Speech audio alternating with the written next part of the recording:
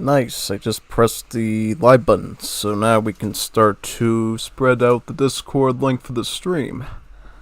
Looking forward to today's games. We actually have a lot of them that I just received this afternoon.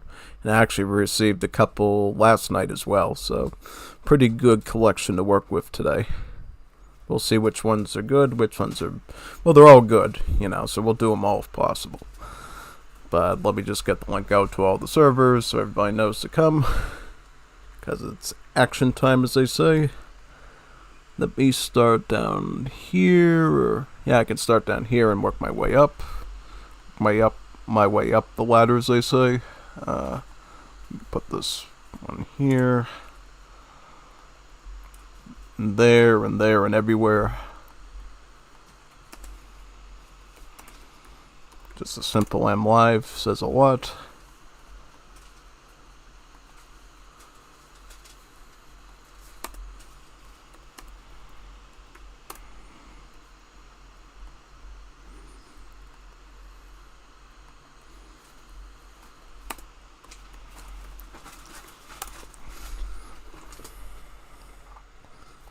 Just say another M Live over here.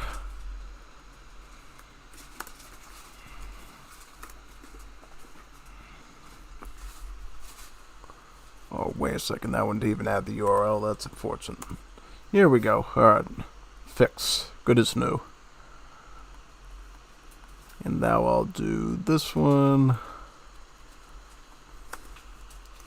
These are some Juanitos, so we'll say in Vivo instead of M Live. It means the same thing in Juanito language.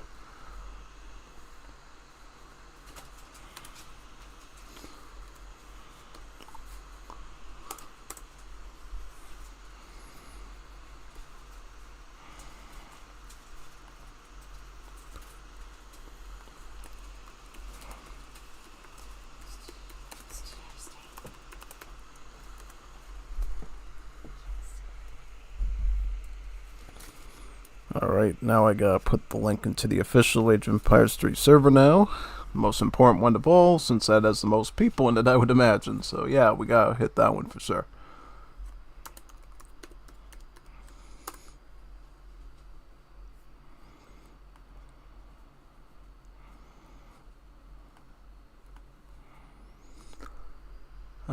This one, yep, I can put it in here. How many more to go? Uno, dos, tres, cuatro, cinco, I think, 5. 5 to go. So we're almost done. Let me put this one in here.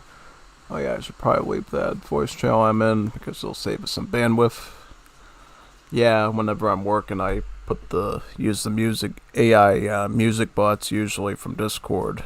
It's much better than the Spotify app. Spotify app, you got ads. Those wonderful Discord bots will, play the same quality music you get on Spotify most of the time, but without the ads. The only problem is you have to manually, most of the time, type in what you want to hear, unless you paid the premium fee for some special perks, And that's fine, Either way, you have to pay for, seamless service, which I think is fair, I'd much rather type in what I want and be able to listen to it almost on demand. I say almost because when you're working, you obviously have work VPNs, and that sort of slugs down the internet speed slightly, so you do have to wait a little bit for that to speed up. Yeah, it's a little bit annoying, but not too much.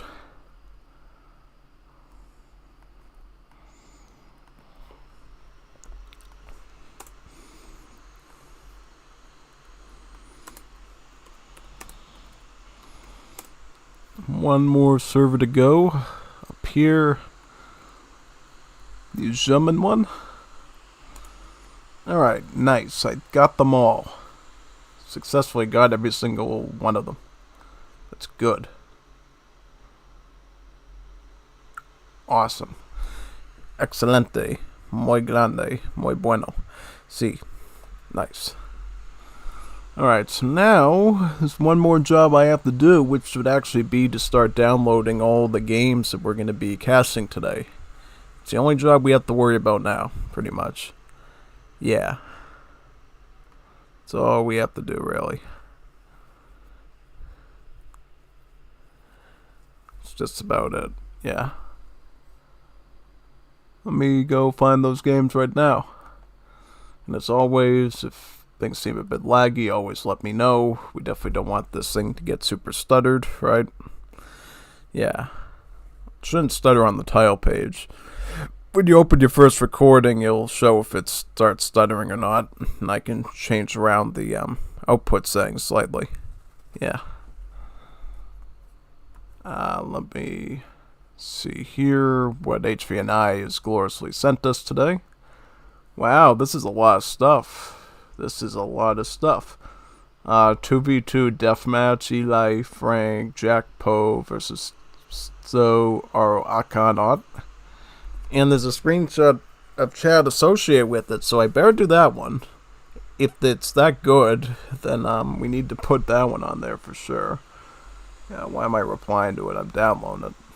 Give it to me. Give it to me now. I want it. Boat raiding, that sounds fun. They all sound fun. They all sound fun to do. So I'm going to do these first.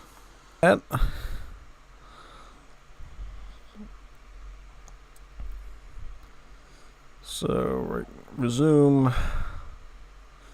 How many is that? We got about 7 of them right now, and then we're probably going to do some more after that. So, I mean, I'm just going from top to bottom. Before I went from bottom to up, now I'm going up to bottom, basically. Yeah. Up the ladder, down the ladder, basically. Well, hopefully not the ELO ladder, but, you know, the ladder of reading your message history, looking for downloads and stuff. Let me put all the games in the save game so they'll be ready to go. Nice. Alright. That should be done now, pretty much. How are you all doing today? Got a little bit of talking time, you know. I always start my streaming casting stuff at 10 minutes in. But we still got about 2 minutes to hang out and have some fun. Yep, well, looks like we only got one person here right now, but I'm sure it's going to fill up the bleachers pretty quickly, you know. Yeah, I could see a whole football stadium watching these casting streams for sure. You know, people love this sort of stuff. You know, listen to Streletsy talking about good builds, bad builds, weird builds, funny builds, Bob the Builder, all that. It's what we're here for. It's what we live for. Good competitive Age of Empires 3 ranked gameplays. Yeah, because these are all ranked from what I understand, most of these, if not all of these from HVNI are ranked. So they are taken very seriously with a good amount of seriousness to them. You know, they're not la-di-da and casual like I do in Wars of Liberty, you know. Nobody's grading me on how good I do in Wars of Liberty, but I still do good there, you know. I still do good even if though I'm not getting graded on. You know, I tried to get myself graded on it by doing the ESOC platform, but last time I tried to join somebody's hosted game there, it didn't work. So unfortunately, I have to be ungraded for eternity. And nobody will ever truly know if I am the best Wars of Liberty player ever or the least best Wars of Liberty player ever. But I guess there is some informatics about it because they did save some of the ranked information. I was pretty high up there, so we know for certain I'm at least reasonable enough to compete. Yeah, that's good. It's always good to have a title. Most definitely. Alright, we're almost getting to that golden time of the stream when we start actually casting games, watching games, talking about games, seeing what we like, what we don't like, what made us laugh, what made us cry, all that. So, yeah, we're going to do that right now. I'm going to close out the Chrome now, because Chrome is not a good CPU. It's not a good thing for your CPU, you know. It's a gas guzzler to your CPU, so you definitely have to be careful of that for sure. Let me just make sure the output is set up. I'll probably I might set the encoder slightly down here just as a backup. Okay, nice. Alright. Perfect, okay. Yeah, I just changed the settings slightly. Hopefully you don't notice too much of a difference. Just enough to make sure that we don't crash too hard here. Yeah. Drop frames about 161, about 0.8%. Not too bad. That's okay. You know, a little bit of frame dropping is alright. As long as, you know, it looks mostly okay. Alright, so we will try game number 1. For whatever reason, if it does stutter out of control, we can always do something about that, right? Yeah, exactly. Because we're like that. We figure out our solutions to our problems very quickly. So this is going to be 2v2 deathmatch Eli, France, Jack, PO versus Stowe is the Russians and somebody else doing something else. I think that's the one that had the screenshot associated with it, I believe. We'll see. We'll see. Alright, we're loaded in. We're fully loaded, and we can reveal the map. So it's going to be Aaliyah as Francia. Angel of Death is Portugal. And they'll be facing off against Sakonastinos as the Ottomans, and Don Stowe as the Russians. Wow, Don Stowe playing to something other than the Dutch. That's pretty surprising, actually. You know, Don Stowe loves the Dutch. You know, he's got to think he's very fond of the Dutch, just like Queen Elizabeth is, according to the Age of Empires 3 history portion. Yeah. So, yep, that would make Don Stowe a relative of Queen Elizabeth in that logic. But anyways, let's check out the map real quick. To me, I'll always remember this map as Arkansas. You know. But this version of Arkansas is basically Arkansas, but instead of, you know, the usual animals you find in Arkansas, you got Udasi temples and, you know, Indian animals pretty much. You know, tigers and elephants and stuff like that. Yeah. Basically climate change in a nutshell. Yeah. Overall, the basic concept of this map is you got this nice little canyon over here overlooking the river. You can cross the river on foot. You don't actually need boats to cross this, which is great. But you can't build anything here, right? Like, imagine trying to build a house on a moving river. It's not going to last too long because the river will literally carry your wood away from you. So, yeah, that would be a really bad idea, so don't try it at home, kids. Other than that, I just really like the different types of terrain on this map. You got the nice area above the canyon here, where you basically have the native sites. You got the bomb portion where the trade route is, and then you got the mill section, which is pretty wide open. You know, and where you basically compete for a lot of the mines and animals. And other things, like treasures. Yeah. Let's get started and see how this deathmatch turns out, because it is a deathmatch. I can already see the 20k resources in that stockpile there. Let's go. Alright. First is first. The number one thing you gotta realize in a deathmatch scenario is that you need to build a mosque or a church or whatever religious congregational building your civ relies on, right? And that is so you can research something called mercantilism, and it will grant you about 5 shipments. And you might be asking yourself, if you're seeing this for the first time, wait a minute, but are they cheating? How did they just get 5 shipments? Well, at the start of the game, shipments are so cheap in the experience cost that mercantilism actually gives you a big payout of about 5 shipments, which is pretty insane. Normally what you do with the start of the deathmatch will be to ship out a number of units, and also training upgrades, you know, in particular riding school, which helps cavalry, and also this card here, Asami Ogland School is not bad either. 2 covered wagons, all this stuff basically.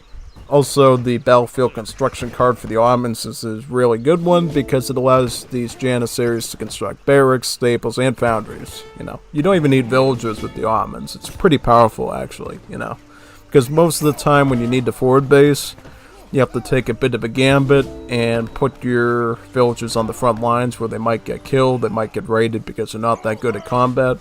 But imagine instead of weak little measly villagers, you put some Janissaries there. Some big high HP musketeers that can hold the line and start pushing forward.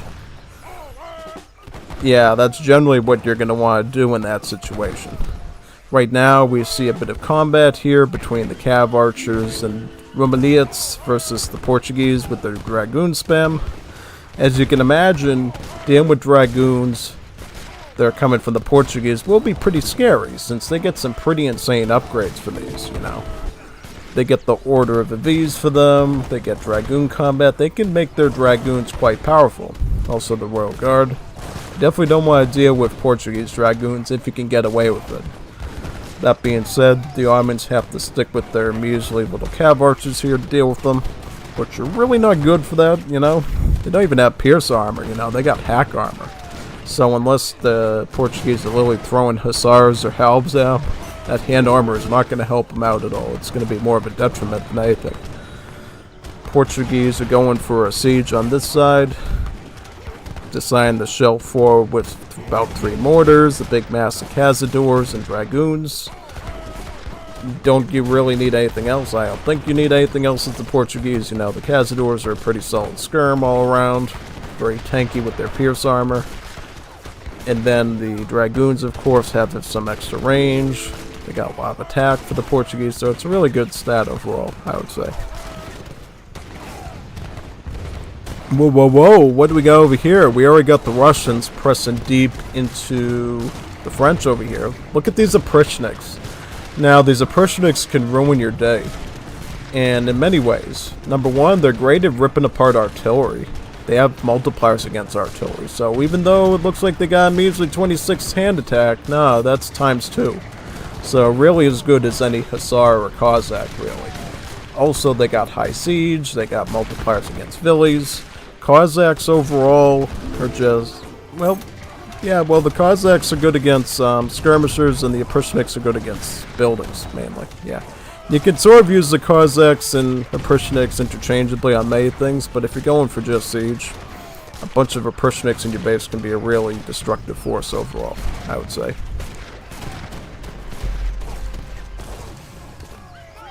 Look at this attack over here. Big mass of Abyss gunners. Portugal is responding to that big mass of Abyss gunners with the full mass of hussars. That's why in deathmatch you really can't just build one unit unless it's super OP, because if you just build a bunch of skirmisher like units like the Abyss here, yeah, I can just run out a bunch of guard hussars and trample that, you know. I see a little bit of a change to Janissary, but it's going to lead to all these Abyss gunners getting shredded most likely. You know, it's going to actually have to put these Jans into a bit of melee, I think, to hit the ones up here. And the problem is Abyss are not cheap. You know, Abyss costs a good pretty penny of about 105 coin. Even more expensive than they are in Legacy, you know. If I play Wars of Liberty and make an Abyss gunner, it's only going to be 100 coin. These things have an extra 5 coin attached to it, which is pretty insane, actually. Pretty insane overall. Now we see Leah basically trying to form some sort of defensive maneuver here with a bunch of guard musketeers. How's his economy doing? It's not doing so well, you know. I knew right away as soon as I saw musketeers that probably Leah was missing some sort of resource here. Since muskets, you know, muskets are one of the weaker options that the French can go for. They'd much rather be going skirmisher usually. When it comes to range units. Is also going to be receiving some tribute from Angel of Death, it looks like, in the form of coin, to be able to keep affording more artillery and muskets. The muskets come pretty cheap in coin, but the artillery can cost a pretty penny, you know. Each of these horse artilleries is like 500 coin. And looking at this stockpile of coin right here, you can only afford like 5 more of these cannons, so you better hold on to these for your dear life. If you want to survive this match, that is. Going after the Russian fort is a great idea, because as you know with Russians, they can train infantry instantly. And I do mean instantly, you know, as soon as they get fencing school, dueling school, that thing will come flooding with unstoppable Streletsy, so unstoppable that you will resign instantly. That's how powerful it is. And we see a bit of a dynamic change in the fight here. We see France moving forward with the muskets and the horse army, but we see Portuguese aiding with the organ guns. Yeah, this is going to be a pretty powerful push over here. Culverin's coming in as well for the French. I like that they're combining forces here to go after this force over here, because I feel like if these Culverins don't do their job here, this could be really bad for the Ottoman and Russian team. Got counter army waiting. Yep, so they basically knew the Culverins were coming before they came out, which is good, you know. Because normally what would happen there is basically these Russian Culverins would just blast their way through those organ guns, and they'd have some serious problems at that point. Look at these organ guns shredding through the Humbaraces, though. That is pretty good. But do mind, though, that the Humbaraces are a grenadier unit. So that does mean, in fact, that they deal crush damage, and they also have multipliers against artillery as well. So they're really good for breaking through lines of artillery. They're basically like little mini artillery pieces themselves, grenadiers. Yeah. Looks like Portugal has lost all their organ guns, and it's basically going to leave France alone to push on their front there. Portugal providing a little bit more aid in the form of dragoons. Looks like he's stopping this Russian base in its tracks. What are these? Oh, chakrams. Very good. That's really going to help you out. Basically, Indian version of grenadiers. You know, they deal pierce damage with... It's a bit different, but they do have multipliers against heavy infantry, which makes them a bit stronger than your everyday grenadier, really. And I believe they don't have the heavy infantry tag, right? No, they don't. So they're almost like a hybrid between skirm and grenadier, really, since most grenadiers are actually heavy infantry and these are not. Yeah, it can lead to a good variety of different strategies you can pull using them. Going into melee with the Cav archers. Wow, look at that bold move. You know, but this is, I guess, one of the few times that you would be glad that your light Cav had hack armor instead of pierce armor, you know. In most battles, you're wishing that your light Cav would have pierce armor so they could withstand the bullets a bit more, but in the case of charging forward like that with the Cav archers, they can actually survive a bit better against bayonets from the musketeers, just because of that 30% hack armor giving them some security from that. So that actually worked really good for the Ottomans there. And it's going to make it a bit tricky here for the Portuguese to help them now, because now they're going to have their caçadores exposed here, and they're going to have to reposition the organs right down here to shoot in this firing line. And it looks like that firing line is going to go right into this Ottoman infantry and completely shred them. That be it with a little bit of Ottoman resistance due to the fact that they're using Humbaraces with the grenade launchers.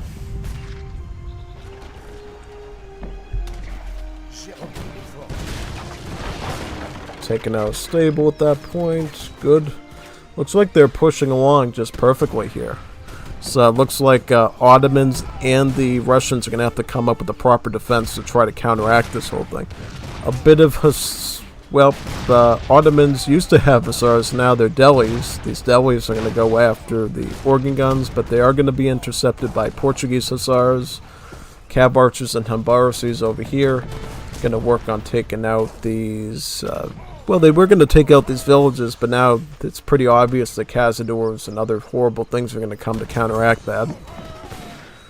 Likewise, France is doing a bit of a push over here, throwing the severely underrated halberdier in front of his armies to do some siege, do some hard melee damage. How much res do these people have?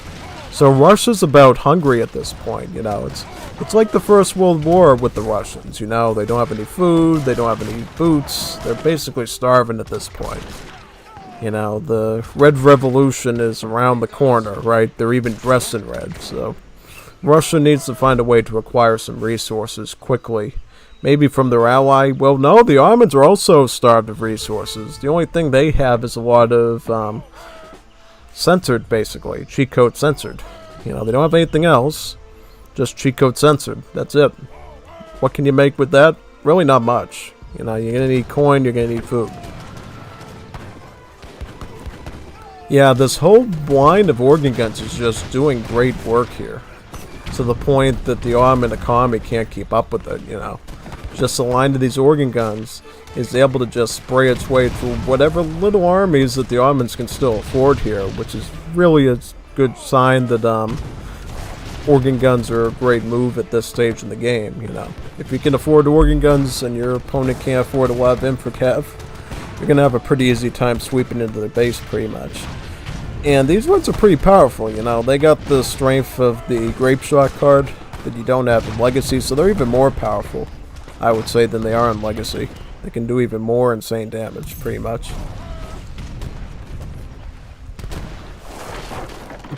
Leah's assigned to attack from the river now. Kind of an interesting option.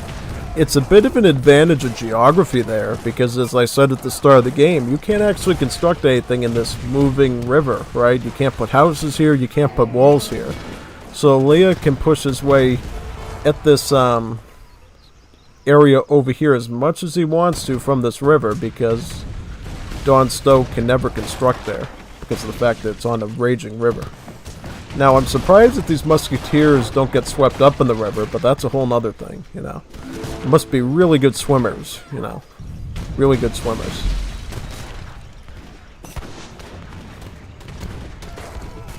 Organ Gun's still doing really good work over here against these Nizam Fusiliers. They're going to have to go up against the Abbas, though, after that. Now you got a huge mass of Russian infantry here. Unstoppable Streletsy armies coming, with some recruits, some Porochiks, and some defending Coves. We'll see if the Coves, there's too few of them. They're not going to survive against that French artillery. Especially since the French artillery does get some upgrade cards itself. So, I mean, I think in that sense, you know, France right away is going to have an easier time pushing in as long as they can reinforce, right? And where are the reinforcements coming from? All the way back from over here, actually. But we do see a group of petards coming in to blow some stuff up over here. Let's see them go after that town center. Yeah. Let's see them go after that TC right there.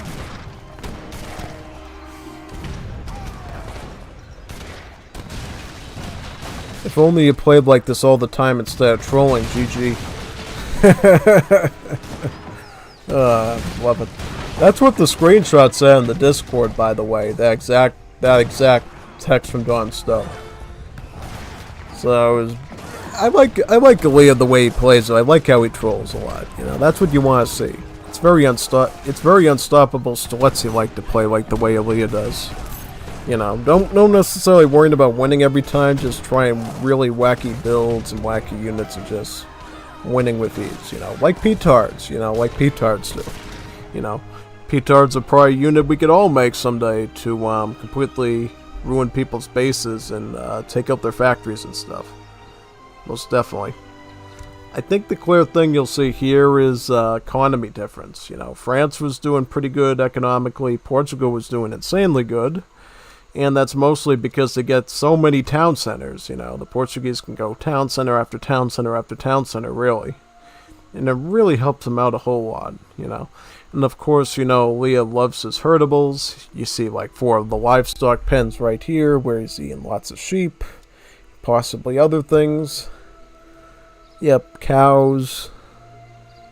Oh yeah, so yeah, he definitely loves his meat. Lots of nice French cuisine, of snails and goose liver. Yeah, all that stuff. And let's look at the military performance as well here. Yeah, France did an exceptional job with that artillery management with the muskets. It just did really good here. You know, it seems like Ottomans barely got squeezed out any kills at all against Portugal just because of that organ gun spam that the Portuguese were using. Whereas Russians, you know, they're having a little bit more success, but they're mostly getting that success by spamming lots of unstoppable Streletsys at you. So it's really like you're dealing with the big army all the time, as long as they have resources. And then when Russia no longer had the resources, then Unstoppable Streletsy became just Streletsy at that point.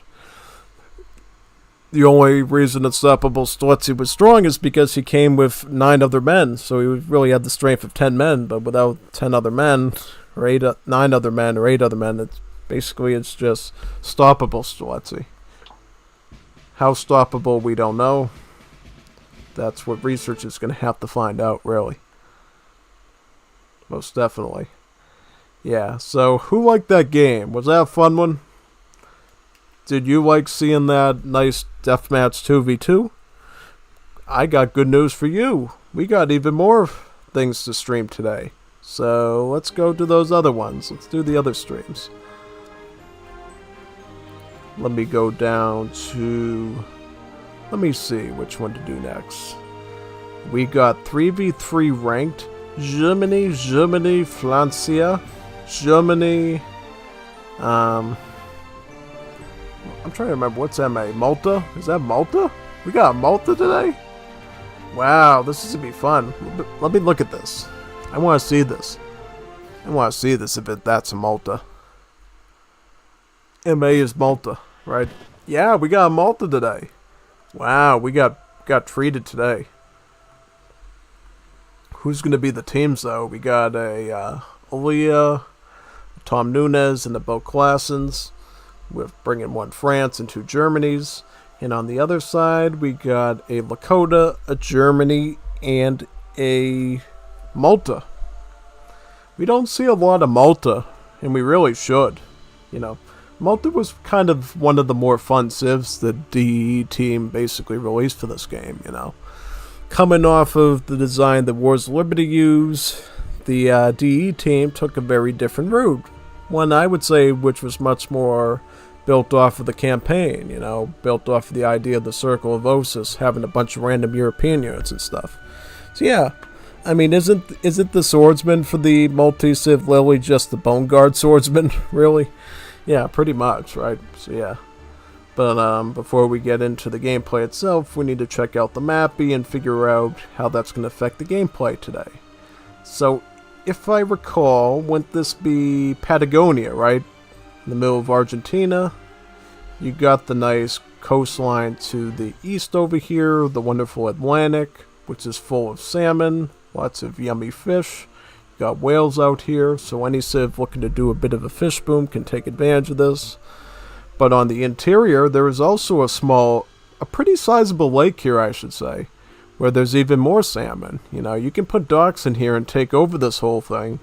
And guess what? You can take modders over to this coastline as well, and basically turn this into a impenetrable fortress, pretty much. Yeah, that leaves you 2 options by land. You can either cross through this pathway over here, or you can cross through this pathway over to the left over here. So you got options, pretty much.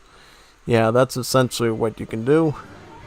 But let's get started. I'm looking forward to this gameplay. Let's begin. Alright, so we got Germany over here. Well, no, this is Malta. Let's see where Germany is. Yep, here's Germany. So, Germany is one of Alia's strongest civs, I would say, in 1v1. But we'll see if it stands up to that in a team situation, you know. Yeah, certainly I think one thing Germany does well in any mode is the ability to raid up the map with their Uans. Yeah, for sure. You know, all it takes is to get a lovely shipment of coin, a lovely shipment of wood, or possibly an upgrade, and that too will come with free Uans, which you can put right onto the map and start raiding people with. It's quite powerful, I would say.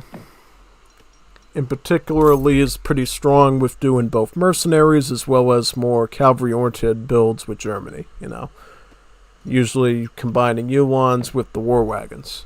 Yeah, but Germany has other options too, you know. For people that don't like the war wagons, they can go with the Prinz Chevallagers from the home city, and people who don't like the Hussars, you know, like the Uans as much, they can get a nice car. They'll turn them all into Tonkopf Hussars. So you got options, you know. You got options with Germany. Some pretty interesting options, to say the least.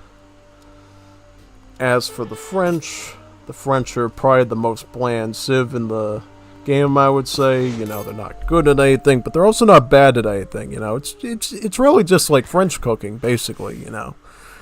Like eating a snail with some salt on it, pretty much, you know. It's really not going to be the most interesting experience you've ever had before. You'd much rather be in a steak and cheese or something, you know, instead of a snail. But that's the way France is, I guess. As for Lakota could actually spice up this game quite a bit. Lakota have a lot of powerful, aggressive qualities, and as they approach the late game, they can raise the map like crazy, you know. because of that infamous community plaza that they have being Native American. They got a dance there that increases the siege of all their units, including their cavalry. So they can run in super quick, burn down an entire settlement, and then run out into the sunset. You know, just like an old western. Literally like that. Yeah, so they definitely have to watch out for that on the Germany and France side. Also, you got a Maltese ally. Total opposite. They're more defensive and economical. They're great at booming, you know. They got a really good start where they can get some German settler wagons out with the German tongue. Their Wignet Court card is just really good for increasing the gather rate of their villas, in particular with natural resources, and in particular around the radius of a defensive structure like a TC or a tower. We'll look in a few seconds at the decks, see how they look. But it looks like right now we already got some decks here to look at. We'll look at Lakota. So Lakota, their deck looks, it actually tells us what it does. It's called FF. So Fast Fortress, focus on the Third Age. And indeed, we see a lot of cards in the Third Age. We see ones for Wakina rifles, axe riders, rifle riders, some Tokawa soldiers for the team. Also, Earth Bounty. This is a pretty good trickle card for sure. And you also have North American trade. So basically your villagers will gather extra coin while they're gathering from other resources, in particular when they're hunting. Yeah. But of course you do have to have the Infinite Bison card in Age 4 always is the Lakota, because, you know, Lakota are one of the most anti-vegan civs, I would say, in D. They love to eat their bison meat. They got a really good gather rate from it, with some really good cards for that. In particular this one here, Great Hunter. Not only does it improve your hunting rate, but also it will actually give you food to your stockpile, right into your stockpile, not crates, into your stockpile, into your inventory, for how much food you've hunted in the game so far, pretty much. Yeah. And it does it up to about 1.5k resources. So let's say you've been hunting for like a good 30-40 minutes and you've done a lot of hunting. You could potentially get awarded almost enough food to reach Industrial Age with. Yeah, that's quite powerful, you know, and it can be a game changer if you use it in the right way. Using Advanced Market, ships market, and markets have better resource exchange. This is making me think that this Lakota's got a trick up his sleeve, you know, when you're going for the special market play. That's telling me something, you know, they're going to be trying some tricky stuff today, and I'm liking it. Yeah. Now, my question is going to be, what's the difference between all these Germanys that we got today? So, Alia's Germany is 3v3, a 3v3 deck. What does that entail? So this is going to be a native-based one. This is sort of the Alia native-based build that we saw last week, with an emphasis on Blood Brothers, Native Warriors. You got the Circle Army card here, which cycles around sending different Germanic natives to you. Also, you got the Prince Electors here, which lets you pick a German native to basically ally yourself with. And also this very powerful shipment of Wedding allies as well that you can use too in Age 4 if you need a quick army of Cuirassiers. Yeah. Quite a powerful deck so far from what we've seen from Alia using this. As for the other Germanys, we got Tom Nunes, who's on his team, doing another native deck here. Same native deck, actually. So we're going to see a lot of native warriors today. Lots of native warriors. In particular, though, this Germany decided to go with an infinite shipment of the Habsburg line infantry instead. These are pretty good. What makes them pretty strong is they can actually change tactics, which gives them different stat bonuses when they're in that particular mode. And they improve with the field promotions as well. So the more units that they kill, the more stats that they will unlock for themselves pretty much individually, right?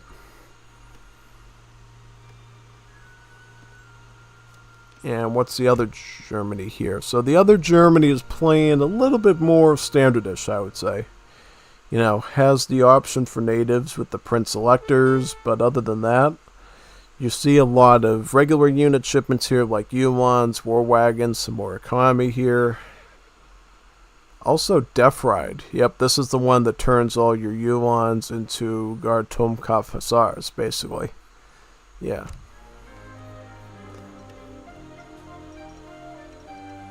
So any action we have to be aware of? Well, we see a lot of handcav going around the map at this point. You see Bo Klassen's going Hussar mid-map over here, right on the south side of the lake here. And that's basically going to allow him to send his Hussars up north here to attack up in that direction. We do see Purple Ulans, though, making a direct threat to these Courier de Bois. And boy, is that a lot of villagers being lost. Whoa, whoa, whoa, whoa, what happened there? Bo Klassens, man. You need to defend a little bit better than that. And what's this? You're losing to the converted Treasure Guardians now, shooting poison darts at you. I didn't know they had poison dart people in Patagonia. Thought they were all about gauchos and cowboys, not people shooting poisonous darts out of their blowguns. Huh. Something new you learn every day, basically. Yeah. Looks like the Officer Fredo is going to be getting the Prince Electors right now. How about the other ones? How about the other Germanys in the room? Is Leogard yet? Nope. How about Nunez? Does Nunez have his yet? Nope. So just Fredo there. Fredo's going his own way, I guess. Being divergent. Looks like Lakota will be going Bow Rider, actually. That could be a pretty strong option, you know. Bow Riders, they're pretty good light cav, you know. They're good at shredding cavalry, pretty much, but they can also shred artillery as well, to a good extent. One thing you'll notice right away here for the Bow Riders is that they're really good at just hitting and running quite well, you know. Though they do have malice here against villagers, they can still do a pretty good amount of damage against them, I find, you know. I'll be in the middle of the map hunting and then I'll see like 50 bow riders show up and just start shredding my entire economy. You know, that's something I used to have to deal with a lot in Wars of Liberty, and that's why I sort of learned to build like towers near my villagers. If I was a Zulu, I'd have my army near my villagers. Stuff like that to make sure I didn't have to deal with the My Little Pony sing bow rider army stuff, pretty much. Yeah, it can get pretty tense when you're dealing with the Lakota. You know, they could be a real hard threat right away.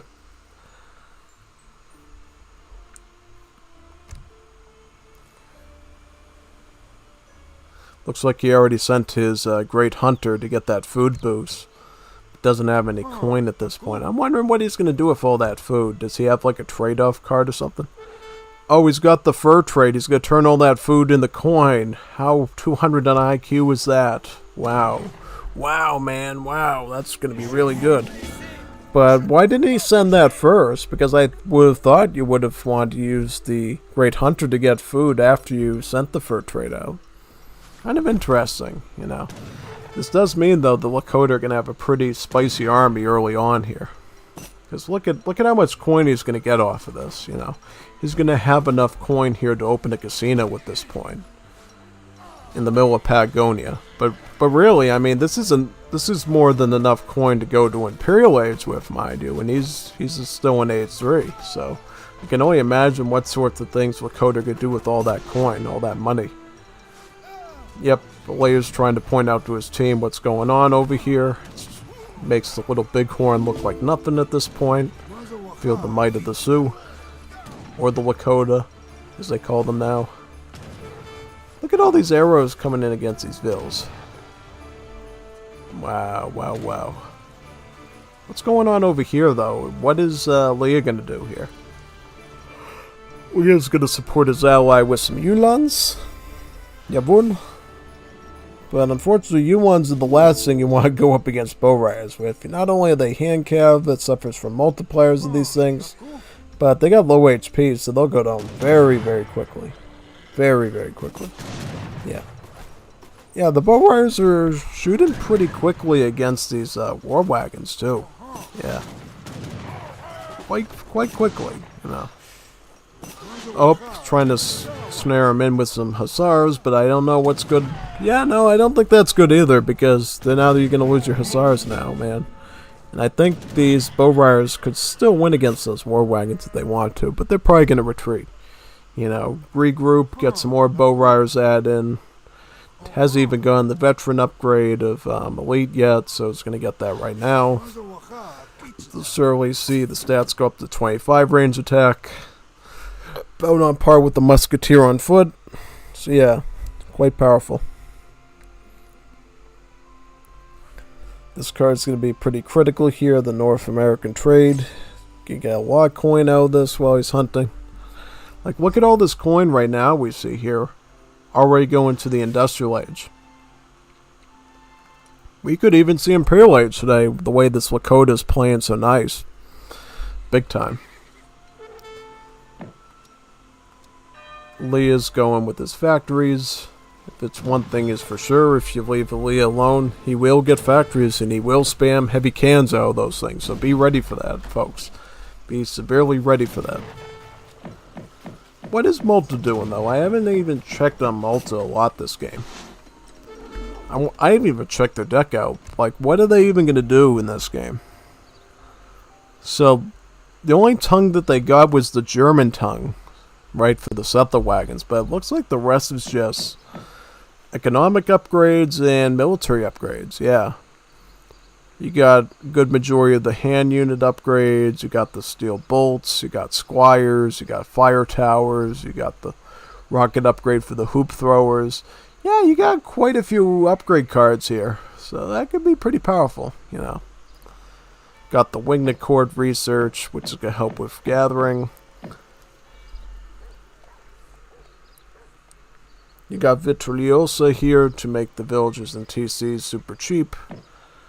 It's good stuff overall, I would say.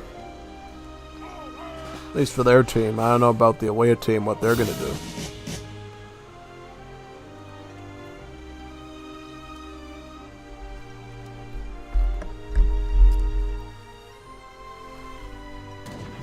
That's a pretty big mass of bow riders you got there, though. Wow, look at that thing.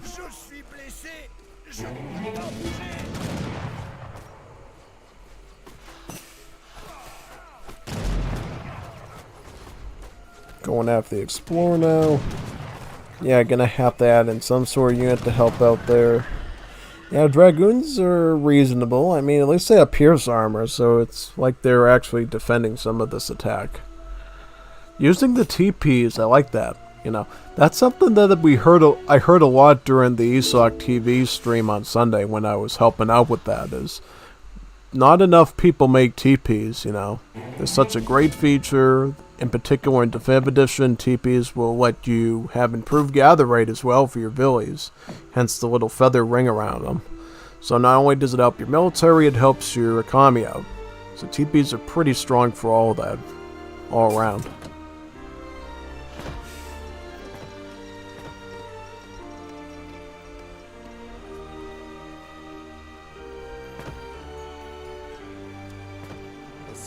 Going for the Blood Brothers now to turn all these natives to guard level.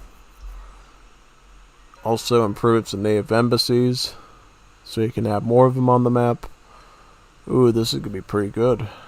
Pretty good. Yep, pretty good setup for Germany. Look at this raiding. Look at all these bodies over here. Look at this massacre of people.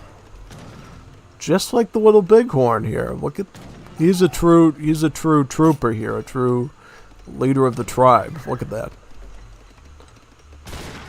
Now it's caught the attention of these Black Brunswickers, which are basically native musketeers.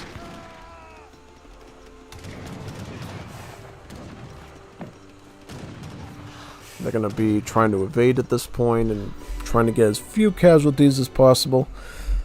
Picking up the War Chief will boost up their HP as well a bit, making them escape even more efficiently here.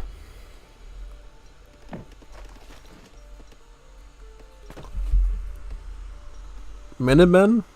Okay.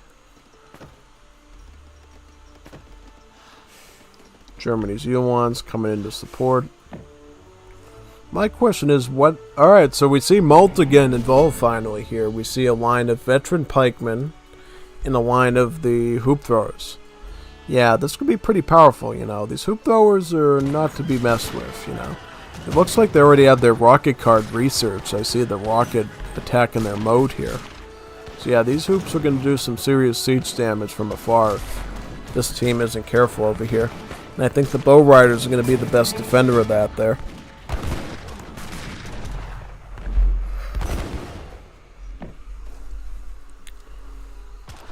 We'll see. I don't like that you're going fighting near the trees here, because it seems like it's going to split up your Bow Riders and Pikes when you might want them a little bit closer here.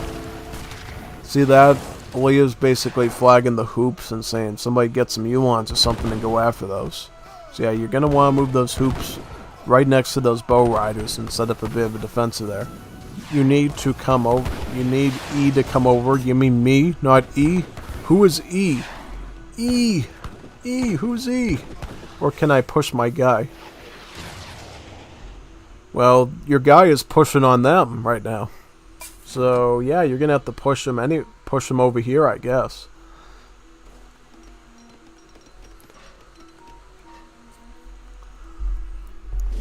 Can I push my... Do you need permission to push guys? Why do you want to push guys for? It's mean. Don't push people. Yes. Alright, so Leah's gonna do some Aaliyah stuff now. Probably heavy cannons, right? Yeah, heavy cannons, natives, and then the big match of Royal Guard Uhlans. They'll be going up against the, looks like Germany and Maltese here. Well, right now, just the Germans. They're massive Black Brunswickers with the veteran Uhlans. The Leo Uhlans are had extra upgrades, so they'll have a little bit more HP and even more damage to cut through his Uhlans. They cut through that defensive there, and now Lakota have to get involved.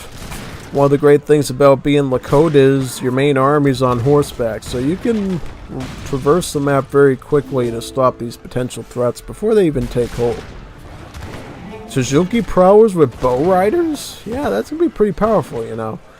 The Tajunki Prowlers have splash attacks, so they don't have a problem cutting through lines of units, really. Also, pressuring onto the cannons a bit there. Yeah, I think these cannons are basically toast at this point. Yeah, just gotta take that one out. Really isn't much of a problem that you're going right up in the bayonet mode, because they do have some hack armor. Push that guy. Stop pushing people, okay? It's not nice to push people, you know. It's okay to push in that area, but why are you pushing the person himself? You know, he's gonna fall and he's gonna get hurt and he's gonna cry and tell on you to his mother. Don't push him. Don't push him on the playground of AoE 3. Just push the base. Don't push the guy. Pushing people's not alright. Even in AoE 3. Well, if you push him down with a cannonball, it's fine. Or a grenade or something. That's fine. Definitely fine.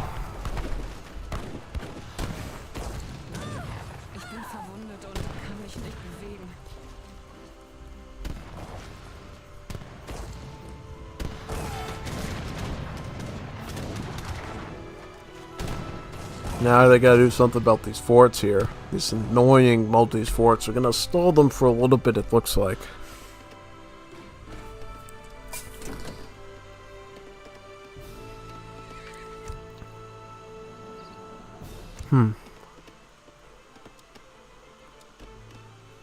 France is going to industrial age now too. What does France have here? What's like going to be the French emphasis? So it looks like it's going to be mostly cavalry. You know, dragoons, hussars, possibly the cuirassier. Yeah, we do see potential for French Royal House of Bourbon units too, the Royal Musketeer and the Royal Dragoon. Yeah, but we haven't seen the Ancien Regime sent yet, so not quite yet. Max Pop LOL. Nice build. Yes, nice build indeed. 2 games with cheat. Stop cheating. Stop hacking. Another circle army being shipped by Aaliyah. Which one will this be this time? Will it be the... Yep, it'll be the mounted infantry this time. Hasn't quite gone down to the cuirassiers yet. Look at these stagger mode hoopies here. Doing hoopy cat stuff.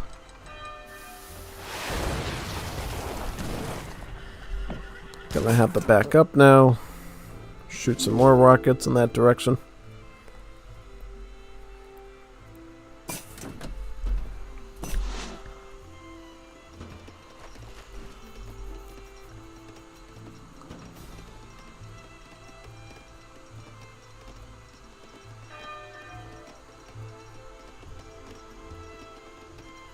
On a merry boat ride.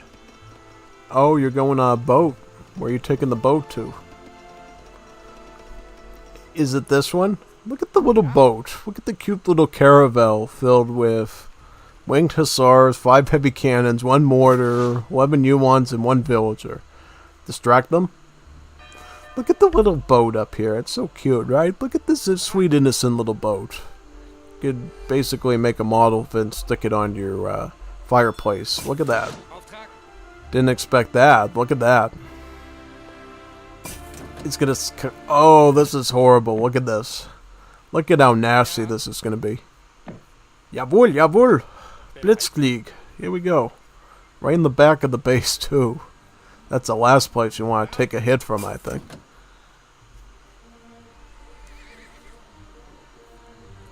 Look at these cannons just going in the back.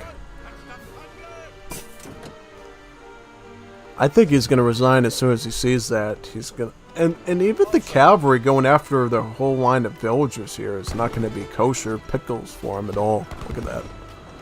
Going right after the factory. Now we basically sees that because of the TP there. Yep, and now the Lakota have to go into maneuver and try to defend against that, and all the while it's going to give them time to go on the push over here. Yeah, pretty much. Now we just got a big mass of rockets here, but unfortunately Totenkopf Hussars are going to be pretty good for country that.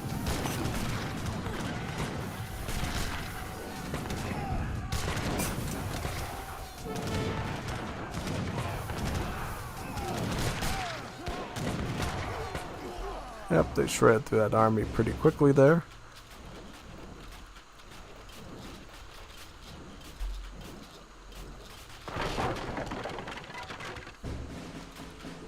Duh. As if. Nice. That was a good sneaky thing by Elia, though. He always does those things. He always sneaks little boats across the water that look so casual, and then before you know it, you got 5 cannons, a mortar, and a bunch of other stuff in there. It's pretty crazy. Yeah. Pretty brutal, actually. Overall, I would say, post-game wise, it's clear that Elia was being Elia with the best German economy in the game. Seems to be every game that Elia goes German, he just happens to have the best score. Pretty much. What's up with this Germany, though? Look at this weenie score here. Weenie score. So muy pequeño over here. What's up with this? I wonder they had problems, you know. I think if he was able to get his macro and a bit more control, he probably could have kept up with the German upgrades from Elia and maybe would have went in a bit stronger there, but who knows. Malta's economy was pretty reasonable as well, being Malta. You know, they got the Wigna Core card, basically buffing up their natural resource gather rate by like 20 to 30% or something pretty huge. Pretty big, yeah. And then France as well, pretty solid because of the Courier de Bois, which gather a bit quicker. Oh yeah, so quite a lot here. How about military, though? How much did this... Only one building fell in that whole entire shenanigan. Only one building. One building. He should have had 1,000 buildings doing what he did with that. But he did kill 121 units, though. That's more than anyone has. So that part I can believe full-heartedly. Yeah, that was quite an interesting one to say the least. You know, wasn't quite expecting that.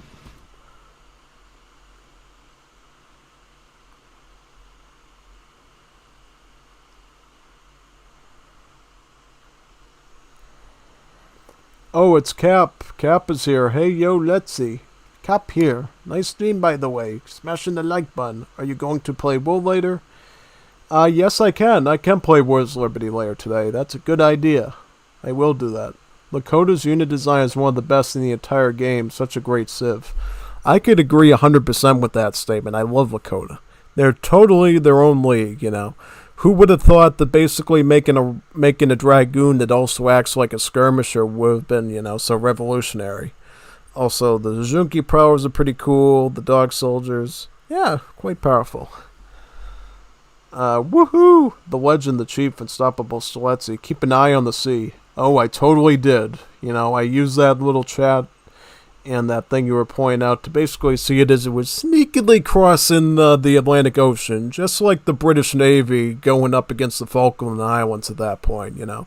The poor Argentinian, our military, did not see what was coming once the Brits came in, and you did exactly the same thing to them. Quite powerful. I was watching a video about the evolution of countries that showed Russia from 791... 789, Kievan Rus to 2024, Russian Republic. Kind of interesting, I guess. I can't wait for the Minecraftian campaign. Well, scenario more than anything. Yeah, there's also Minecraft stuff in Definitive Edition 3, you know, too. They have a mod out that turns the Swedish buildings and units into Minecraft stuff. I remember Aisling was almost gonna, you know, pass out even thinking of that possibility. Like, oh my god, they put Minecraft in AoE 3. I gotta see this. But I haven't seen her, you know, do a stream on yet. I'll be waiting, though. I'll be waiting. That should be pretty fun.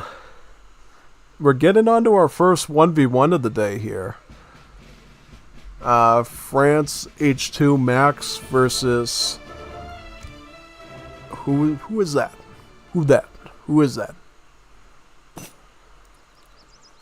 So it's Shangogin versus Aaliyah. Shangogin, what kind of name is that? It almost sounds like Shenanigan, but more formal. More formal version of Shenanigan. So maybe he's got some tricks up his sleeve. We'll see. I mean, you can't out-trick Aaliyah, though. Aaliyah has all the special builds, all the special units you can ever imagine. So I'd be pretty surprised if Shangogin can outdo that, basically. It's going to be Swedish versus France. A bland French onion soup sieve versus the IKEA Swedish salty meatball sieve. Yeah, sounds like a plan to me, you know. They put out their torps just like they put out their furniture. All self-assembled, pretty much. Yeah. Before we get started, though, we need to check out the map here.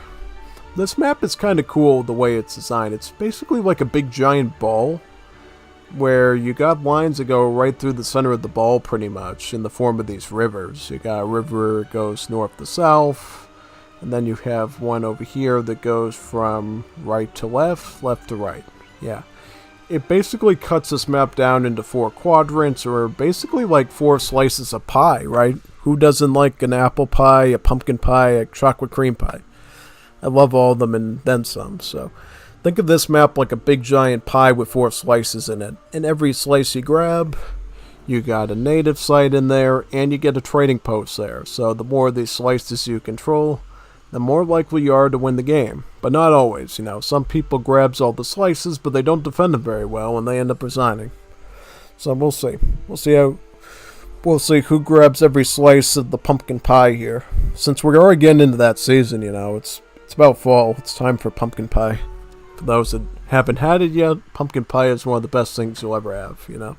Lots of cinnamon, lots of nutmeg, it's just, lots of spice to it. It's really a delicious dish, and you'll really like it. So get some if you haven't already. It's good with the whipped cream. So definitely really good for that. But anyways, Swedish. I like the Swedish, you know. When I first bought the Definitive Edition, I really didn't think that the Swedish were that good. I just didn't understand them.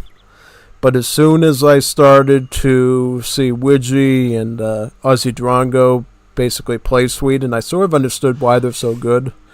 And I really fell into that type of gameplay really quickly. I like the Swedes because they can get a really fast economy very quickly just by throwing up torps on every mine on the map, and then researching cards like Blueberries and Engelberg Ironworks to just get high coin and food gather rates from them. And even some wood, if you got a straggler tree around a mine, that torp will also do a bit of gathering from that as well. Yeah, so you can get a lot of economy out of those torps. Question is, of course, are they going to be going for that sort of economy, or are they going to be doing something a bit different? Yeah, looks like torp number 1 is coming up over here next to the mine, and it's pretty normal to just surround those mines with the torps, right, and let the torps do the mining work for you. Unless, of course, you need that coin a little bit more quickly, and then you might put some settlers there. Yeah, pretty much. Wood gather rate is really important early on for the Swedes, so you can just afford more of those torps as quickly as possible. So, looking at the deck, deck, pick a deck, scan light, pick a deck, any deck will do. How many decks do you have, man? 1, 2, 3, 4, 5, 6, 7. Oh, that's a lot of decks. Contra Rus, so counter the Russians. Oh, that's interesting. So you're basically like NATO Sweden at that point, trying to save Ukraine. That's interesting. And what's Aliyah running at least? Aliyah is running 1v1 Yi. Yi! What is Yi? What's that? So you got the Cavalry Combat card. You got Senegalese rifles. You got some of the basic foundations of FF, like the Falcons, the Skirms, the Goons, since France really likes to go FF. But you also got Wilderness Warfare, Advanced RC, Thoroughbreds, Griffith of Beale, Artillery System, all those cards. So a lot of unit upgrades I see here, and not a lot of eco ones. I'm wondering, what's up with this? Is Leah going to be mostly being aggro here, putting out a bunch of units, and then upgrading those units? Seems almost like it, The only eco card we really see other than the average factories is the Eco Theory. Eco Theory is quite powerful for French, though. The Courrier de Bois is just such a good baseline gathering unit that Eco Theory is just a really good gather card for it, because normally Eco Theory is only doing about 10% gather rate. Not that big, really. So if you can add a little bit off the top, really, in terms of percentage of gather, that's just really good overall, I would say.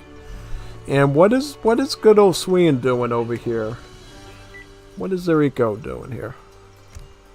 So looks like they're going Arca. What is Arca? Is it like an Orca? An Arca? Overall, we do see Engelberg Ironworks, but we don't see Blueberries. We don't see any sort of longevity of the food eco with those torps. We do see Dominion, though. I don't particularly like Dominion, but some people like that. Pikeman shipment, infantry guns / leather cannons. Got another leather cannon shipment here. Light cannon carriages. What? Leather cannons train faster. Interesting. So this is looking like an artillery spam deck, really. You also got the cave shot, which gives all the artillery a really nice short range attack. Lots of artillery shipments. Yeah, this is looking mostly cannon here, I think. Maybe it's like artillery. No, there's no cavalry cards, though. I thought it would be Arca like artillery cav, but I don't see that anywhere. No, we don't see any of the stuff for the Haka Police anywhere.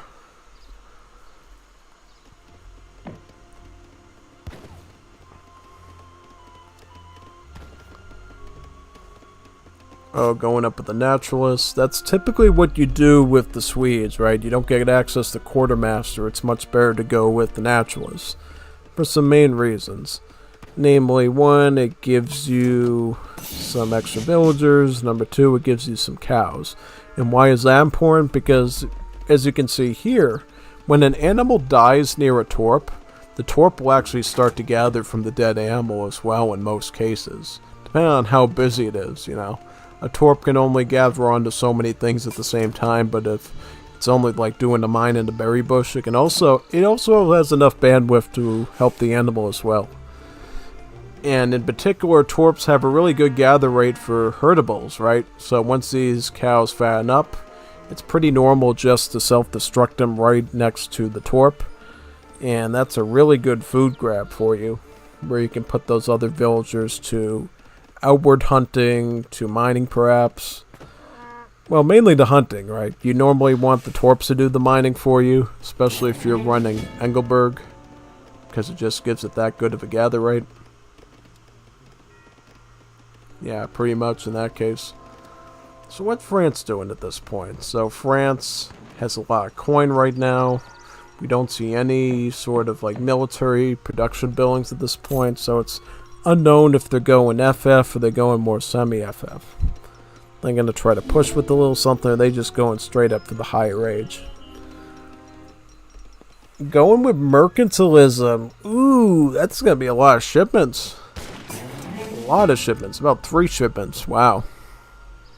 Yeah, that same sort of property you see in Deathmatch, right? Of when the shipments are just so cheap in experience points that mercantilism gives up giving you more than 1 shipment, really. Quite powerful. Yeah, so what are they going to get with those shipments? They're going to get crossbowmen. Looks like, do they have hussars? It looks like they had hussars at some point. Yeah, they're probably going to ship hussars at some point, and then maybe one of these upgrades, like the handcav hit points or the ranged infantry hit points to help the X-bowmen a bit better. Also picking up the market upgrades now, like gang saw and placer mines for the mining and wood chopping rate.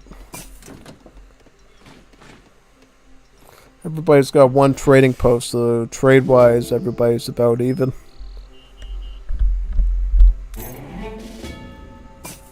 Picking up some of the lighting upgrades from the church. I don't always use those, you know, but I probably should, because if you're gonna potentially get raided by somebody, you should have a bit more line of sight before trouble is unleashed on your base.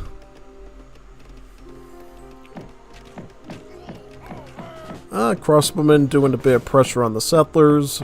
Not going to kill anything, but it's going to force them into the town center, which, as you know, causes a loss of villager seconds, right? Villager seconds being so precious to you in terms of villager productivity. Going just full crossbow right now, which seems pretty average to do since, you know, the Swedes don't get any access to skirms, right, other than the Jaegers, right? So sort of their mainstream unit is actually the Karoliner here, which is heavy infantry, which gives crossbowmen a pretty good edge, you know. The one thing that these Karoliners can do, though, is basically go into an insane super speedy melee mode with the big button ability they have on the right here. So maybe Sweden's just looking to mass up these Karoliners and pull out the swords and just charge at the archers, pretty much. That could totally be the case here.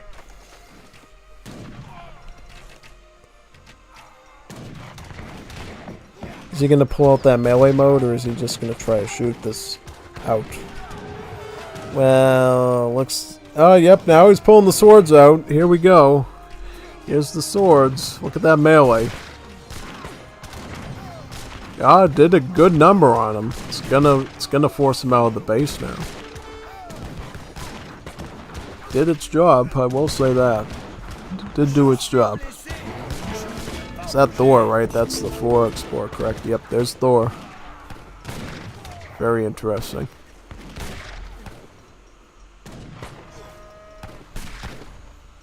Pulling out his mighty hammer to knock out crossbowmen.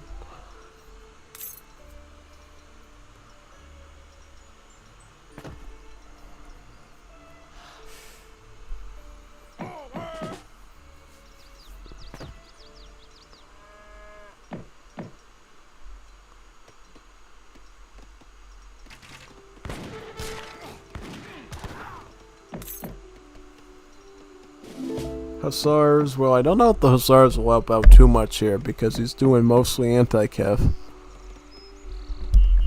But we'll see, we'll see. Interesting how we're seeing Aaliyah go so aggressively here, just pushing in with all these archers, you know. Normally we're used to Aaliyah doing FF style stuff and FI style stuff, but this is very aggressive play for Aaliyah, you know, very competitive. Going for no survivors at this point. I like how Aaliyah has effectively drawn Sweden away from their base. That means that they won't be able to take advantage of the town center to help shoot out crossbowmen, you know. It's going to come down to infantry, and I think right now French wins in an infantry-to-infantry battle alone. Yeah, that being said, there will be reinforcements coming, so you do need to mind that, you know, when you're doing all this. And we will see the remainder of the infantry try to retreat, but they will be snared by the Hussar and likely eliminated, annihilated, pretty much. Town center is garrison, and they're gonna try to ambush those crossbowmen right there. There is a group of Swedish Hussars now, which will be doing really good work against these archers here. More Caroliners are coming out. I think this should be an easy sweep for the Swedish Hussars, and now they can put some hardcore pressure onto those archers. Oh, look at the leather cannon starting to do some anti-infantry damage there. That's going to give the archers something to focus on now, and it's going to give the Hussars a little bit more time to cut into the archers. I think we're seeing Sweden turn this around now, and you might need to see France go up to H3 to try to deal with this, you know. Maybe get some dragoons out or something. Yeah, because you're not going to be able to fight against Hussars with just crossbowmen. Now he's doing pikemen. Even better, man. Pikemen. He has that card to make the archaic unit stronger, it looks like. Yeah, he's got Cent Suisses. Yep. Increases armor and hit points of pikes, halberds, and crossbowmen. So yeah, that's definitely going to be something useful to Aaliyah here to get. Did he send that yet? Yep, he already sent that. So yeah, you see these crossbows with like 30% pierce armor, which is pretty strong. And the pikes are at about 20% melee.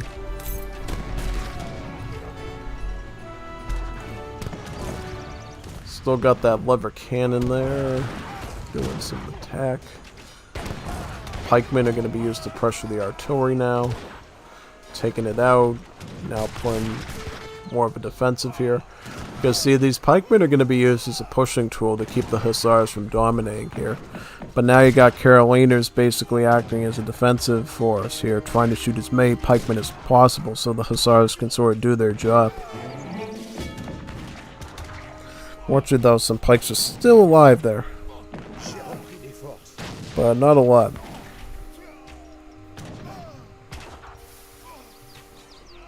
What's that? Grenadiers?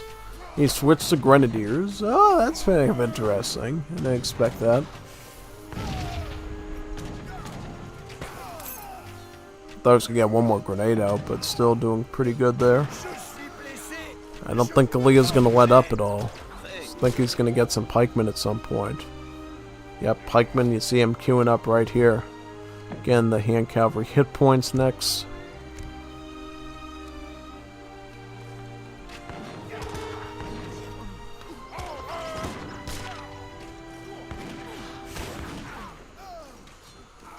These Hussars are going to have a field day wiping out those archers now. It's like nothing they can really do until the pikemen arrive, of course. And it looks like they are going to arrive right in time to save some of the archers.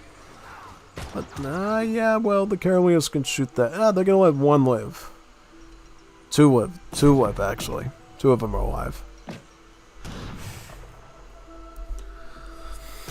I can't say who's winning this at this point. It seems like Sweden is mostly getting pinned in their base, which is totally hurting them, and then it seems like France, on the meanwhile, is not facing that same pressure, so they can have their economy out in the open, constantly doing stuff, you know.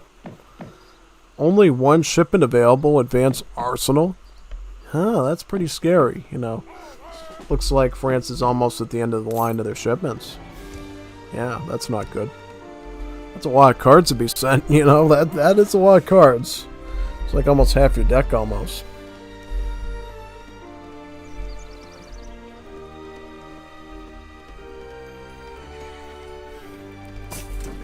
We'll see, though. Look at all these Look at the pikemen tickling the villagers. It's like they're tickling them, you know. Villagers have hand armor, so it's like almost like being tickled by the pikemen, you know. Like they got little feathers at the end of their spears tickling their behinds, making them giggle. Like, wah! Like that, basically. You know, it's funny. It doesn't hurt as much, but I guess you can eventually laugh yourself to death from it. So, yeah. That's what happened to that one settler there. I think he kind of laughed to death because he was being tickled so much by those pikemen. Yeah, pretty much. I like how Sweden basically has an Age 2 cannon. It kind of puts them in the same anti-infantry category as like the Latin Americans in Wars of Liberty, pretty much. And it basically allows them to have a bit of an easier time fighting masses of infantry. But I don't like the fact that he's pushing out with it way too much here.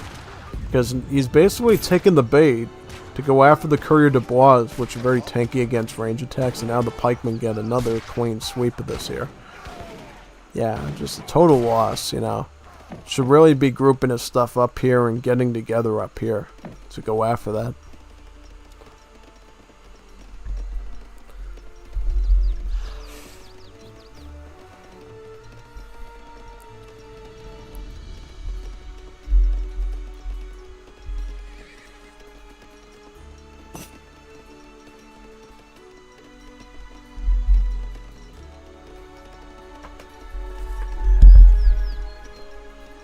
Ers Majestät?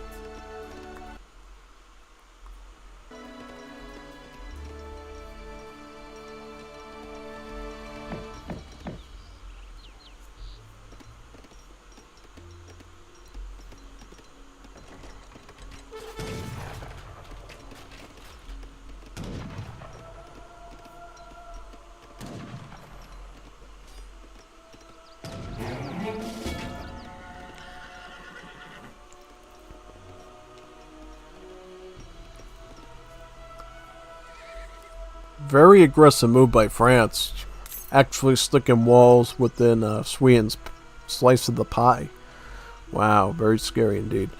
But also Sweden's moving on to another piece of the pie on the right here. So taking up about half the map each.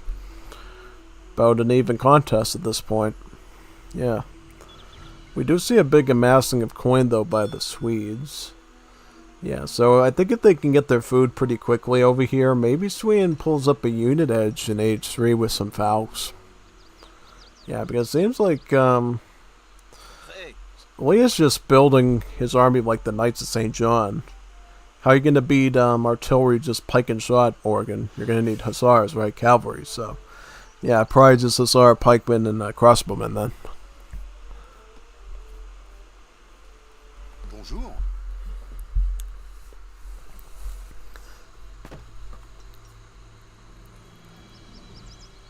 Also, upgrade the trade routes. That's very important at this stage. Though it does...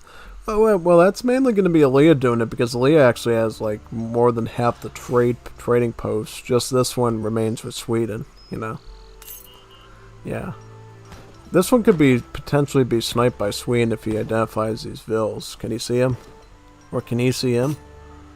Nah, he doesn't see that. Does Aaliyah see his opponent at all? Yeah, he probably could notice that these animals are dying up here. That's the thing.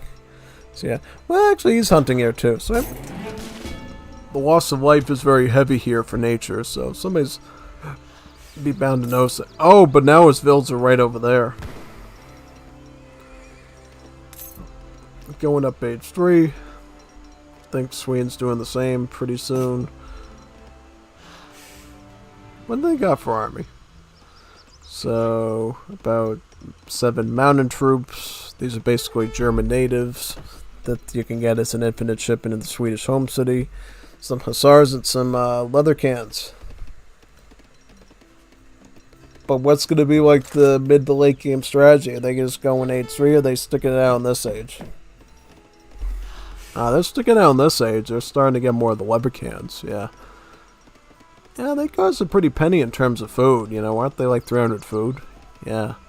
300 food. Ooh, yeah, that's pretty expensive. Cleaning out house over here, it looks like. The big army of crossbowmen and pikemen.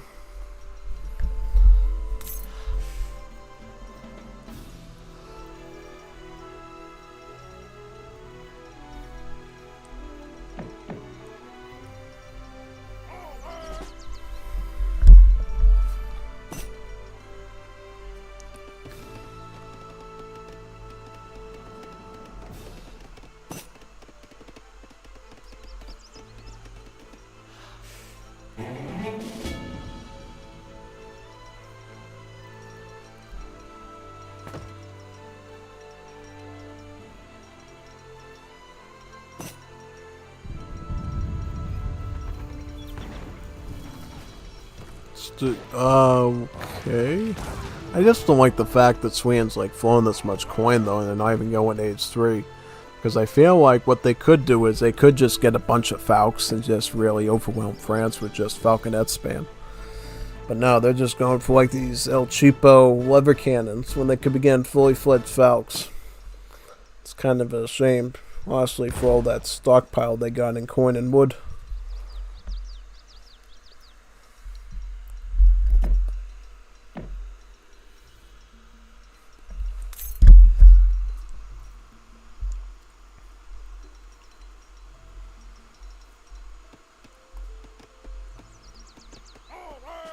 We'll see I move around the river over here. Going for industrial age, sealing the deal. Leave it to Aaliyah to go industrial age. So is he just going heavy cans?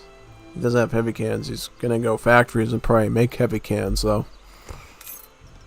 Maybe goes for the tank Courier de Bois first. How many builds is he at? He's about 47. Where is Sweden at? About 43, so a little under that.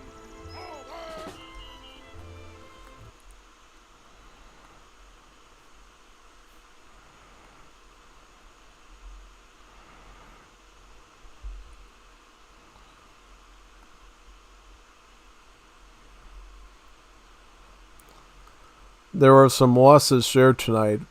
Lily and Frog Pie. Ribbit. Ribbit. Ribbit the frog. Ribbit. Yeah. So, yeah, we always like losses, you know. We like wins, we like losses. I mean, most of the time it's Aaliyah's opponents are the ones sitting there crying and calling up their parents, looking to be consoled. But it looks like that might happen to Aaliyah tonight when he goes up against the Ribbit. We'll see. Let's see how that goes.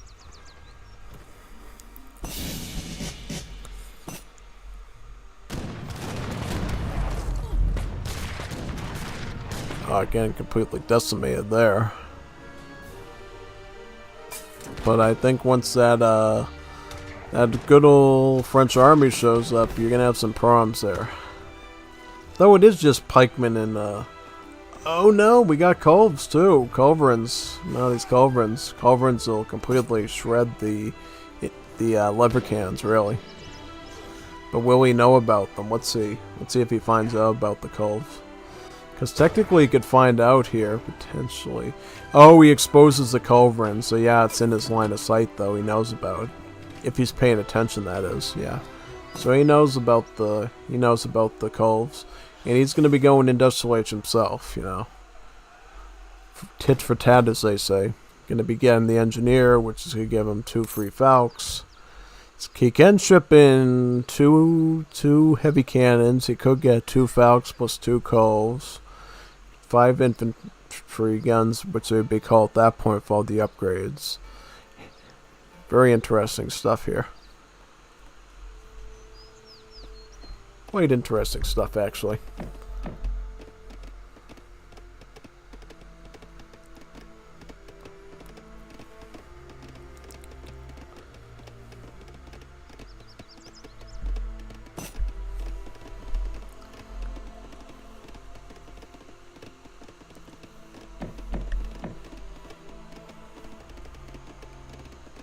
Just waiting for this to deploy and roll out at this point.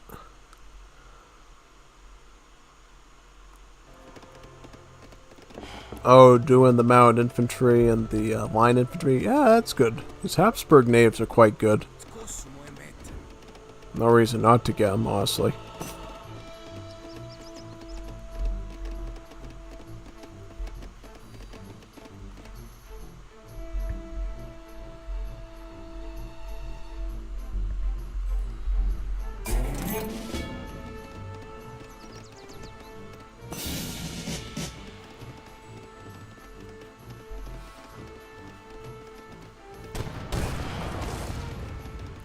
A bit of a defensive line with the lever cans, though, is gonna maybe take out 1 horse army, but that's about it, I think.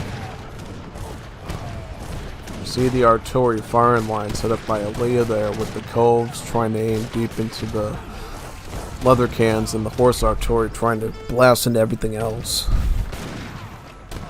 Yep, now we basically are going to see Sweden have to pull back. Potentially here. They got their mills on this side of the map, which I don't know why. You know, you understand that this is very vulnerable here. You should really have them in your main base. Not in there where he's going to have an easy snipe at.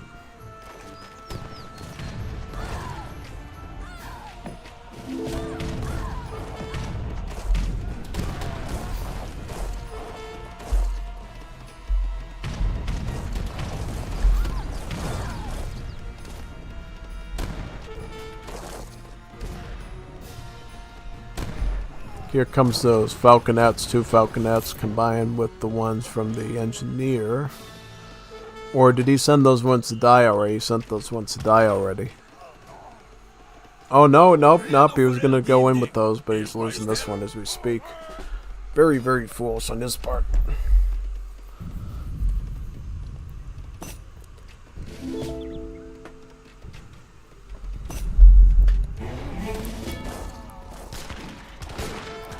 We on attack.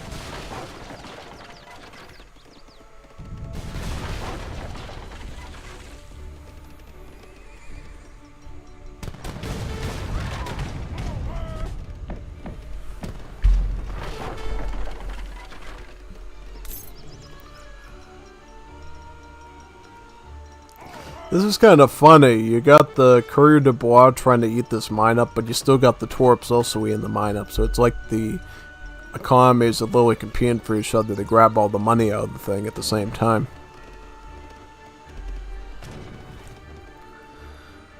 I think really any of artillery you have is going to be sniped by these cults pretty easily here.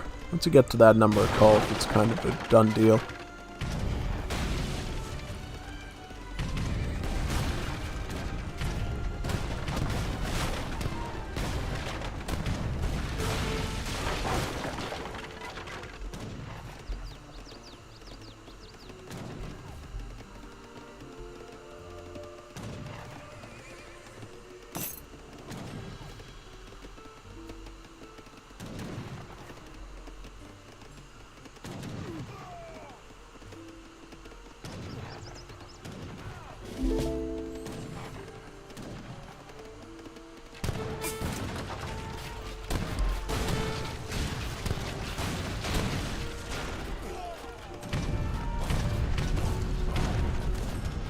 Oh, nice shot with the culverins against that heavy cannon there. That's going to be huge. Taking out 2 Falks. That other heavy cannon surely to be sniped now. Yep. Just one more Falk. It looks like Sweden had a culverin as well, so it's a bit of tit for tat there for artillery combat.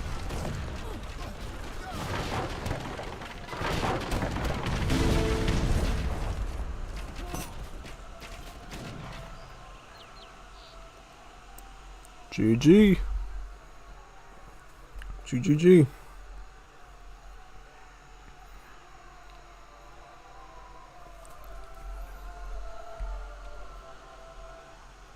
Good game though, I will say that. I just wish we saw a bit more of early pushing with artillery from Sweden there to basically catch the French off guard perhaps, you know. Maybe if they went in a bit earlier with the big artillery spam, they could have maybe attacked the French before they got such a big mass of coals and could have pushed them back pretty reasonably. I don't know though, I don't know. We'll check the post game here and see how it went.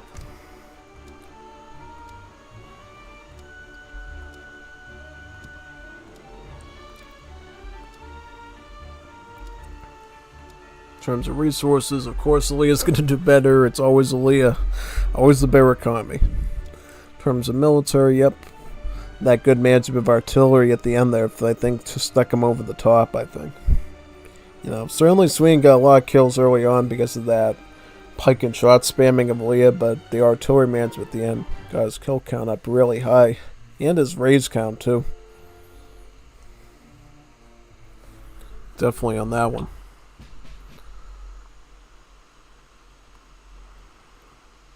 Alright, so, let me see. What's the next one?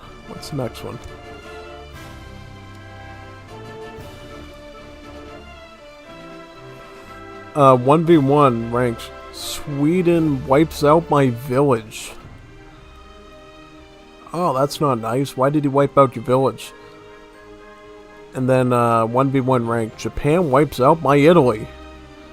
Why are you wiping out that man's Italy, man? That's not nice. Don't lean on his Tower of Pisa. It's not okay.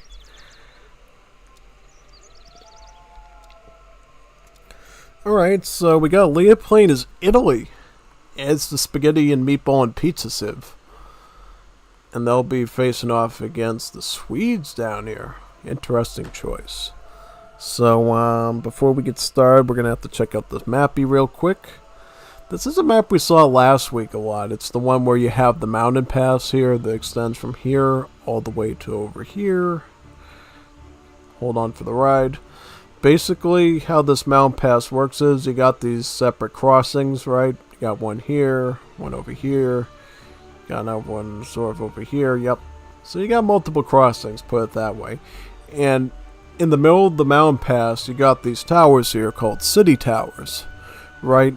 And initially they're guarded by treasure guardians, which appear to be outlaw musketeers and marauding musketeers.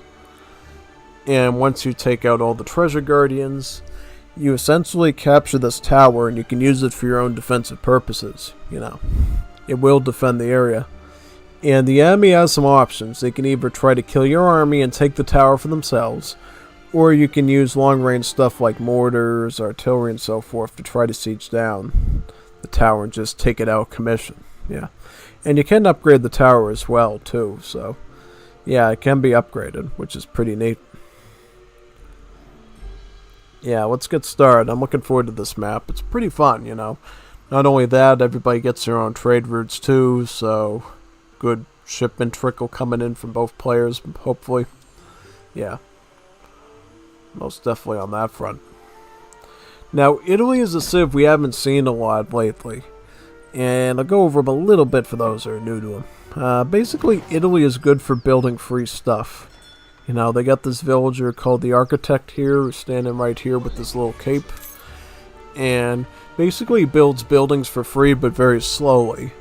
If you get tired of how slow it's taken to build the building, you can actually finish it for wood, which makes it a normal build speed once again, and then villagers can also join in to help build it once you do that.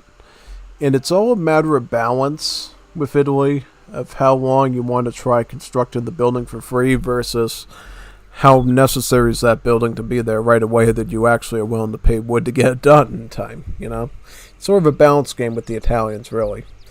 And another cool fact, too, technologies grant the Italians one additional free villager, too. So, market, other technology sources, the more of those are researched, the more your Italian economy will boom up pretty quickly. Which is really going to help you out overall in not only the early game, but also the late game. It's just a really good overall thing to have in your back pocket, really. As for Sweden, we saw Sweden last game. Torp, torp, torp. Build torps everywhere on mines. Torps everywhere, really.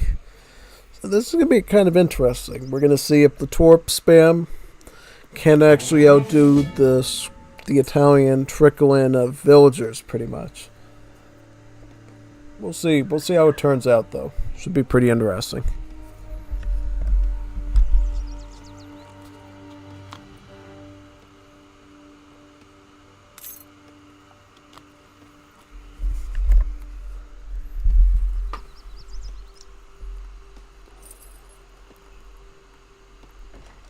Yep, slowly building a house. Every attention to detail the architect can make to design the house, pretty much.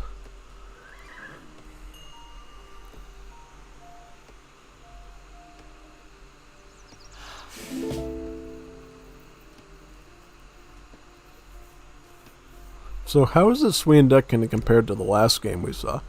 So I'm thinking this deck is way more traditional Sweden, I would say. Because you do see the blueberries here on top of the Engelberg here. So yeah, I usually like to send the blueberries first and then the Engelberg second. Because I try to get out 2 shipments in H1 and then get a third one in H3. But you can totally do an A order you want, personally. It's up to you.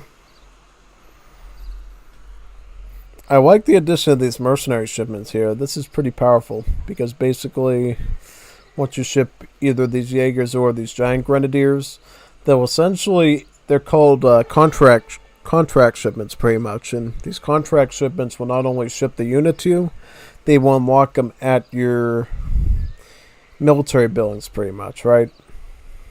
Yeah, so basically you'll be able to make these, I think, at both of your barracks if I'm correct. And as well, of course, at your tavern too, but more particularly be available at your military buildings, which would be really good.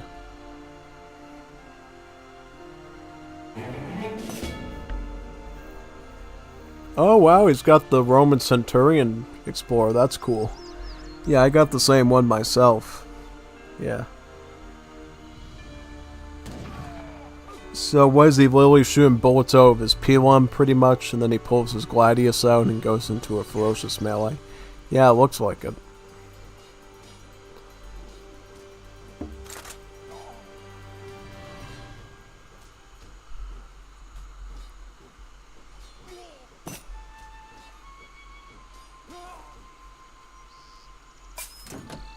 Aging up with the naturalists, I'm assuming. No, the governor. Hello, governor. 200 coin in a outpost wagon. Yeah. Yeah, this is something I usually do with Italy. Try to construct as many Lombards as possible using your architect. Yeah. Lombards are just a really nice building because they help you balance out your economy pretty easily, you know. You put one resource into it, and it will churn out the 2 other resources for you from that, pretty much. Yeah, and then there's some nasty cards you can get at the home city, which I think they're probably going to be here, like this one. You see, Senese financiers. You'll throw food in, and then you will spit out a bunch of coin and wood from the resources you put in, you know.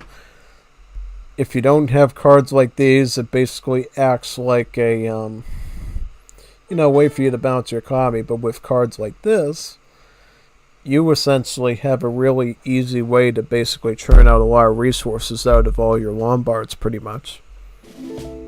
Yeah. Yep. So what else is there here? So we see Machiavellianism. That basically allows your explorer to basically pick up treasures pretty quickly and steal them. Guardia di Finanza. The financial place collects coin for each enemy unit you have defeated so far. Wow. Up to 3,000 resources. Ooh, interesting. It's really powerful. Got the Royal Decree here. Got these companies. The Black Company, Black Riders, Black, and Black. You got the Albanian Company of Bosniaks and Strads. Then you got the Habsburg one of Mounted Habsburg allies here. So you get some interesting options for special shipments for Italy, usually. Just going with the Sienese financiers now. Started out with the Monte di Pieta first, which will deploy some coin into the Lombards as well. So yeah. Lots of such cards like that to really help you push out pretty quickly.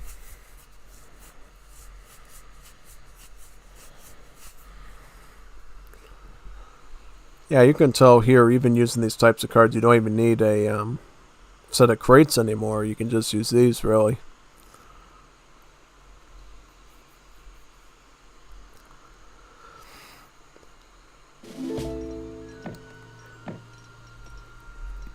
Looks like he's got the Leverkan shipment with some Carolinas there at the moment.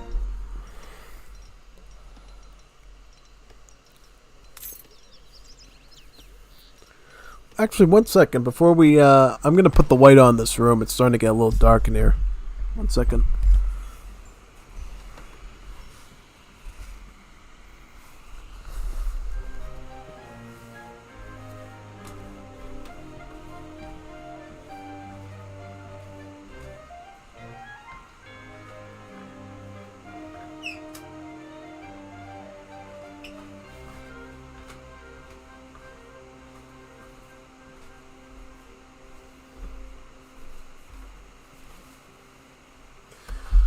Ooh, nice. Just turn the light on, so we're good. Okay. Yeah, it's starting to get darker out, you know. We're sort of in that time of year, basically, where the days get shorter and shorter, pretty much, you know. What used to be, you know, sundown at like 8 or 9 is now starting to occur around 6:30 or so. Well, actually, what time is it here? It's about 7, so yeah, it should be getting darker out now. Yeah. But eventually what ends up happening in our world in northeastern United States is basically you'll have the sun starting to set around 3:30, you know. And by the time I'm still working in my last hour of my shift, you know, it gets super duper dark out. Like pitch black out, basically. And I really have to start turning all the lights on while I'm still trying to do stuff. Yeah.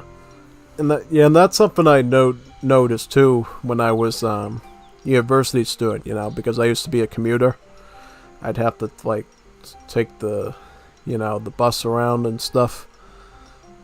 You would notice, like, as you're approaching winter, you know, as you take those like later classes around 4:30 and stuff, it would already start to be like nighttime out.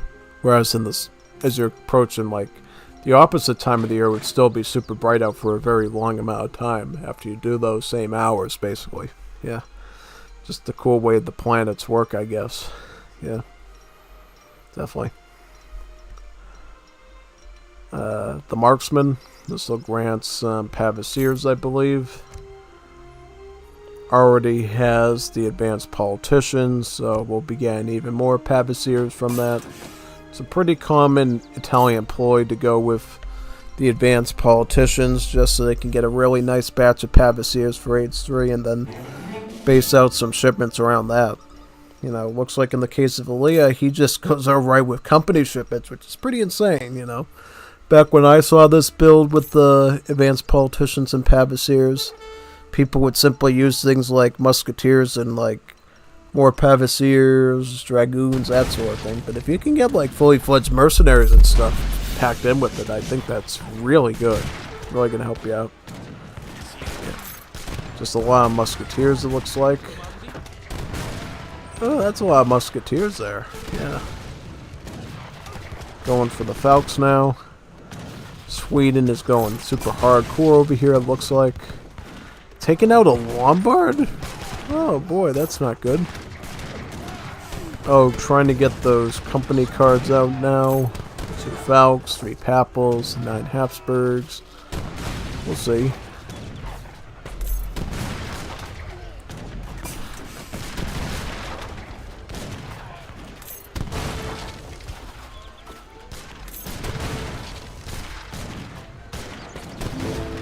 Yep, here we go with the Falks. Boom, boom. Boom, boom. Ah, yeah.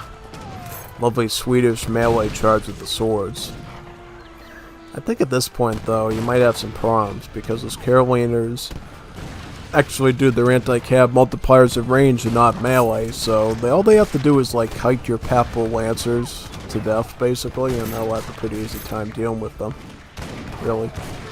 Yeah. And then you got the Habsburgs arriving, then the 8 Pavasiers at that point. But I don't think that's going to be quick enough for you. The problem with the Basilica is all the units you get from the Basilica end up in the home city queue. So you actually have to wait for all your cards to arrive while you're trying to send something out of the Papal Basilica, pretty much. It's a trade-off for having access to so many powerful units, really, at your fingertips.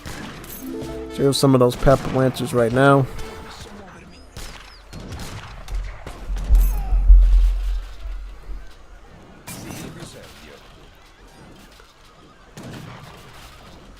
Habsburg allies. Where are those going to come in from? Do these get veteran upgrade, or are they just base stat? I don't know, it looks like they're just base stat.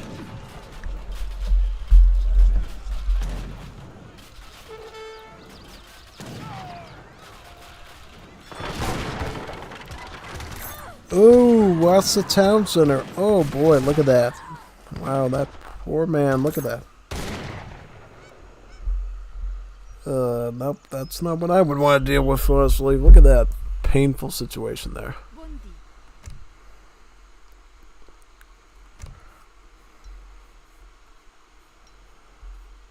But where do you go from there, I guess, is the question. Getting in hot pursuit.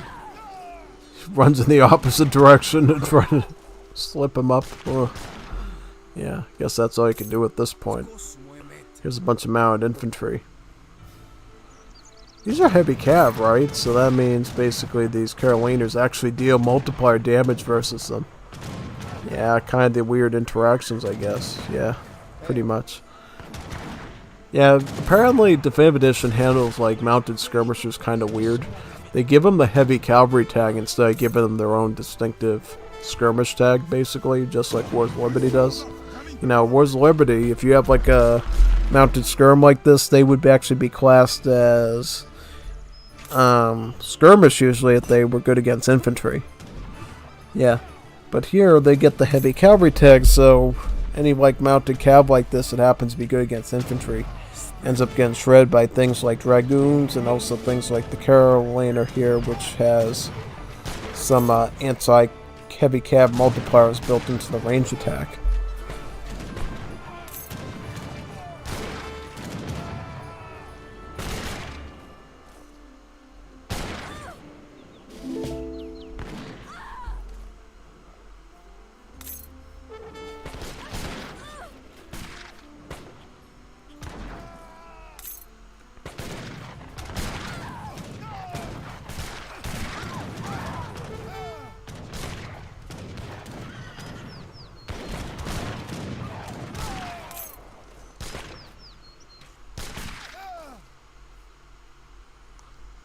Going for the Lucan financiers now.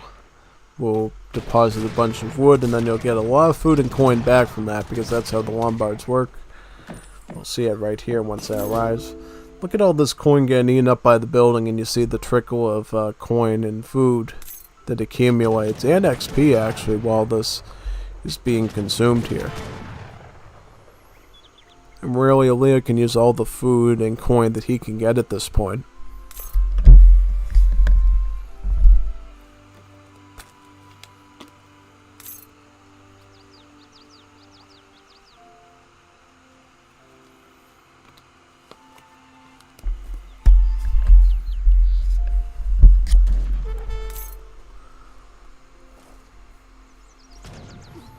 So what has it got at this point? The Papal Lancers, yeah, not a lot.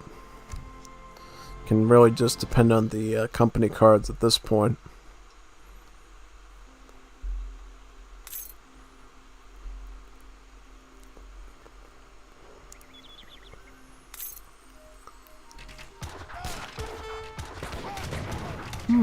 Very interesting here. Has to be really careful about showing any cav at all because the Carolinians are just going to be good against both of those mounted units here.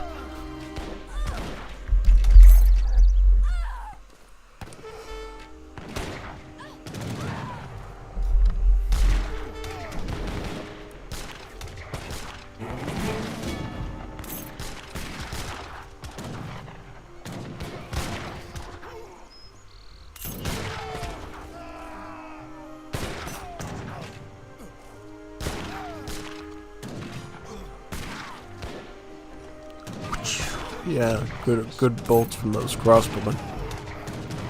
Yeah, these were one of the more interesting units when I first heard them released, you know. I found it was pretty cool that the Pavasiers could basically use their shields to perform different types of formations and thus gain different types of armor. I thought that was pretty interesting, innovative idea. And I like the idea, too, of how they go into melee. They look like a hoplite, basically, and they pull down their Pavis and they pull out a spear and they go into melee with it. It's kind of interesting, you know. And that gives them like hack armor. Yeah, one of the more cool units in the game, I would say. Yeah, because I remember the Pavasiers from Napoleonic era, which, you know, what the 5th edition really derives from, were basically just mercenary versions of the crossbow, so they just had like a lot of stats. But these Pavasiers are actually pretty interesting in the way that they work, because they have so many hybrid skills of like defend against artillery, defend against melee units, that they can deal with a variety of different combat situations based on their stats, really.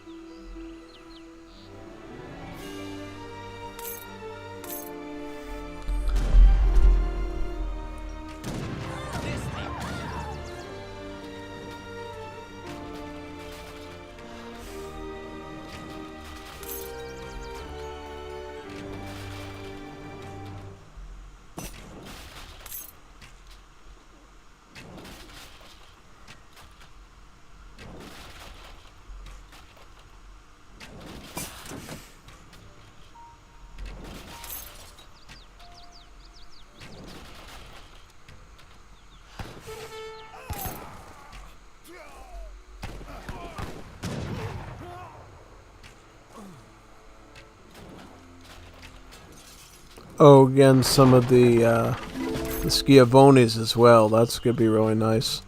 Basically, what the Schiavonis do is they're basically anti-skirmisher. Yeah, so they have a little bit of multiplier against heavy infantry, but they mainly have multipliers against enemy skirmishers. Yeah. I don't think in this case, though, they're going to be super duper good because, you know, the Swedes don't get skirmishers, you know. They might be able to make the Jaegers, but that's not until later. So for right now, what would they be dealing with? Crossbowmen at this point? Nothing really strong, honestly, you know. So yeah, I think at this point, though, going with the variety of like stuff out the Basilica might actually be the best thing for Leah to do, because now he's running out of a lot of base at this point after he lost his town center, so he can sure use all the army he can get. Had to relocate over here with another TC right here.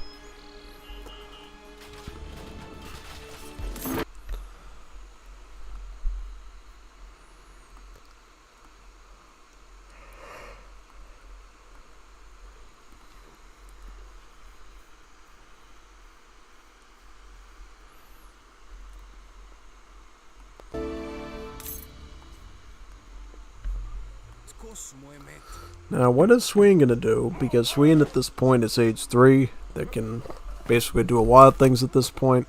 Looks like one thing they're doing is getting the veteran upgrade on the Caroliners, which I think is totally a good idea. Do they have like some decent... They don't have the 2 Falk shipment, which I think, you know, I'm a little bit hesitant of that, because I feel like having 2 Falks is such a critical shipment in 1v1. That might actually be one of the things you could do to basically wipe out the Italian infantry and get a real edge going in. You know, you could go for some of these mercenary shipments, but I think the main one's doing 2 Falks first, since it's free of coin. And then once you get a little bit of coin, then go Jaegers, then go with the other ones, basically. It has a royal decree as well, right? So can upgrade them to the Savalax Jaegers, which has a combined wood and coin cost instead of a coin cost, and better stats and the ability to go stealthy.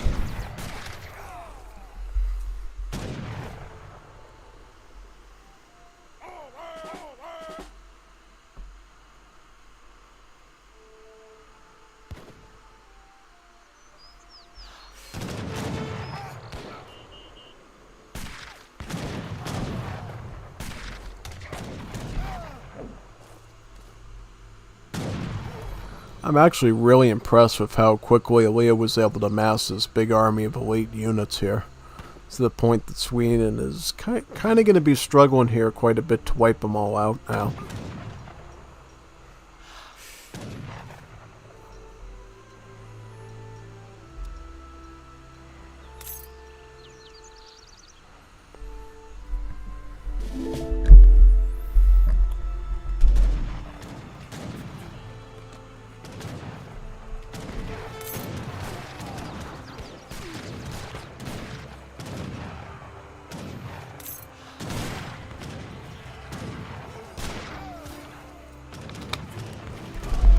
Ooh, look at that Almedi domination there against the infantry.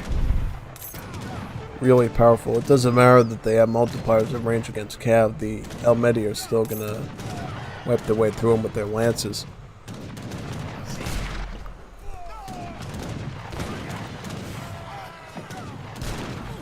Had to grab some water there because when you're streaming for long periods of time, you definitely need to make sure you hydrate your throat, you know. Because if you talk like bah, bah, bah, bah, bah, for too long, you don't like hydrate, then it starts going like that, and you can't eat, you basically can't talk as much, and then you get headaches and stuff too. So yeah, it's just a good note to anyone looking to stream like I do, you know. Always make sure you hydrate yourself enough as you're doing the streaming and talking. It's really help you out. I won the hard way a couple of times because I'd be like, my head, trying to play Age of Mythology Retold, my head's throbbing, like that. And you gotta be careful of that stuff. So yeah, 100%.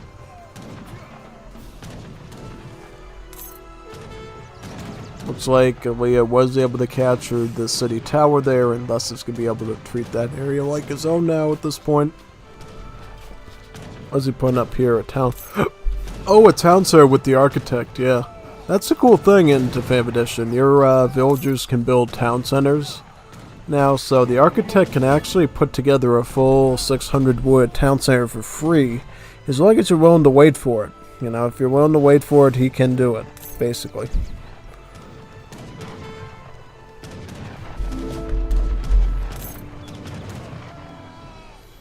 Took out a settler there. I think at this point the Swedes are in real trouble. Doesn't seem like this line of Schiavonis is going to end anytime soon.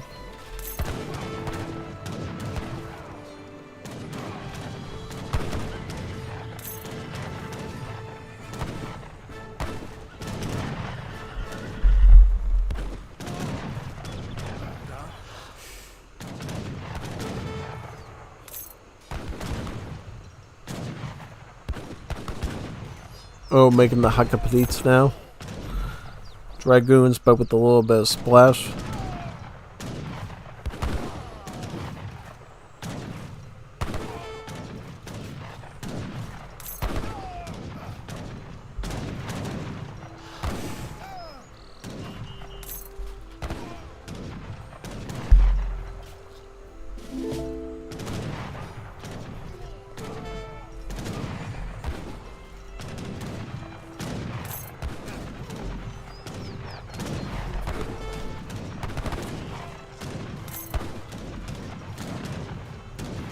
Picking up the company with the Black Riders and Armored Pistoliers. That should be a good finisher there, I think.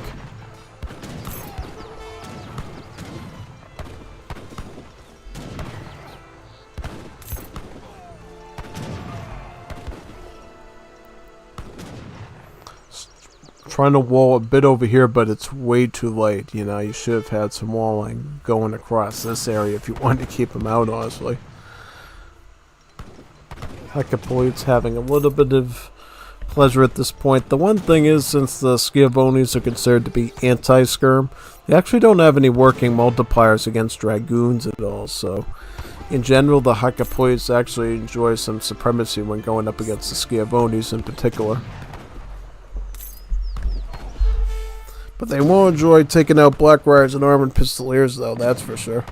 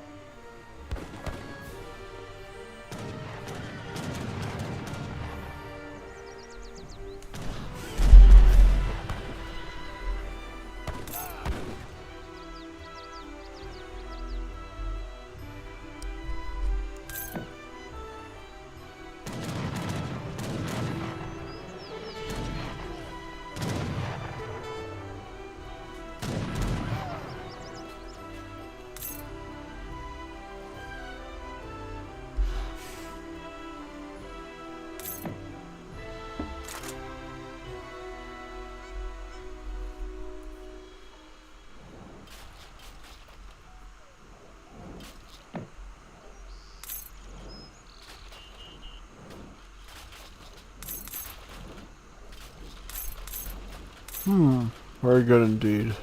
Oh, picking up some of the Papal halberdiers now, some of the Swiss guards, really nice. Call them the Papal guards in this game. They're basically just really powerful Swiss halberdiers.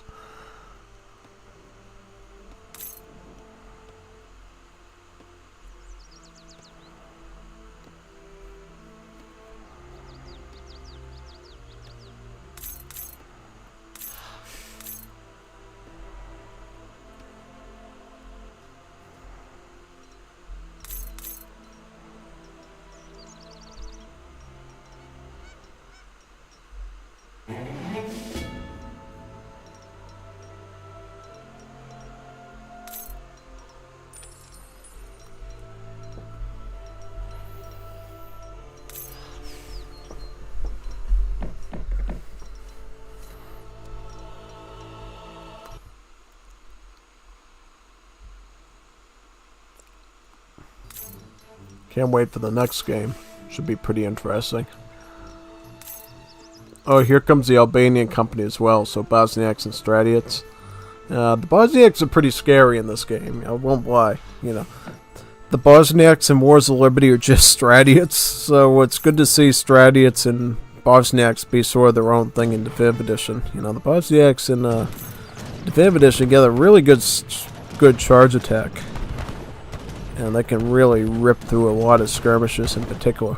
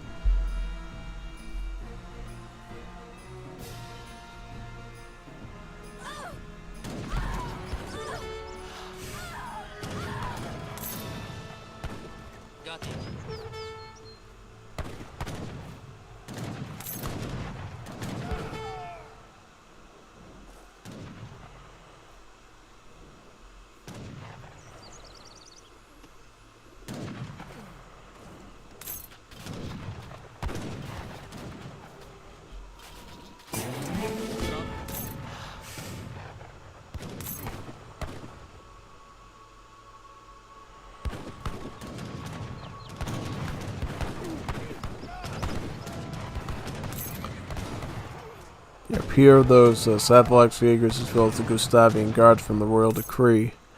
Since it's the last ditch defense at this point.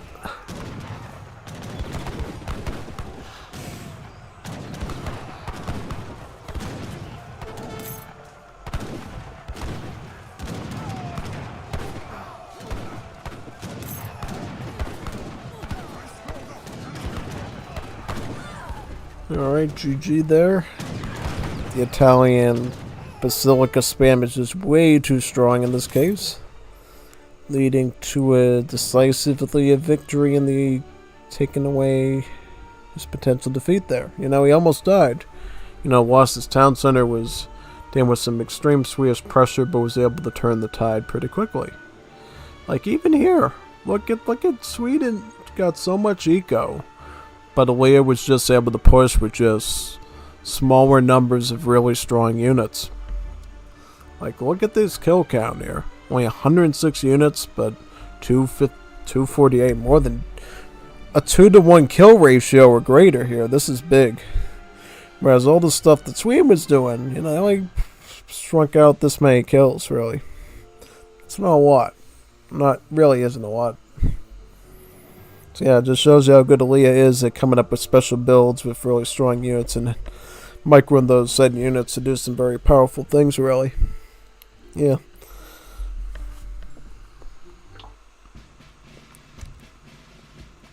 Alright, so now we'll be going out to this other one. Japan wipes out my Italy. So is this like the strategy? Just let them think that they destroyed your town center and then come back and with a vengeance or something? I'm wondering now because I'm curious how this one's going to turn out at this point. Yeah, I kind of want to see this one in action. Action Jackson. I want to see this one. See this one in real time.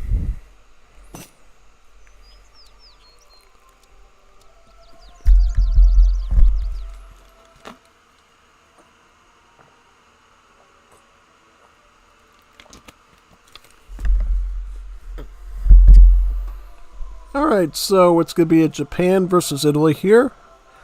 Before we get started, we're going to have to check out the map and see how that's going to affect the gameplay. So, we're on that river map where you got this little land piece here that's locked behind the river pretty much. That has like its own mines and hunts and, you know, it's kind of tucked away if you will. So sometimes you can like sneak an economy here, other times you'll have to put up some defense because it can be raided. But here's the thing about this map which is pretty cool. You got these windmills that you can actually capture and they trickle 1 food per second, in fact. So the more of these windmills you can capture from the treasure guardians and hold on to, the more food on the side you're going to get, and thus might be actually be able to spam out some more infantry against your opponent potentially. More so advantage I think for Japan in this case, you know. So I think we all know at this point that Leah's going to be doing mostly papal stuff at the Basilica now, from what we saw in the last game. But I think it's going to be a little bit more serious here because I think Japan just has a really longer lasting eco, I think, than Sweden does, you know. See, with Sweden, and I'm going to continue the game while I talk, basically Sweden has the torps, right? You stick them up next to the mines, they eat the mines, they eat the berries that spawns with them. But that runs out at some point. As for Japan, as long as they can keep their shrines alive and keep those huntables and herdables on the map next to those shrines, they're still alive, that economy is going to be everlasting. Yeah. What's more, you got a nice wonder, the Toshugu Shrine, which you can actually do a good build order for with the Portuguese consulate to get it cheaper. And essentially really rack up your economy with Japan. Yeah. Because if you didn't know, the Portuguese consulate ally actually makes your wonders cheaper in food. Because wonders are also considered buildings, just like regular buildings are. So it's a nice little side perk that it does to basically help you out, really get a solid economy going pretty much. Yeah. Essentially.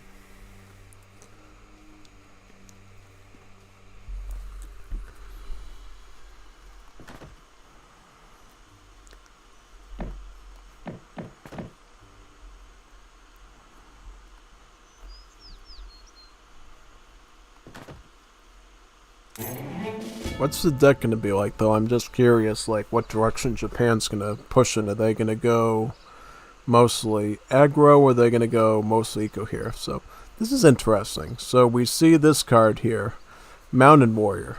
This is a card I don't usually see a lot. What it really does is it allows the Japanese monks to get greater resource rewards from treasures.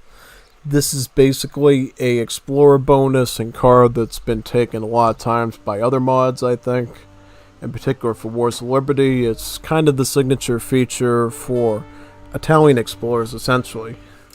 Like the chiefs and the cartographers. Because as you know, historically in Wars of Liberty, their explorers were first the cartographers, you know, those nice geographers with the map-making abilities that would basically be able to make a map of any point on the map, have a ring go around the line of sight, and it would increasingly grow, and then it would just disappear, and you could basically make infinite maps over the map, right? And then eventually they reworked it into the chief, but the chief still has that bonus, you know, where you collect the treasure and it basically has an output of about double the resources, really, which really helps you out. As in the case for this, though, you actually have to send a card to get. I think if you can be really good with both of your monks and really take advantage of their treasure guardian stun abilities, you might actually be able to get some really good treasures out of them, right? Keeping in mind, of course, the Japanese explorers can also kill units with their critical strike instantly too, once they go underneath a certain amount of health potentially. So that's another thing to consider with that card, with Japan in particular. They can truly get a lot of treasures that other civs normally couldn't, just by the luck of their critical strikes, really. Yeah. Or what it's called here, Divine Strike. Yeah, basically trying to snare the Roman Centurion there, but very unsuccessful.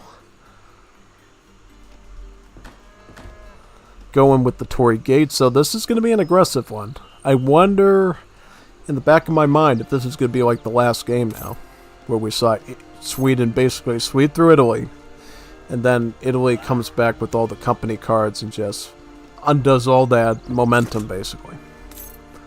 This will be interesting. We'll see if it works.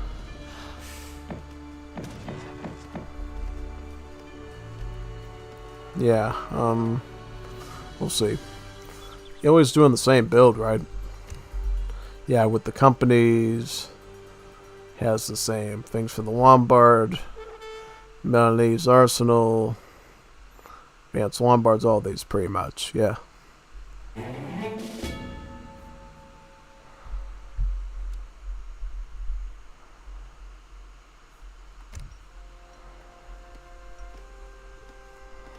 Ufuzzi to get that Basilic out.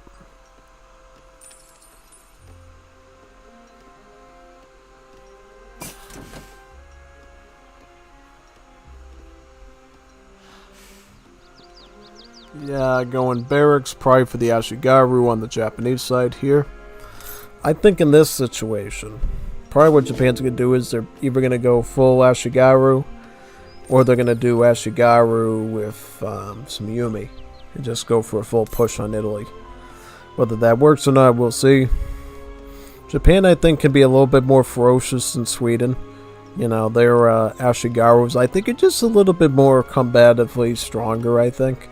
In particular, because the Ashigarus actually have anti-cap multipliers in melee, just like other muskets do, you know, whereas the Karoliner has it all at range, and then when things like the Papal Lances go into melee with them, that multiplier no longer holds anymore, basically. So, Ashigaru is a little more consistent, right?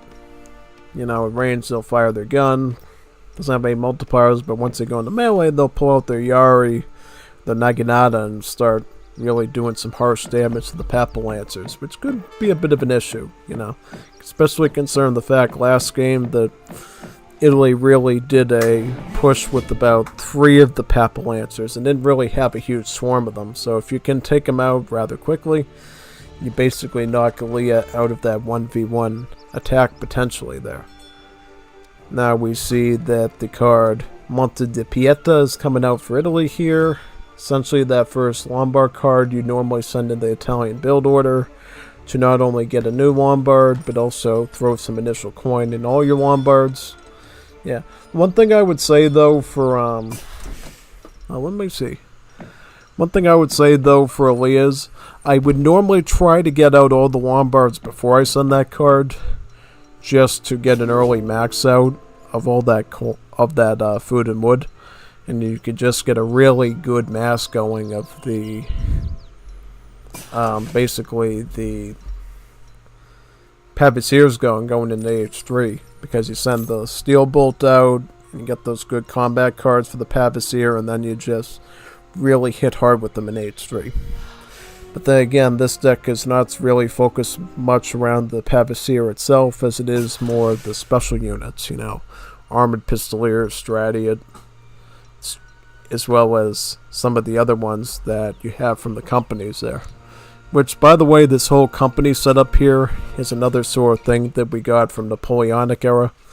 And in fact, when Napoleonic era, I think it was 2.3 or whatever was planned, they were going to have some pretty complex company cards like this to send out as well, just with some other units, you know. I think there was some that were going to have like Greek infantry, just like we see with the House of Hanar now, the Kleps of the Evzanai.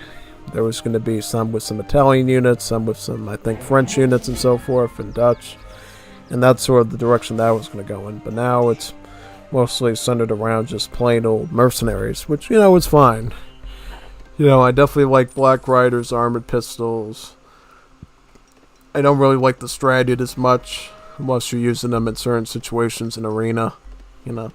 Because really all a Stradian is this is like an early Imperial Hussar. It's nothing really too powerful, whereas something like the Bosniak, you know, really does pack that unique punch that Stradian really doesn't do.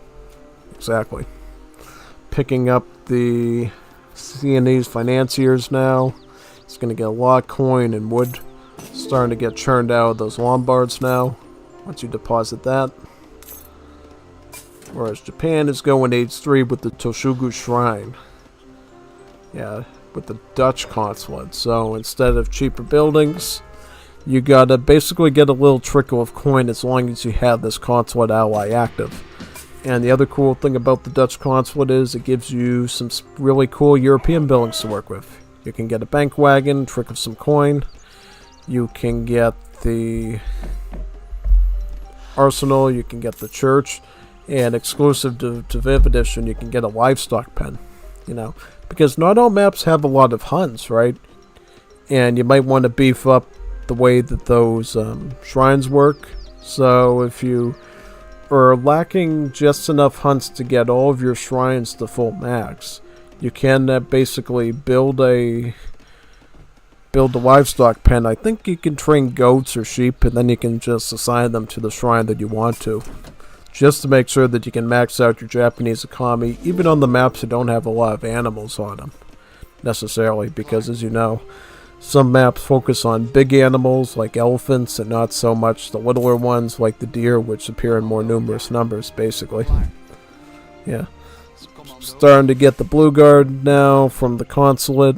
Basically Dutch musketeers. Whereas Italy's also going to be going age 3 too with the Adventurer, which is going to deliver, I believe, some Pavasiers there. I thought that was what we were going to get last time with Italy, but then I realized in the mid-game, oh no, that's musketeers, because Italy doesn't get age 3 skirms. They get age 4 skirms with the Basilicata areas because of their special property. So yeah. Bit of a unique situation. Middle of the map, flaming arrows out of that Mount Castle. Pretty good idea, I think. Does he have any daimyo?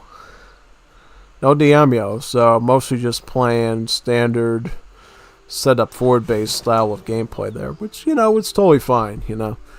The thing is with the daimyo is they can snipe them. You know, if somebody's smart enough with their dragoons and pikes, they can go in there and slice and dice them, and then you have no forward base anymore. So yeah, sometimes it's better to just play more of the traditional forward base setup for that reason. Yeah.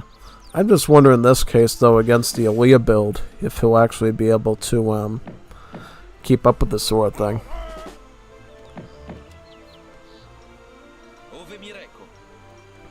Yeah, so that's 12 Pavasiers from the age up. Reason why it's so big is because he sent advanced politicians, making all your age ups deliver higher rewards.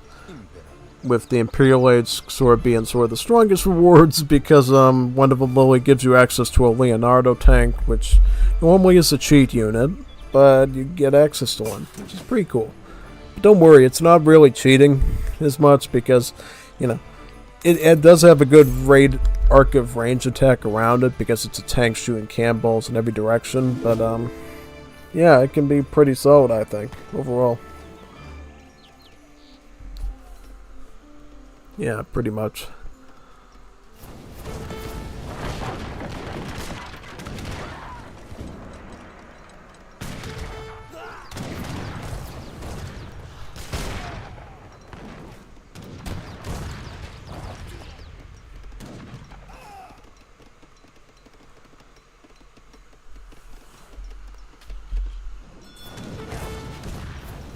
Flaming arrows, trying to make a bit of a shot on the infantry there.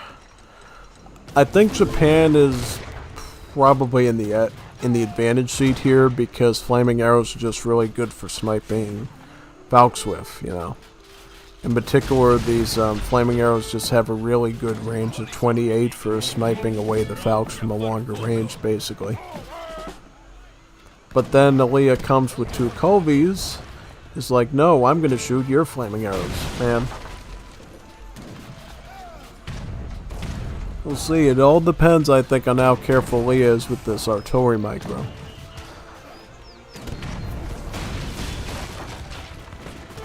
I mean, I think, he's gonna try to take some bullets out of those culls, though.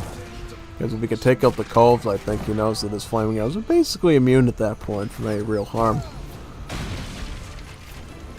He's gonna try to get some Schiavonis.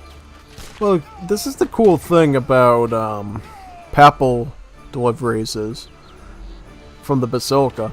Because they're sent through the home city queue, you actually don't have to worry about maintaining your basilicas. Once they sort of queue up out of this building, you're all set, basically. You don't have to worry about that as much, you know.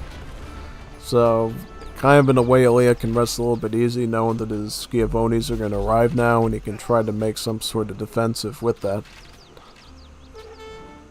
Trying to stall as much time as humanly possible here, and then is going to send in the Black Company at this point. Lily's stalling every second that he humanly can, trying to shoot as much units as possible. He's probably going to try to make a quick snipe onto these infantry. Did the Schiavoni arrive out of the...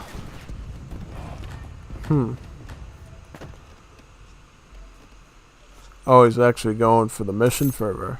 That's a tech you don't always see. Yep, here's the Schiavonis right here. Trying to fend off against the veteran winged hussars from the map.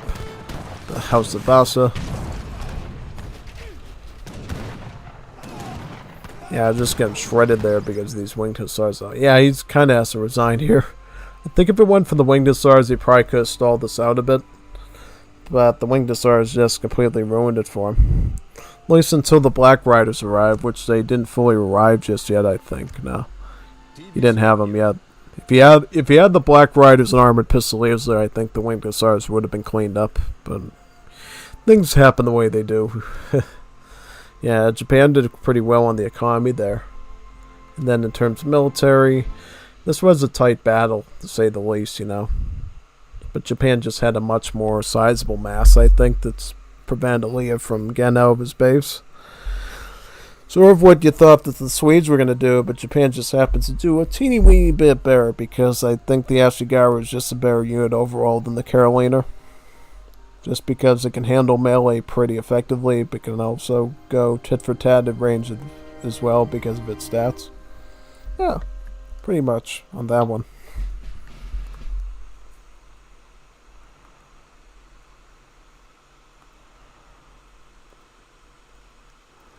Oh no, this game. I got massively outplayed. Yeah, I saw that. I saw how Japan basically built a really good comp and went after you with it. That was a pretty good one, I think. Pretty good one overall, I would say. For sure. Alright, so now we're going to be doing Phoenix versus HVNI. This one over here.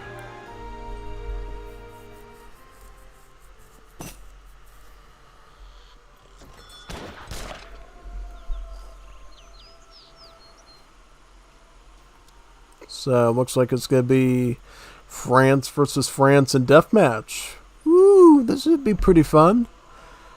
Do you like deathmatch? I love deathmatch. And what's better is mirror deathmatch, which we have here, French mirror. Croissants versus frog legs versus goose liver versus some other weird French delicacy like snails that they eat. Pretty much, yeah.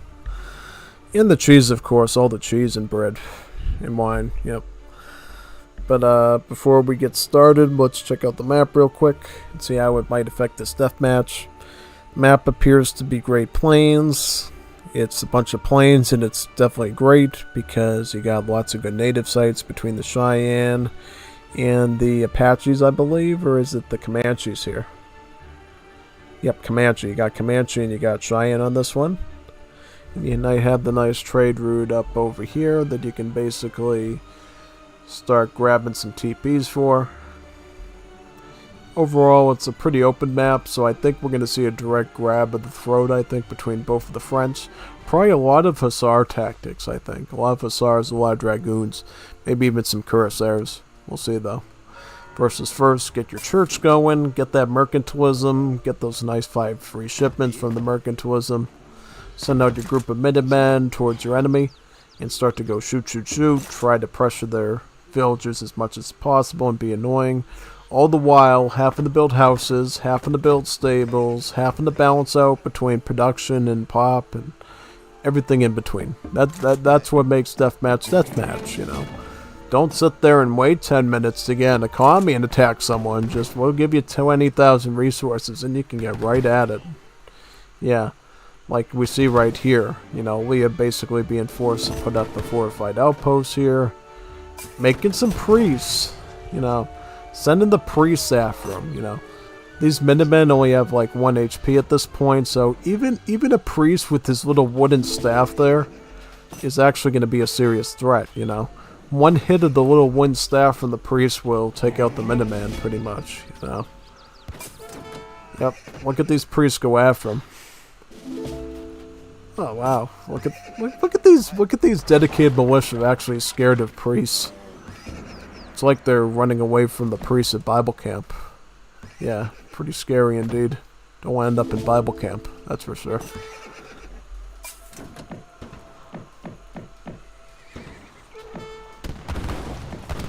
A nice defensive wall of towers by Phoenix, though, to basically do as much damage as possible to these Dragoons. We do see some spies, though. Spies will be good if we see any sort of mercenary or native play here on the map. Yep, looks like the spies have been taken out. Yeah, apparently people build spies in Deathmatch because they already have the church open and you can basically throw anything at your opponent to start to harass them, and why not spies at that point, because it is a melee unit. Yeah, it's kind of interesting, for sure. I think at this point we see Phoenix taking the more defensive aspect of his Dragoon gameplay, while we see Aaliyah trying to get native site number 3 over here with the Cheyenne, you know. I think certainly France over here, the Blue France, enjoys home field advantage, you know. As Aaliyah's going to be driving in, he's going to be getting shot by these towers, which, surprise, surprise, have multipliers against Cav. You know, and that means as these Dragoons sit there, they'll be sitting ducks to these cannons, and thus be creamed out a little bit quicker, you know.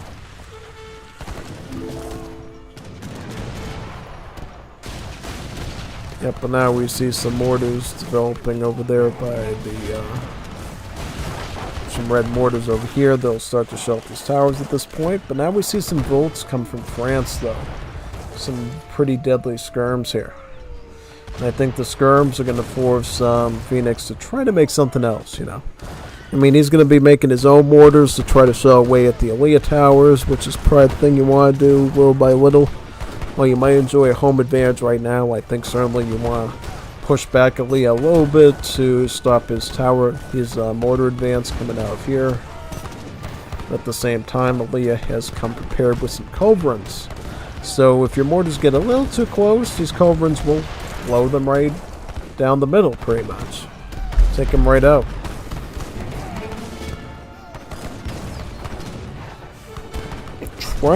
Basically trying to stall as much time as possible to allow these Phoenix towers to blast into these Aaliyah Dragoons here. All the while, Leah's trying to slowly add in skirms to have a statistical edge against these light cap. Right now it seems like as long as these towers are up, Phoenix enjoys a bit of an advantage, but as soon as these mortars take out these towers, then things get a little more dicey and France has to plan a little bit better. Another factor for deathmatch and 1v1 you really have to consider is resource stockpile. Like who's burning through resources faster and who's trying to essentially maintain some sort of an economy while they're fighting. Seems like right now, yep, everybody's got like 3 town centers, right? It's kind of an important one. Yep, everybody's queuing Courier de Bois, right? Look at these. What is up with these mortars here? Do you really think he was going to sneak in mortars like that? He did get a surprising number of shellings in, though. Wow. Crazy, right? Yeah. Problem is, though, if you're going to try to defend him with these Cuirassiers, though, the Cheyenne have multipliers against Cav and melee, so it's kind of a moot point to do that. But I think what he's doing is trying to do it with overwhelming odds and force here. He's going to try to get these mortars into range, and do so at a rate that doesn't matter if he's defending with Cheyenne or not. He's just going to get as many shellings as possible here.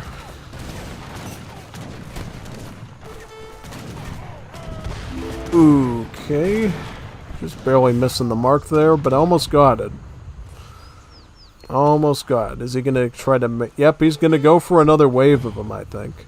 And he's out of food at this point, so I guess try anything at this point. Because where's Aaliyah at? Aaliyah is strapped to resources, so if you can shell at least one of these factories, I think Phoenix has a real chance here. Big time. Does he know about this? Let me see what Aaliyah knows about.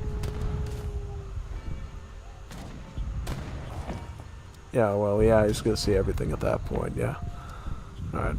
Yep, so more is going down over here. Got some Cuirassiers. Yeah, yep, that factory's going down. That is a winning point for Phoenix then. A factory is a huge loss for Aaliyah. Yeah, because see, here's the thing though, he's gonna have to eventually swap these factories off onto some sort of resource. And he just lost the factory, so that's one less income source that he's lost at this point, really. And the fact that he's running around his base too with these Cuirassiers is making me think, yeah, he's pressuring him pretty hard there, honestly.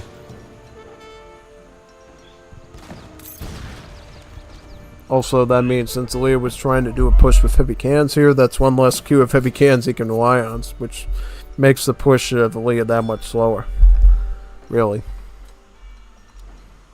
Yeah, we see Phoenix starting to pick up in his economy now. Like, he had to switch over to coin, but, you know, now he's getting a bit of a score advantage here, and I think this might grow a little bit further if he plays his cards right here. Because now, with all this running around, this gives Phoenix a little bit of time to try to make some shots at his towers. Able to take out one of the fortified outposts, and then is probably going to be able to take out another one. Yeah. Well, he's got a lot of wood, though, so I don't think losing towers is going to be the worst thing in the world for him, but it is going to grant a little bit more map control to Phoenix.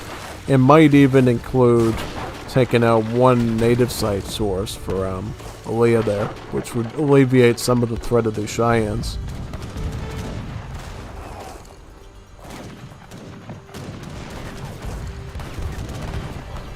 Gonna try to move these mortars back, I think, and deal with the Volts head on over there.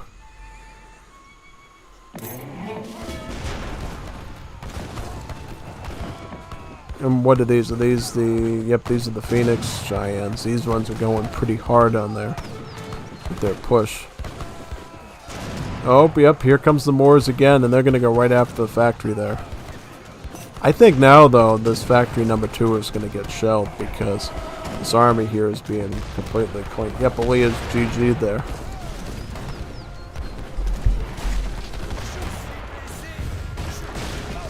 Oh, good one, Phoenix. You beat Aaliyah.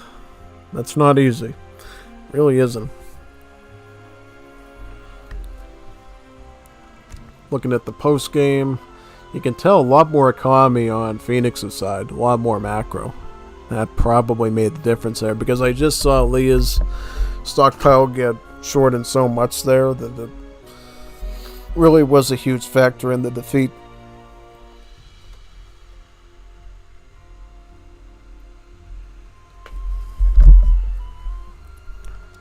As for these stats over here, it looks like... Oh yeah, Phoenix got a lot of kills in there, and I mean, when it comes to like his raisings, he got really good ones, and he was literally sniping factories down, which really put Leah on the back pedal, I think. and was encroaching on his native site in the middle map too, which probably didn't help. Yeah.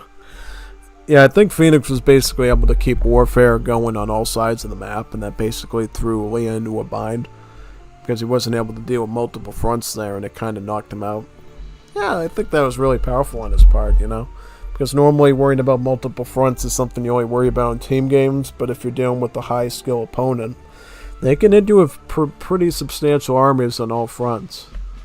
And it basically divides your army and makes it easier for them to get eaten. Just like a croissant with some French cheese at that point.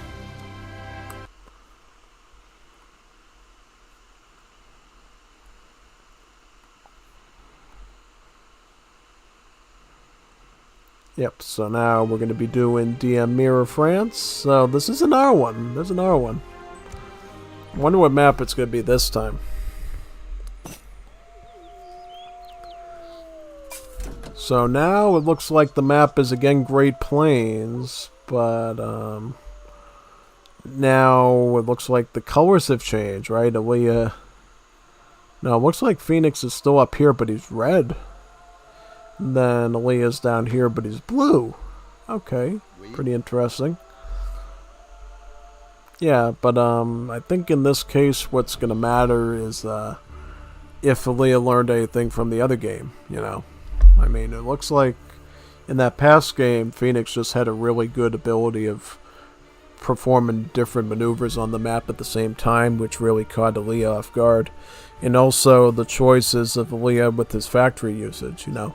Aaliyah's philosophy was, I was going to use heavy cannons to basically go in for a push, and basically siege his way through the front of his gates and start busting them down. Whereas Phoenix was like, oh, wait a minute, I might actually run out of economy here, and I really need to make sure I'm trickling food and coin, and using these factories to the best of their advantage, right? So we'll see this time if we see a difference in tactics here. We see Aaliyah do the same setup at the church as last time, starting with the mercantilism to get the 5 shipments, getting 5 priests, and then 5 spies. I don't know why you're getting the priest first. Like, what's up with the priest? I would think you probably might just want to do 5 spies, but that's just me. I don't know. Maybe what he's doing is he's getting the priests just so he can get a bit of healing going on the front lines if he has some points where he's idling a bit. Because that's something you don't always see in these competitive games, is you don't always see people actually use priests a lot, you know. I think one of the only people who's like really top notch I've seen who uses priests a lot is Jeff Argento in Wars of Liberty. Because if I recall from all his Liga decks, he always would have priests in there, and I was like, hey man, why does he have priests in there? Aren't priests bad? And it's like, no. Priests can actually be really good if you can use them properly to heal on the front lines. Yeah. So this is kind of interesting here. So we see spies being used a bit against the Cheyennes. Did they remove the multiplier against native warriors for the spies, or is that still there? Because I remember in Wars of Liberty and in Legacy, spies had multipliers against natives, and they would shred through things like the Cheyenne pretty easily. You know. Because I just noticed that Cheyenne was getting pretty shredded there, so I don't know if that was the Dragoon shooting them or if that was the spies doing that, basically. Good question, actually. One that I actually don't know. Yeah, pretty much.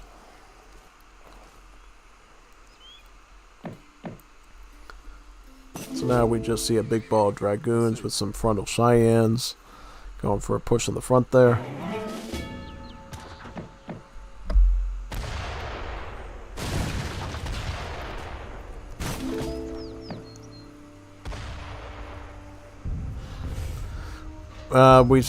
Okay, so we see Phoenix doing more or less the same we saw the last game. He's dividing up the map at this point. He's forcing Aaliyah to engage on other battlefronts at this point. Like, instead of in front of his base, he's saying, you know what, I'm going to take this big army of mounted cavalry and just try to decapitate you here so I can go after your economy in the back.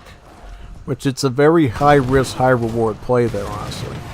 And on the front lines, what he's going to do is he's basically just going to throw out a bunch of El Cheapo pikemen at these dragoons and try to stall out as much time as humanly possible there. Yeah, he's kind of looking for as much economy as he can here to see what he can harass, and he's basically keeping the majority of the fighting force at home so he can try to do some sort of defense and push on the back over here. But from the looks of it, at least from my understanding, he might have overplayed his game here, because I think he went with way too much cuirassiers, which are a very high food unit. And you got Leah here that still has a stockpile now, so he might have overextended that way too much. And now he's basically sitting here stalling with whatever survivors he's got at this point, and looking to go down the drain at this point. Yeah. Quite a different game from the last one, so it looks like Leah was able to redistribute his army a little bit and play around that, I think, pretty well. So it looks like it's 1-1 at this point. I wonder, is there some other ones then there we can look at? Yeah, I mean, this one was really neck and neck. Yeah, this blunder here by Phoenix with the Cuirassier mass was pretty risky, I think. Certainly very risky, I would say. Yeah. Because I feel like, you know, Cuirassiers can do a lot of damage, but they're very expensive, and Dragoons do a really good job at fighting them. So, I mean, I think he took a gambit there way too much. Yeah, I think he probably could have waited a little bit later to do that, and maybe do what he did last time. You know, sneak around with the mortars and do something like that. That seemed to work really well. But this, not so much. Not so much on that one. Yeah. Alright, so we got even more casting games to look at now. So I'm just going to download some more of them that we got. And see where we are in the... where we are in that. Okay, so we got another one, game number 3. So we see who in this best out of 3 will take home the trophy. Will it be Phoenix or will it be Aaliyah? We'll see. I'll just download that one for now, and then we'll just download the next set after that. Let me just copy this one in here right now. Copy paste into save game. Alright, let's do that. Load that one in. Phoenix versus HVNI, game number 3. Who will be the champion of France? Who will be the new Joan of Arc with the mustache? Let's find out. You can push hard, you were passive. Your raids were more important to defend, the push was obsolete. So a bit of squabbling, I see. Okay, interesting. Still on the Great Plains, I see too. Only this time, Phoenix starts down here, and Aaliyah starts up here. So let's see who wins this one. And we'll see if Aaliyah sticks to the same program as before. You know, mercantilism, and then priests and spies. So sticking the same recipe. We'll see though. We see he's queuing in the native scouts though, just as an added layer of attack.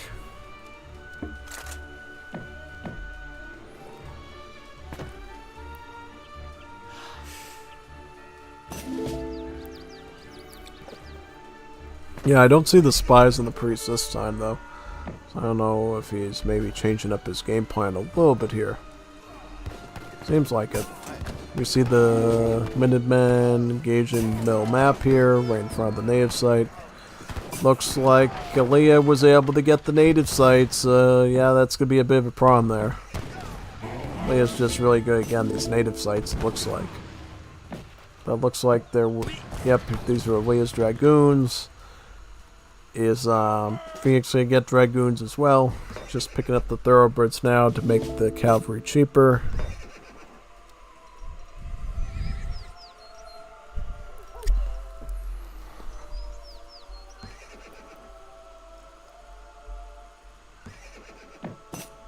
You don't see any unit training from Phoenix yet. Is this a trap? Is it a trap? I don't know. We'll see. Doesn't look normal. Alright, we see a little... Okay, so we see some... Here they are. Alright, so he just trained him really quickly. Alright. I forgot that the Cheyenne help you train your cav quicker, so yeah. Basically, you can train them pretty much instantly, right? So yeah. Going right for the base. Going right for the tummy here. Just gonna take out a Courier de Bois. And stop this forward base development over here. At the same time, Goon's going after the Explorer. But nothing else much more substantial than that. Getting factory number 1 and factory number 2. All the way in the corner over here, away from the main action. So it looks like, at least on this front, Phoenix can just sweep down here and take out this native side. That is, unless Aaliyah just spams Cheyennes out of that native site like that. Right? Yeah, that can be pretty scary. Especially since the Cheyenne's anti-cap multipliers are full anti-cap multipliers. Not just against heavy cap. Because you see, Dragoons have anti-cap multipliers that only work against heavy cap. Whereas the ones on the Cheyenne are similar to those of the Pikeman and the Musketeer, which have a fixed multiplier against all cavalry units, being Dragoons, mounted infantry, all that basically. Yeah. Looks like Phoenix is again trying to build some sort of defensive line around here. At this point, trying to incorporate some Cuirassier into his frontal push, but has to do it a little bit more measured than he did in the past, right? Because last time he established way too many Cuirassiers and then he got eaten up by the anti-cap. If he's going to use some of them here, he's going to have to make sure that they actually reach the skirms and do their job pretty much. Or optionally, you could just skip out on the Cuirassiers altogether and just use Cheyennes to harass the skirms. That's definitely another option you can do here. Looks like right now Phoenix is winning the battlefield, getting this mortars into position, trying to look for something to blow up at this point. Once Phoenix can secure this native side, I think he's going to go ahead and grab it, you know, and get right on top of that. Yep, he secured it from Aaliyah. Aaliyah is not going to be reconstructing this thing anytime soon. As long as Phoenix is going to start building on it, and we're going to start to see Phoenix have even more Cheyennes here. All the while, trying to use these mortars to show as many stables and towers as possible. Take out all these here as much as possible, yep.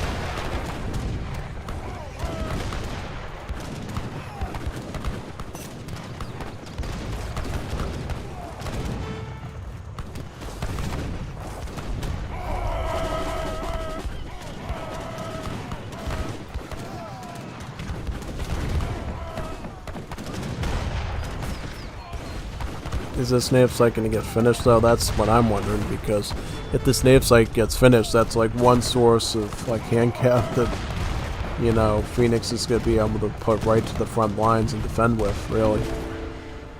Using that Cuirassier and all those... Well, in a way, these mortars are actually offering up enough of a distraction. So the Phoenix might actually be able to get that native site rolling with more of these Cheyennes right now. Oh, but oh no, the Moors denied it though. That's huge. That's huge. Seems like, though, that the economies are kind of in similar situations here, yeah. But it's getting some kills on the Courier de Bois, though. Yeah.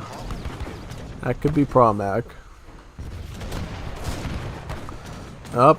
We see a problem, Houston. We have a problem. Got mortars right on top of your fort construction there. I think Aaliyah took trophy home this time. I think so. Getting a bit of native combat as well.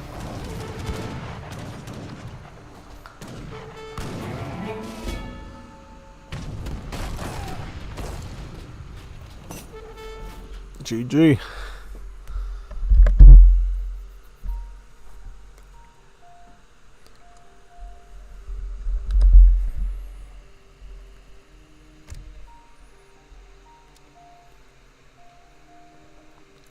Again, it was toe-to-toe in economy. Militarily, we see a bit of a jump in Aaliyah, but this one was way tighter than Game 2. This was actually a really... I think overall this 3-game series between Aaliyah and Phoenix was really even overall, I think, at this point. Yeah, I think so.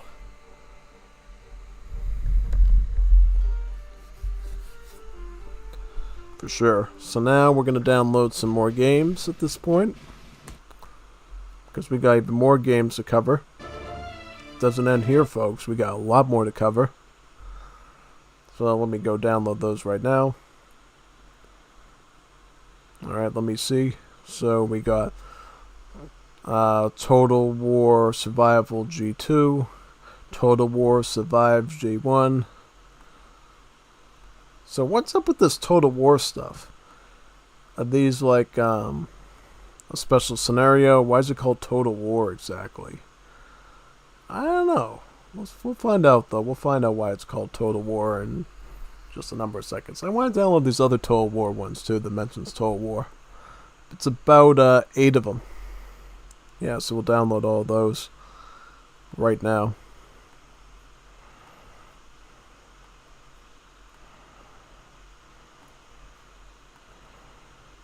All the way in. Hopefully they download pretty quickly here. Check your internet connection. I did check my internet connection. It's connected to the internet. Otherwise, I wouldn't be able to stream, dummy. Yeah, Google Chrome, you're so smart, man. You're so smart, dude. Know everything. Alright. Yeah, alright. So, just give it another second, and then we can look. Alright, so all these Total War ones are up here. So, 1, 2, 3, 4, 5, 6, 7, 8.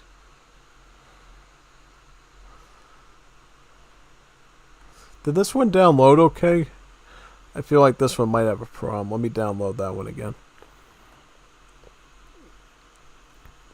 The G3 one.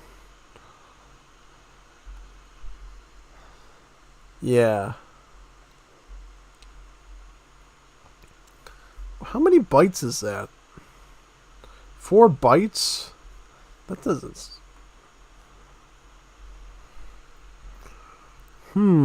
That doesn't sound right. Doesn't sit right with me. I don't know. That doesn't sit right with me. I don't know, though. I'll copy them anyways and paste them in, and we'll see. We'll see if that's legit or not.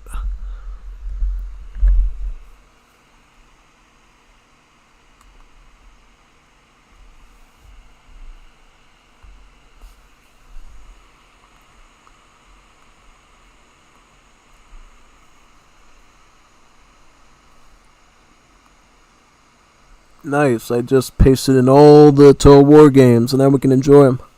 Enjoy them on Unstoppable Sluts YouTube channel, that is.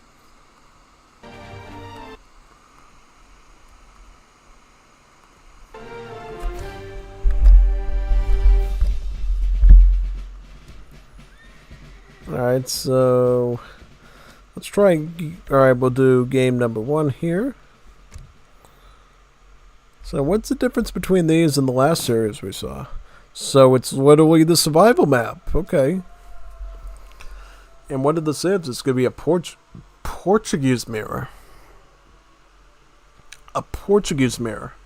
And by Total War, that will... Oh, okay. Now I understand why it's called Total War. Because it has infinite resources.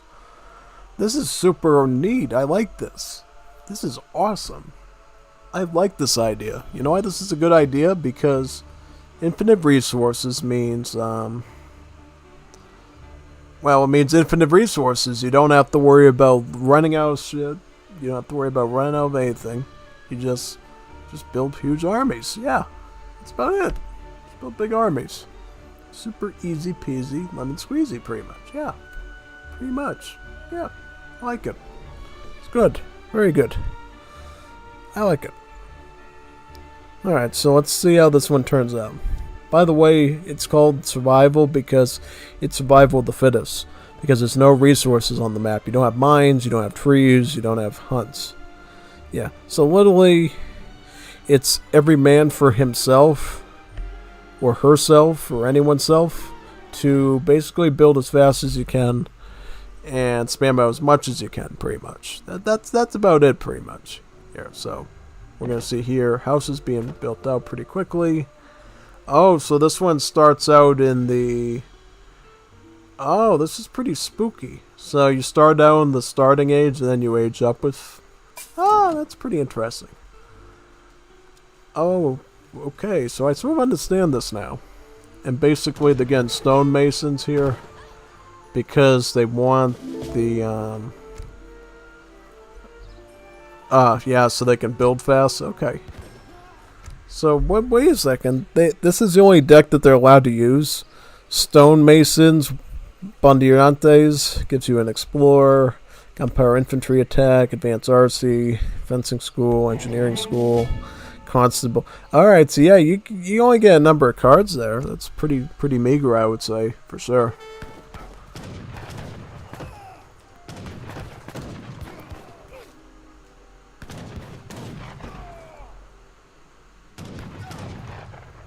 Yep, just building a wall of outposts, it looks like. Yeah, pretty much.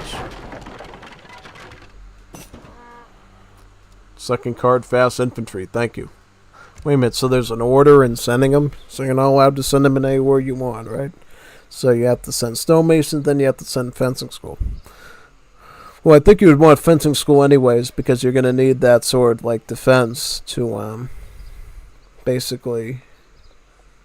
Fast stage up, okay. Yep. So, okay, so there's an order to this thing. This isn't just like random deck and stuff. There's actually a way you're supposed to do this.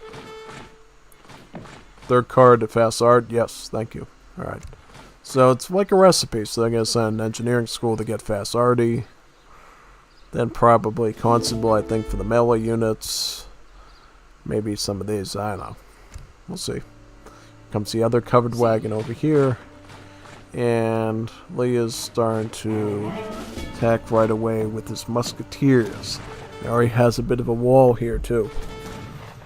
So here comes all the pouring in of musketeers from Phoenix, unupgraded ones, mind you. Look at this big attack of all these muskets here. And then Phoenix is going to come in with the big army of halberdiers now. I think the halberdiers are probably going to hit a bit harder here at the start than the muskets are. Because the halberdiers do a lot of damage. You know, they do insane amount of damage. And that's basically going to force Leah to make his own halberdiers. Ah, this is pretty interesting. I like this. I like this one.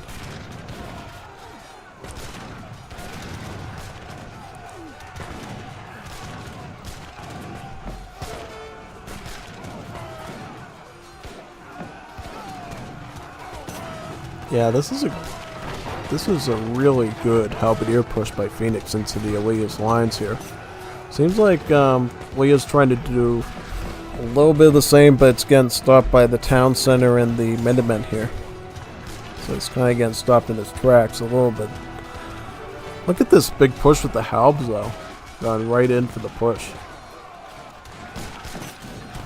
Yeah, Leah's trying to catch up a bit with Constable to get some stats on those halbs. Does Phoenix? No, Phoenix doesn't have his Constable yet.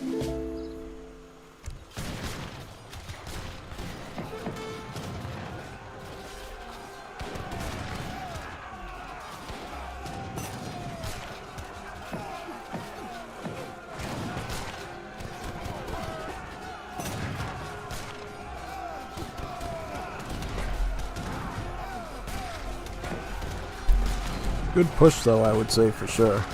And then Organ Guns are gonna... Okay. A lot more army sustainability on what Phoenix is doing here for sure.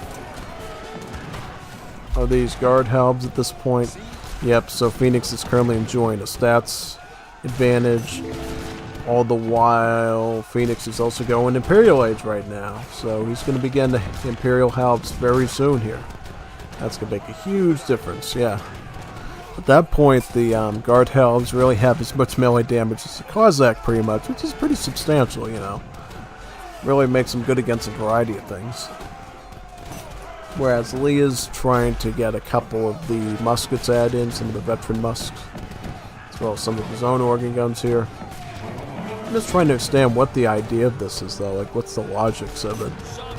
Because it seems like right now Phoenix is just winning with pure pressure around the lines here. And then you have Helbs in the back here, too, going after the town centers. He's going for everything. And it's just going to be fatal, I think, for Leah. I don't have 200 pop, LOL. He has 150 pop. Wow, he's getting creamed on all sides. Oh, he's been making a halberdier circle around him. This is pretty big. Pretty big, I would say. You set up rules. I can't blockade. Why, he wants to blockade him now? Oh, good. Oh, that would be nasty, man. Don't say that. Don't blockade him. You're doing fine right now. You don't have to blockade him. You might make Aaliyah cry if you do that. He'll get upset. I can't even age up. Oh, yeah. He's like, oh, yeah, because he really burned down his entire line of town centers. Oh, boy. I mean, Phoenix is doing this like a champ, though. He really knows how to use Helbs, you know. It wasn't until they buffed the Helbs in Wars of Liberty to be more like Defib Edition that I started using them there. And I really liked using them there. It's too bad that they got rid of Helbs, you know. It's only like a handful of civs you can emulate that somewhat with anymore, and it's kind of sad, you know. Yeah. Hopefully they bring Helbs back in some form for some of the civs so we can enjoy the days of Help spamming once again. Definitely. But this was a really good one from Phoenix, though. Definitely like it.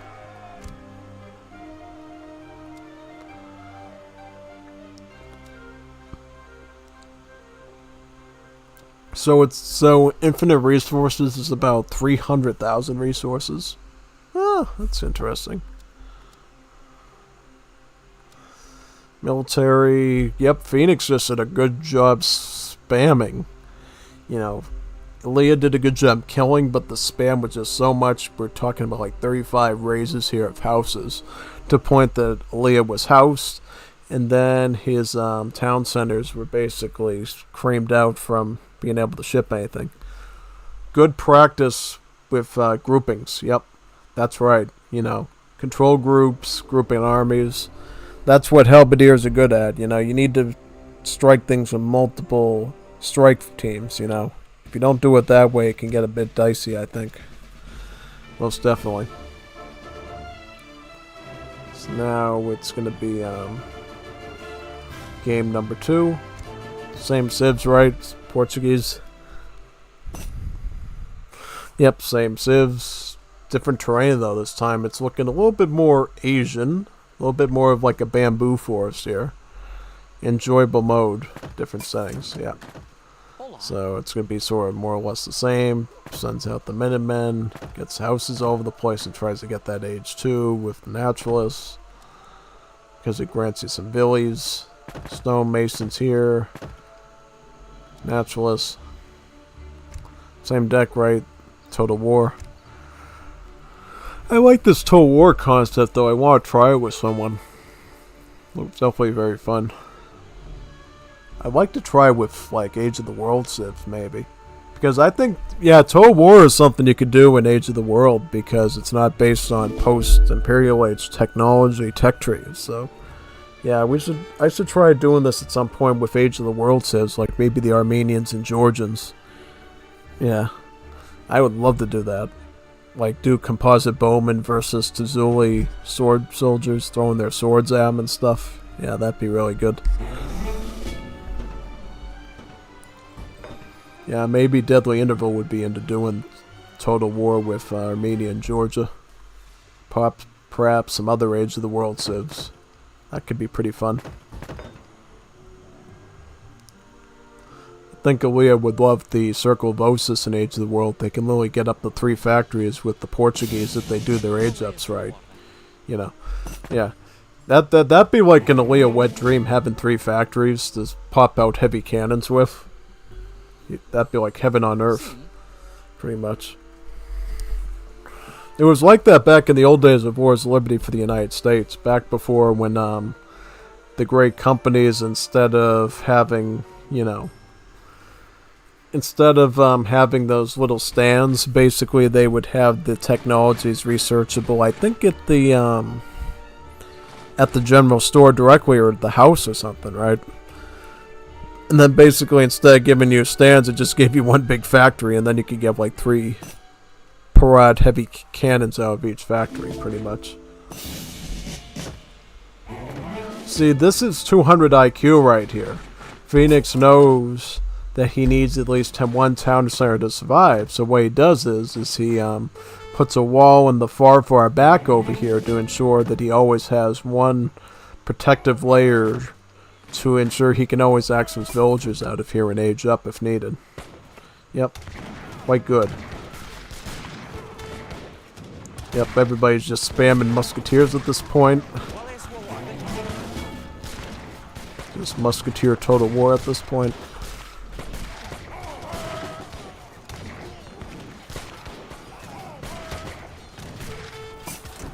What's the criterion for total war? Does it have to be 10 cards? Like, what are you supposed to do for total war? What are the rules exactly? Because I've never heard of this thing before if I wanted to replicate this with another Civ. So, like, certain card requirements, or... yeah. Because I think, in general, Armenians and Georgians would be a really good pair of Civs to do with this sort of total war. Actually, I think all the African Civs that Age of the World adds would be awesome for it, because they get so many pop-free units that cost influence that they would just be too OP to deal with, basically. Yeah. Yeah, that would be a fun idea. If anybody wants to do it tonight, I would happily tell them that we're doing Total War tonight, man. Get ready. Get ready for action, Jackson. Yeah, so it looks like Aaliyah did some double...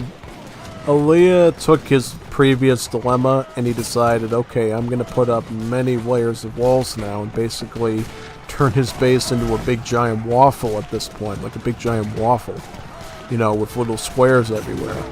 So, if you're going to want to go after my stuff, you're going to have to eat your way through the wooden waffle, pretty much, which is my walls. I think is a pretty fair way to do it, Yeah, it's definitely. So now, because he's got the wall control at this point, is essentially going to try to amass up a large army of muskets to act as a deterrent against these halberdiers advancing. Going for Imperial Age right now. Looks like Phoenix is closer to Imperial Age right now. These muskets still on veteran. Well, he's going to begin these to guard to Legionarios pretty soon. But we'll see these halbs get up to Imperial pretty shortly. Yeah. Yeah, if anyone could explain the rules of Total War to me, that'd be great, and I would definitely want to replicate with some other Civs.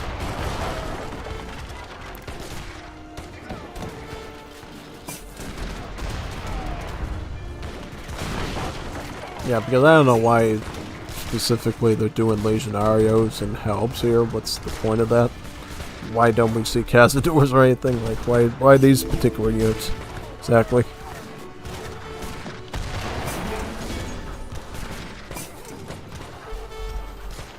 See, this could be a problem, though, this huge halberdier spam out here. Because it looks like Phoenix is starting to add in his own organ guns, and eventually he's going to be able to fight his way through these ones, and it's going to turn into a big giant push on this side, swing around here.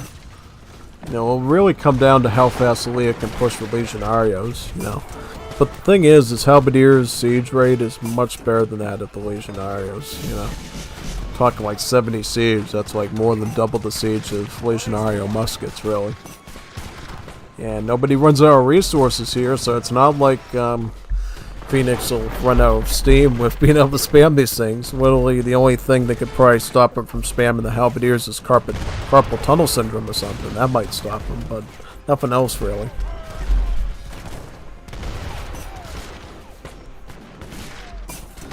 about it, really. I mean, halberdiers, I think, just win out every time.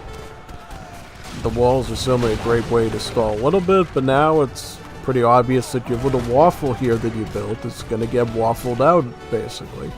Get in. Yeah, pretty much.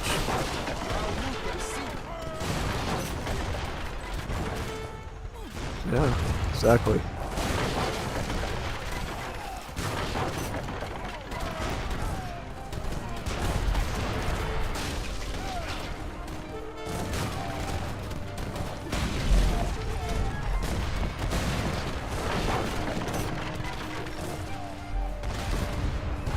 Yeah, I could just imagine doing this sort of a game mode with, like, Age of the World Civs. That would be so chaotic. I'd love it. Like, what I would do is I'd basically just get a bunch of special units with Yoruba and use all my pop to just spam rhinos. Yeah, just spam nothing but rhinos at them and just send them after everyone. Yeah. That's too bad you can't add an Age of the Pirates anymore, just spamming a bunch of armored trains that show up on the middle of the map and just start firing at them anymore.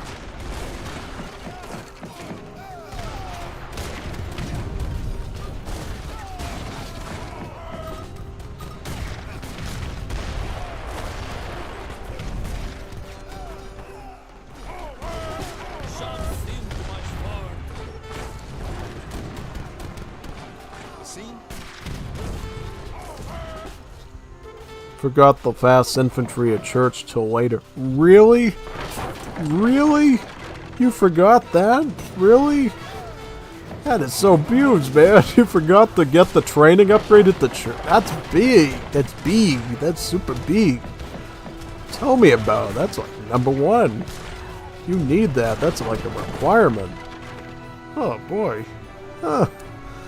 Let's talk about blunderbusting yourself into next week. Oh, jeez, yeah. Like, yeah, look at the difference here. It's like, this is a reflection of the last game. Leah gets the kills, Phoenix gets the map control and the sieges. It doesn't matter how much you kill if you can't maintain your control on the map. And it totally doesn't matter if you've got a slower train rate of musketeers. Yeah, but either way, though, I think, let's say hypothetically he didn't forget that technology.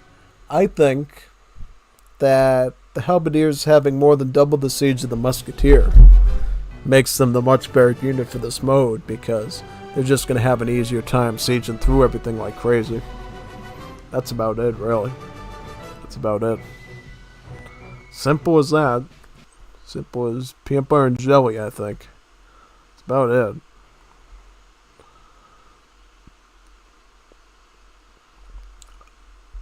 Alright, so I'm reading the rules now from Leah on how Total War works.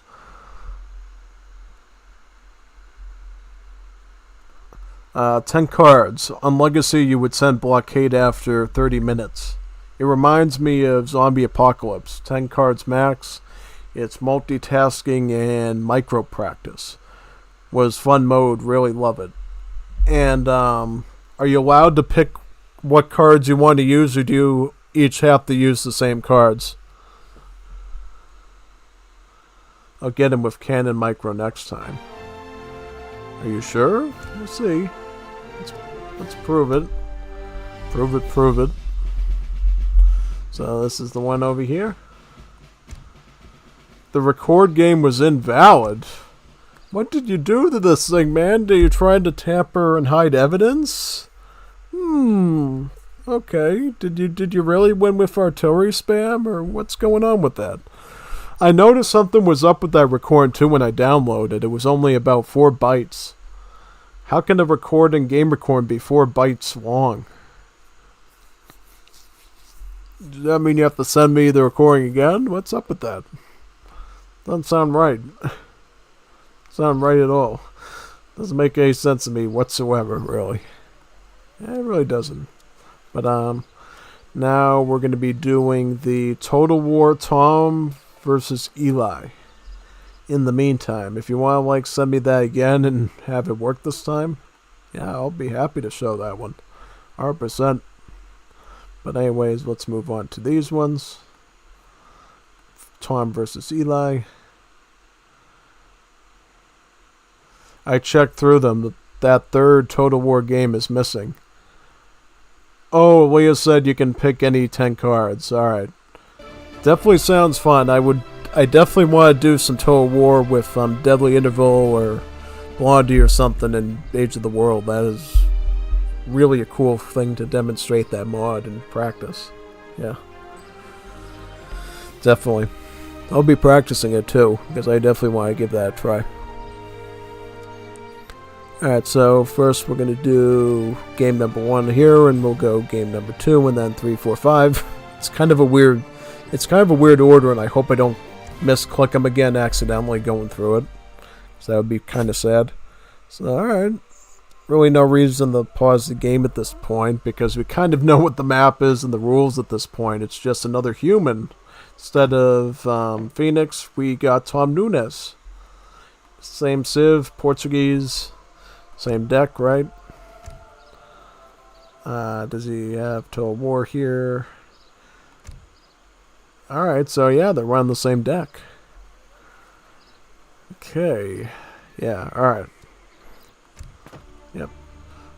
Is there any reason people... Oh, I understand now. I understand why everybody runs those exact cards. I understand the theory now. The reason why you don't have any Cav cards here is because naturally the strongest spammable units of the Portuguese are heavy infantry. Therefore, Cav are actually useless. Absolutely useless, right? And then you realize that on the higher level, nobody's just going to spam nothing but organ guns, really. So, yeah. Heavy infantry wins with some artillery support is probably the way to go. Yeah, okay. Figured that one out. Yeah. Because I was wondering why nobody was making, like, Cazadors, no one was making Hussars. I'm like, okay, now I understand that, halberds and muskets are technically the strongest, like, backbone units to do for this mode. Okay. Got that 100% now.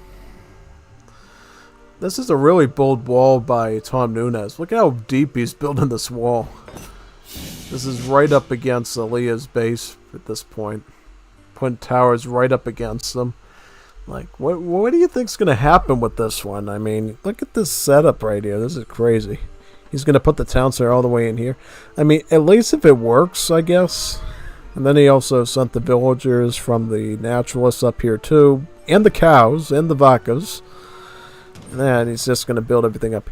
He's building a tavern. This is different. I like this. He's being creative. He's being creative. He's building a tavern. Why did he stop building now? Like, these union workers complained about their rights or something? Alright. Yeah, now they're building. Okay. They reached a deal with the company, I guess.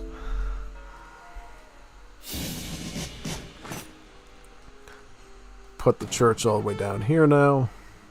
Can actually get mercantilism out of there now and get all the shipments going. So what is he going to make out of this tavern? Is he going to make anything out of this tavern? So he's going, well, looks like Leah's going Musketeer. Oh, this could be pretty good, actually. I like this. Giant Grenadier. Giant Grenadier. Alright, yeah, this could be pretty good, actually. I like this one. So, just basically just Giant Grenadier spam at that point alongside the barracks units.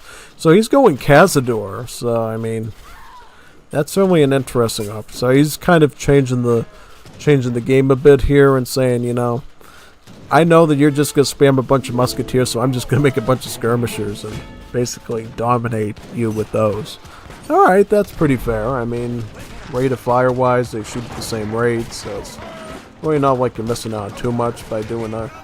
Yep, and here comes those Giant Grenadiers now. Things are going to be pretty strong. I don't know if they'll be strong enough to hold them. I just don't like the fact of how slow Nunes is building here. Okay, so he's going to go Cazador with Halberdier. Okay, so he's going to do a mixture. He needs to get some more villas up here, though. I think that's where his problem is. Phoenix did a really good job at spreading out and stuff. Seems like Tom is basically trying to set up like a defensive piece here, but Leah's just going to stack a lot quicker. You know, and get an edge over you in that.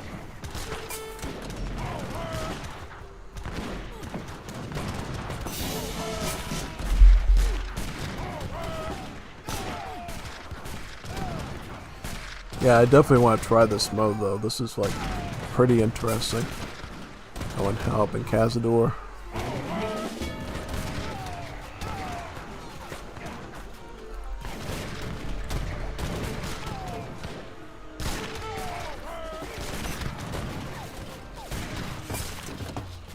You have revolted from your mother country. Oh, he revolted to the Barbary states. Ooh, okay, this is interesting. Revolted to the Barbary states. Yeah, we didn't see Tom Nunes do that. He didn't revolt. So what does he get with this exactly? But wait a second though. Isn't that breaking sort of the rules? Because you're supposed to only have 10 cards. If he goes with the revolutionary deck, he throws out all of his older cards pretty much and gets a bunch of new cards here. He has Corsair, Marksman, Barbary Warriors, all these ones. Yeah. So based on what Aaliyah said though, even if you put in like an infinite shipment into your total war deck, you would be blockaded within 30 minutes. So you can't basically exploit instant shipments for too long basically. Sort of to keep things manageable, because I think if you don't blockade your opponent, they'll basically just spam up a bunch of mercenaries with a quick training shipping card and just basically just throw a bunch of stuff at you at that point, which might be a little bit too OP. So what I see what he's done now is he's basically put out a bunch of the Barbary Warriors here. He's got some of the great bombards from the revolt, and now he's got some Baghdad Janissaries here. Does he have anything else he can pop out at this point? Yeah, well, that's from Ottoman Expeditionary Force. He's got some Zenata Riders here. He's got some Berbers.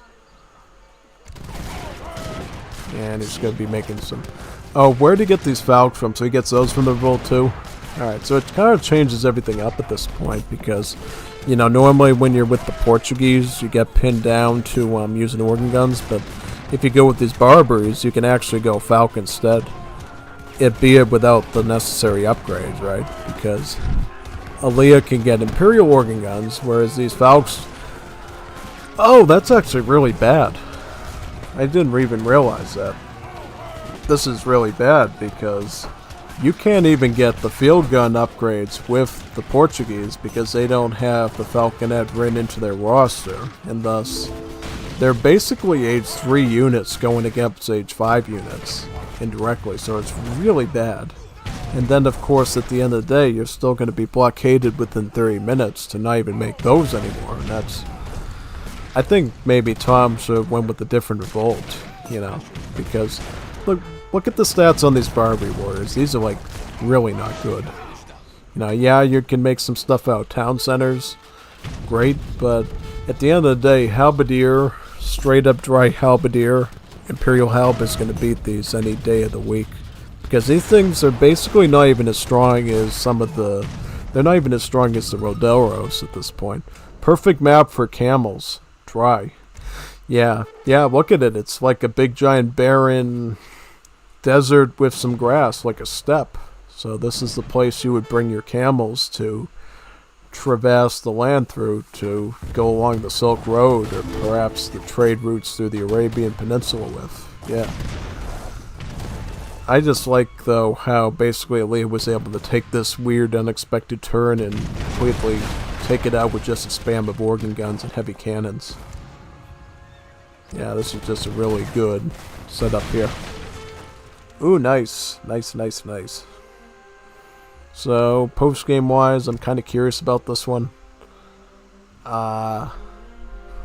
Looks like in terms of military... Yeah, Aaliyah just got a lot... This was a total polar opposite, I think, of what we saw with Phoenix.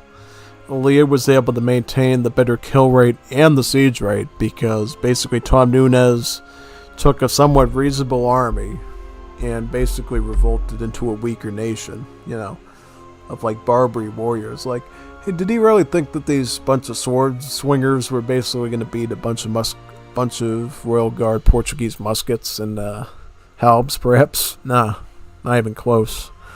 Not even close at that point. So yeah.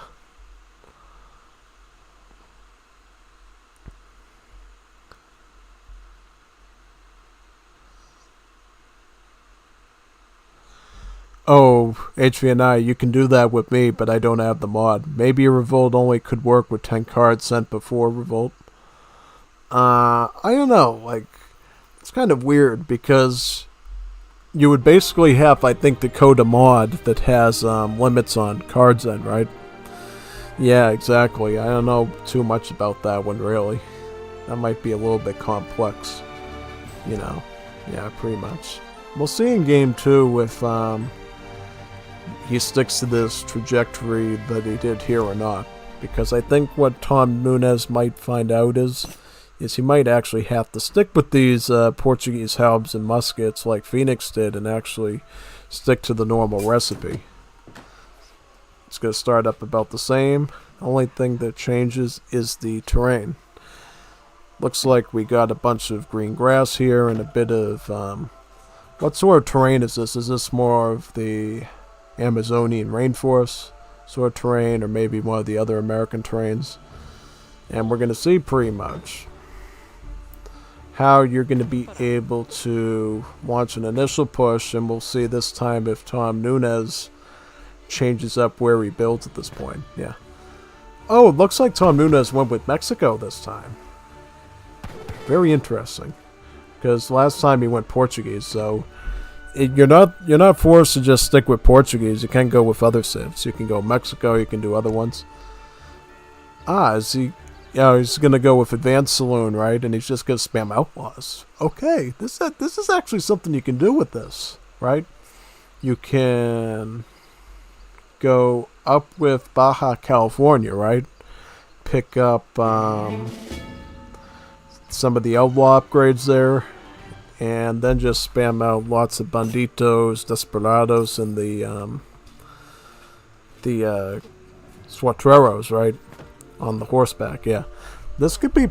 Well, you actually don't need Suatreros for this. You probably just need Bandito spam, I think. I think if you just spam Banditos here, that might actually be enough. And then you're doing it with Advanced Saloon at this point. So you're adding in extra saloons that you can construct. Also going with Texacoa Alliance, which unlocks conks too.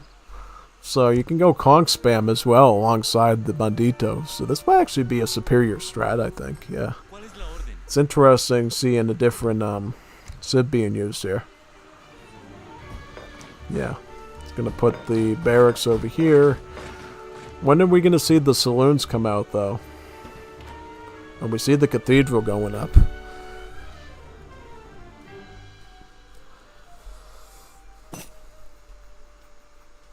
Yeah, this should be a pretty nice one.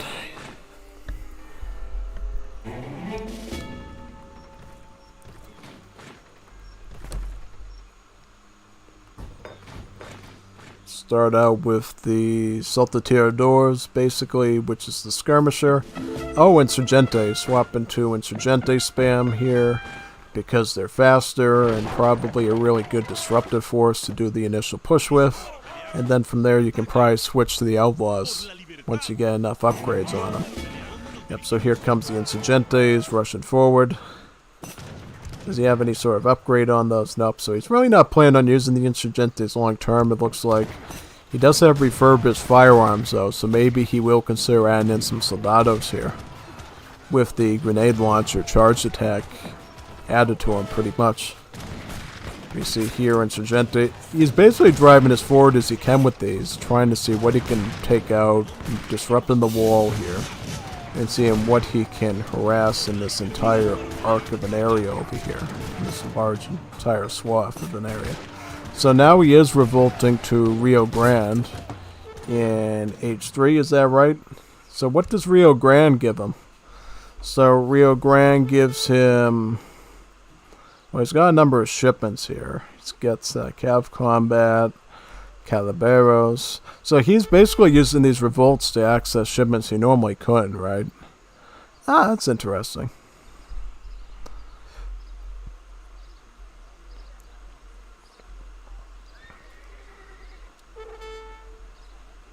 So what are these?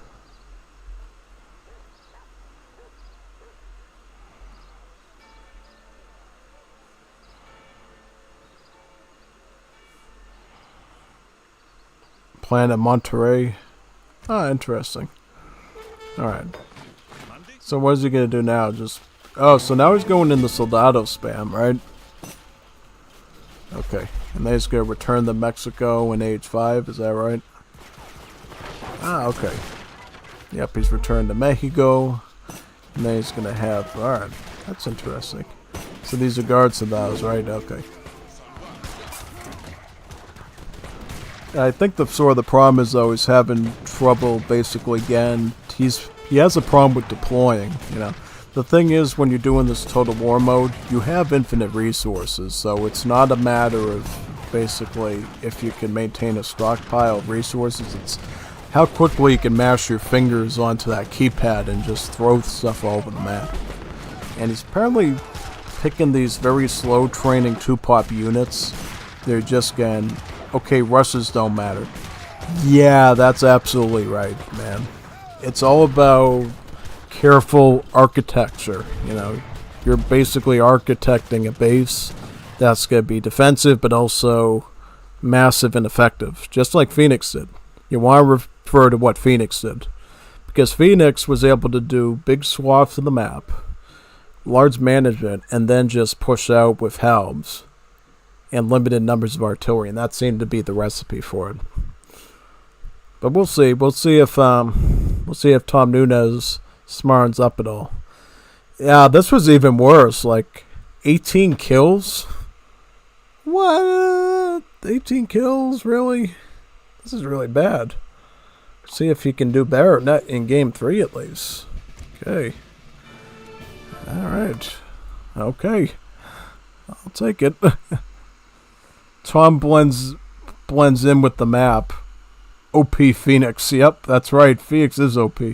Isn't there a revolt with 1-pop cannon? Probably is. I haven't checked out all the Mexican revolts yet, though. So you're gonna have somebody's gonna have to research that on Wikia, on the Age of Empires wiki, and find that for me. 'Cause I don't know. Yeah. All right. So Tom Nunez is sticking with the Mexico recipe at this point. Going up with Texacala. That's the one I like. So is his deck going to be the same here? Yeah, it looks to be about the same. Got Cantinas to make the Outlaws costless pop. Okay. Because I thought Tom Nunez was going to do what he did in Deathmatch and just spam a bunch of Outlaws right at the start of the gate, out of the wing gate, and start throwing them all over the place. Because I think Outlaw spamming, that could be something you could do, potentially. Outlaw spamming is enough that you could actually dominate against the infantry, and then the dynamite charge diamond, the dynamite attacks would be enough to go up against the organ guns. Yeah. So I think Tom Nunez just took the wrong path. I think he should have just went with the Outlaws like he does in Deathmatch. I don't think Insurgente Russian's going to do much for you. Yep, and I think Ali is just sticking the same recipes here. Yep, pretty much.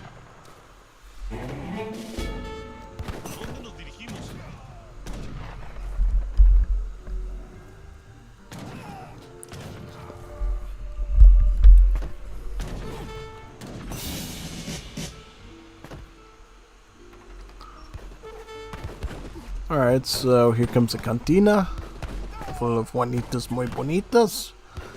And we'll basically see how many Outlaws you can spam out very quickly. Yep.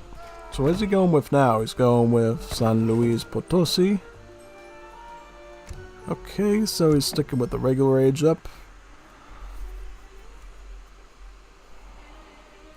Is he gonna go with the same revolt he did last time, or is he just gonna... I think the problem is too, he's just not training stuff quick enough here. So is he gonna like start training those soldados sooner? Because it seems like he's gonna start making soldados now. But he's gonna have to get some more villagers going on the earth. He is getting the refreshing drinks out of the cantina now to basically get those Outlaws with their faster rechargeability of their charge attacks now. Yep. Soldados out here. He's going to get more soldados out of this one. And then he's going to have some more racks over here to get some more soldados. pretty much.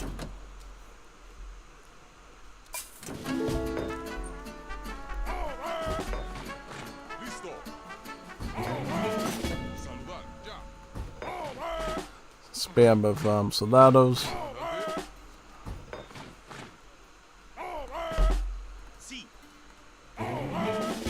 Saludar, ya. Comandante, a la marcha. Saludar, ya. Entendido, mi comandante.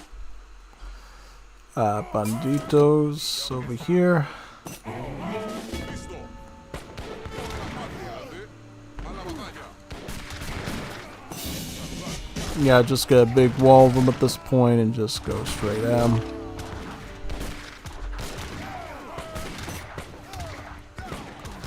And then he's probably going to be looking to get up as soon as possible to get his refurbished firearms. Picking up liturgy at that point. So what does liturgy do for him? Oh yeah, from the church, is that right? Yep. So he's gone with the same revolt for, yep, and what cards is he getting from this? He's going to be getting Basamento, settlers and infantry train faster, especially revolutionaries. So this is probably to allow the soldados to train faster, because normally they're a 2-pop unit, as well as the outlaws. They're more than 1 pop, so they will train slower, right? Because that's what the game basically does. If a unit costs more than 1 pop, their training time will naturally be longer. So a way that you can mitigate that is with additional cards that you can basically set up to make these soldados almost as trainable as the musketeers, right? Because what makes the soldados better than the musketeers is mainly their stats, and eventually their refurbished firearms and their charged grenade launcher that will actually deal some splash damage into the lines of all the Portuguese halberdiers and musketeers that he's making. Yeah, I just think though, yeah, he's got to be a little bit more careful about this, because what's happening is Elias now playing books out of what Phoenix does, and he's just running around the map, setting up control groups of halbs all over the base and starting to go into a full siege rampage all over the place. And that's just gonna really take things out at this point. Yeah, exactly. So he's got to do it a little bit better than that, pretty much. Yeah. And now that I was thinking about Armenians and Georgians would probably have to be played slightly differently than I wanted to, because I remember you don't get your explorer unit in survivals, so basically you can't make peasants, because I was thinking maybe I could make peasants at the start of the game to get an established army, but no king, no peasants. Oh, you basically gonna have to be in the thick and thin of it like everyone else and wait to get my composite bowmen and trebs and all that and start pushing. Yeah, it seems like he's just getting overwhelmed by these halberdiers at this point. It seems like halberdiers are probably like an S tier unit in this total war mode, because they just move fast, they got good siege, they really force you to worry about all fronts, and it's just a really good. I'm wondering if there's any like unit that probably can compete with the halberdiers. Maybe Jag Knights? Yeah, I was thinking maybe Jag Knights. Only problem with Native Americans are, like the Aztecs, is they have build limits on their noble huts though. So how do you deal with that mess? Yeah. But I think in general, wouldn't Jag Knights be better than Halbs, because they like Halbs but they have multipliers against Halbs? Do you like this mode? And he says, does he have an answer?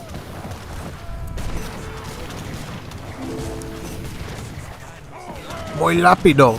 Demasiado rápido. See? Yep.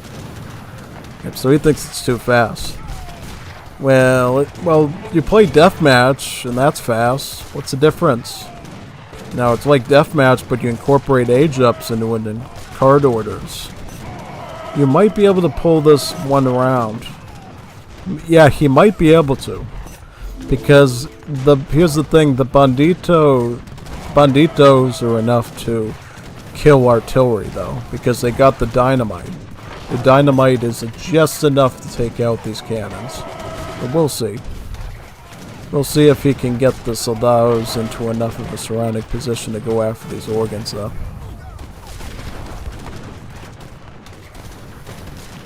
Yep, and then has to go down here with these.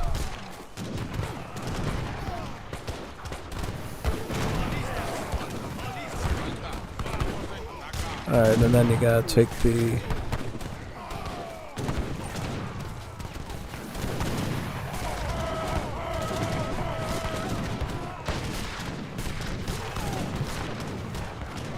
Yeah, I mean... Yeah, you gotta keep spamming it though. You gotta like make sure you're constantly targeting these cantinas and putting out enough riflemen at this point. Now he's starting to get more cards. What is he gonna try to add in Revolutionary Militia with them? Yeah, looks like it.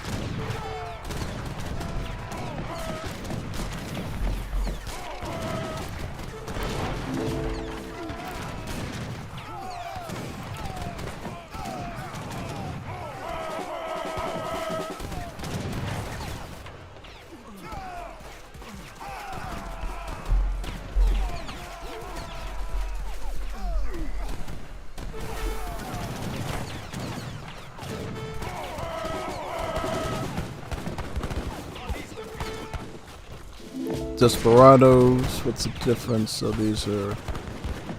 Ah, so he's thinking maybe adding some of the Desperados in is going to be good. With their quicker shootout attack. Alright. Yeah, he's just getting overwhelmed by the organ guns at this point, yeah.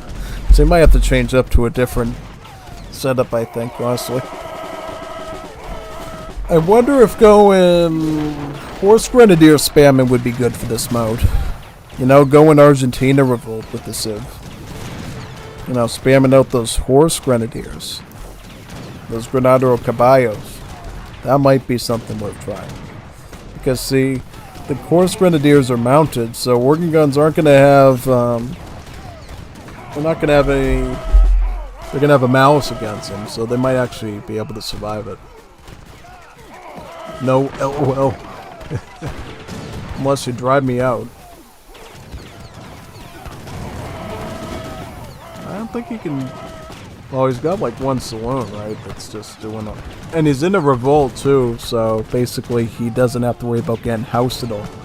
The only thing Aaliyah needs to do is he needs to get a couple of mortars and go after this one saloon. Yeah. Look at all these banditos. Look at all these things. Ugh. But he needs to keep clicking. He needs to be training. He need to be macroing. Alright, yep. He is, okay.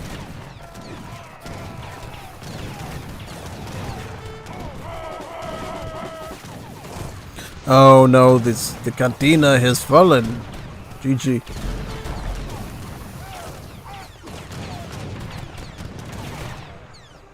Perfect.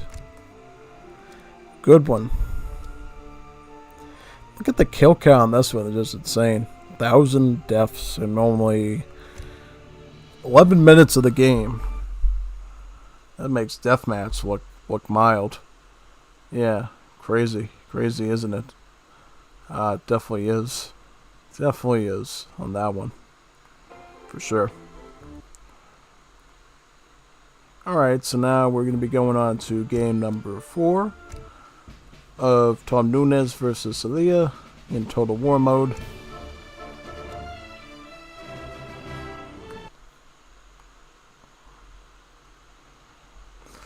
It's like Zombie Horde, yeah, absolutely. Exactly what it feels like when I watch it.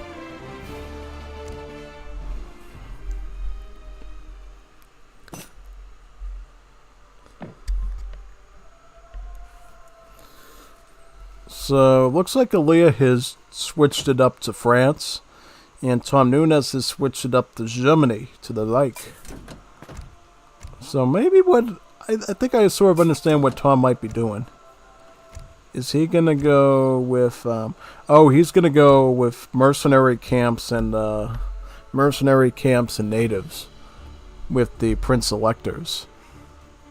Alright, that I kind of understand that now. I think it might work. We'll see. We'll see if it works.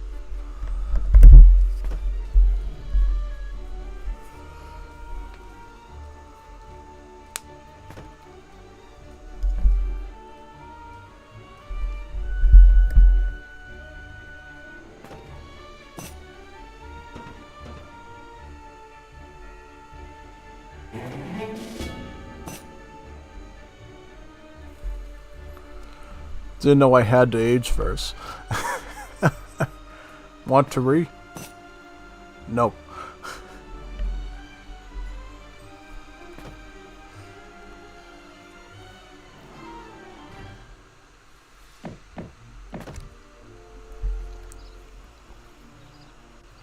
Master surgeons? So he's gonna use surgery? He's going to med school? Our little Juanito's gonna become a medico? Oh, interesting. He's gonna become a medico. A doctor. And very interesting. So what's he aging up with now? He's going with the Exiled Prince, Fast Age Up. Picking up a church.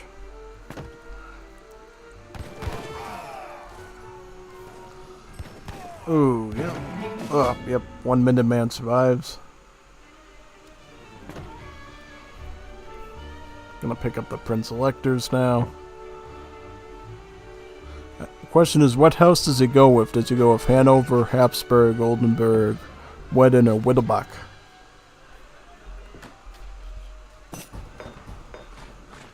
Get a bunch of racks out. Probably gonna make some sort of skirms out here, right? Got some Unans. I mean, against... I don't know. Well, Unans against muskets is kind of iffy. But if he can get some good numbers, he can do it sometimes. Yeah, definitely the Prussian needle gunner skirms is a good move. Here comes those native embassies. So maybe he's looking to get a bit of map control by being able to add in some of the natives here. It's only possible. Too bad you blockade in 30 minutes. Because then you'd be able to use Circle Army to just circle in a bunch of units. Yeah.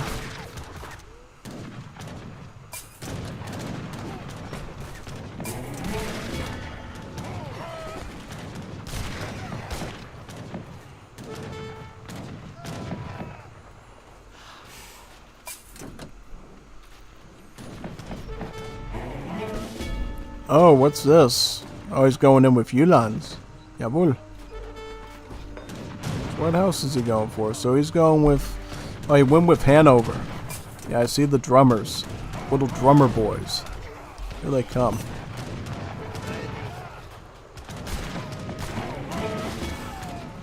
So he's going to try to use these drummers to boost up his skirms. Very interesting move.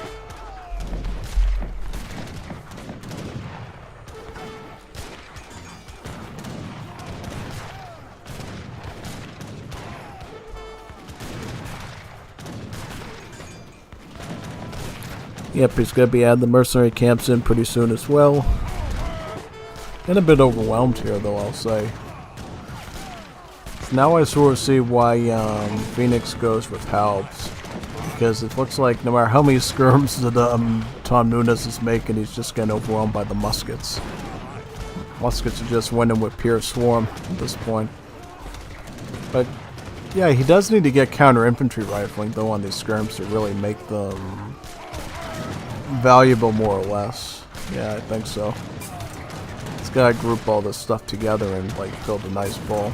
Just defend that way. Hang in the Black Brunswickers now.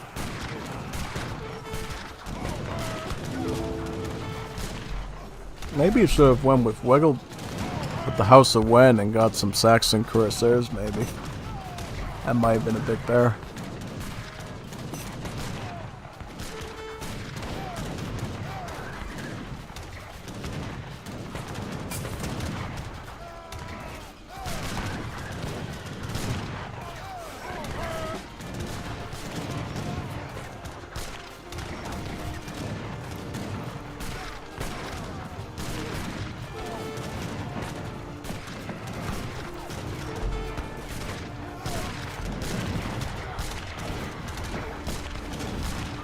Yep, veteran dragoons.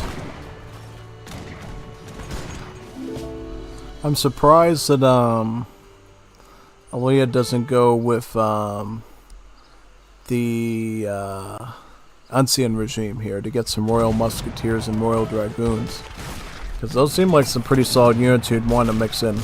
But I can sort of understand why, because every additional building type you add into the mix is one additional building said you have the micro. You have the macro and micro pretty much, so I probably wanted to keep it simple. You know, the KISS principle. Keep it simple, stupid, you know. Try to make as many few types of unit types as possible, basically. Yeah. Pretty much. One good thing, I guess, that Aliyah gets with the muskets and halberds of this civ is they can get combat promotions pretty much through this card over here, the French Royal Army. They receive extra hit points and damage with each kill they get, which is really nice. Up to 3 kills, that is, because if they kill 1 unit, it's bronze, 2 is silver, and then 3 is gold, I believe. Yeah. Here's all the surgeons, all the wannabe doctors here on the front lines. You know, they went to med school thinking they were going to work at some children's hospital or something, but no, they're having some French guy that smells like frog's legs swinging a saber at your head. It's totally what you went for when you went to med school.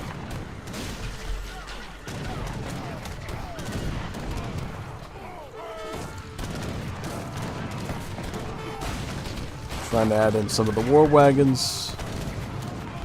Look at all these surgeons. Is he going to go surgeon spamming? He's going to go surgeon spamming. Spam surgeons, Am. See what happens. Spam the surgeons. Look at the surgeons go. Nice surgeons. Yeah, actually, yeah, they are good. You know, people don't realize that surgeons are actually decent combat units because they have high HP. They actually have more HP in this stage than the Hussars do. Imagine a fully equipped cavalry unit like a Hussar being more prone to dying than a surgeon. Like, how is the surgeon that strong? Like, is it because they have to, like, break ribs sometimes to get to people's organs and stuff? Like, how is the surgeon so strong? Well, they move so fast with drummers. Imagine having an army of drummers with a bunch of surgeons attacking the enemy. Are they using, like, their surgical tools to fight, or are they just using their bare hands? Like, yeah, that's pretty scary how good these surgeons are taking down the cannon, basically, right? Almost. One thing is they only have, like, 5 hand attack, right? Are they infantry? No, they're just a healing unit, so they're not infantry, so cannons have no multipliers against them, so surgeons are actually more durable to artillery fire than trained military soldiers are. Who knew that med school had so many benefits? So many benefits. So making doppels now, but I don't think it has silicon steel, right? Or anything like that. It does have the hand infantry combat, so a little bit of a stat improvement there. Not too much, though. No.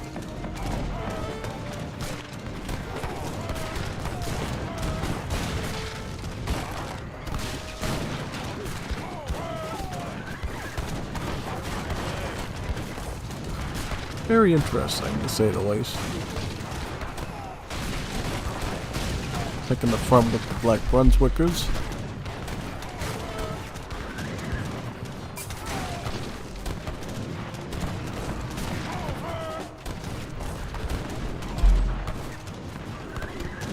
Seems like Tom is having a little bit of an easier time this time setting up a bit of a defensive perimeter though,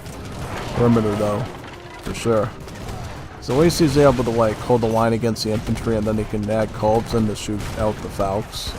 So yeah, I think Tom Nunes is getting the hang of it now, basically. Yeah, it seems like it. Seems like he's getting the hang of it here.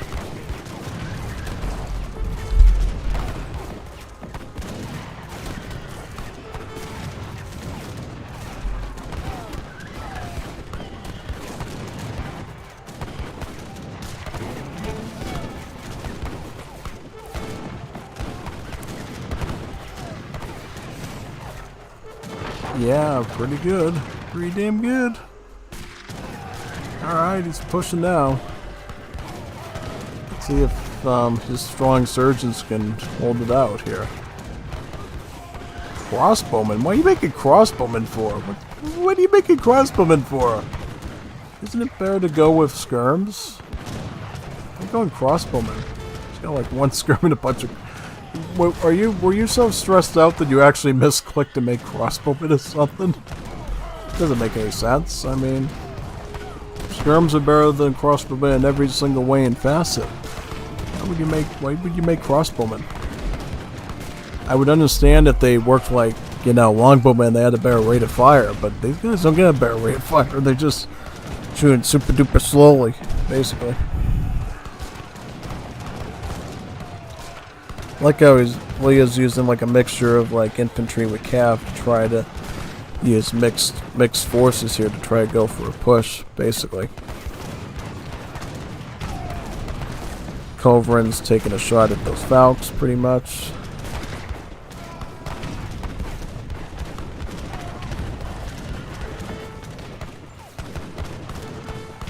Yep, the Tokop Hussars from they have embassy there. These are only one pop, so pretty good hand unit overall. And some pretty reasonable stuff there, right? Yeah. Good rate of fire, like 1.28 in the melee. It's quicker attacking unit than these Hussars are, so it definitely does some pretty good damage overall. Mind you, this is only age 3. I imagine they'll become even better once you get to like age 4 and 5. That becomes a thing at this point. Looks like Aaliyah's like making gains up here though, which could be a problem. We'll see. We'll see if Tom Nunes can make the push here.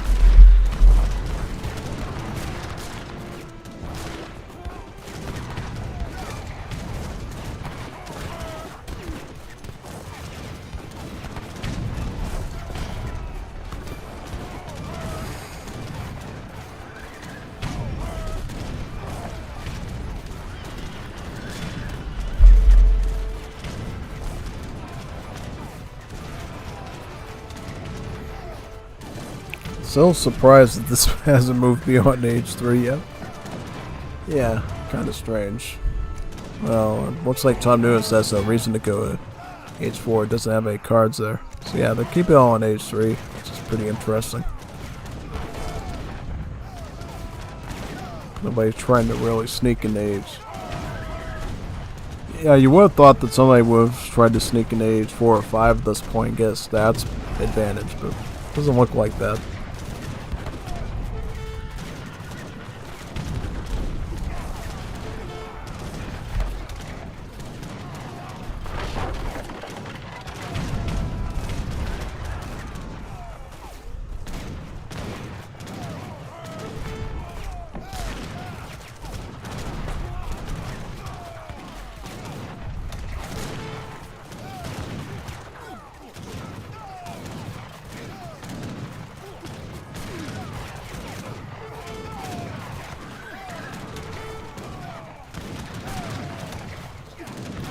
Don't get faster cav infantry in age 3 though.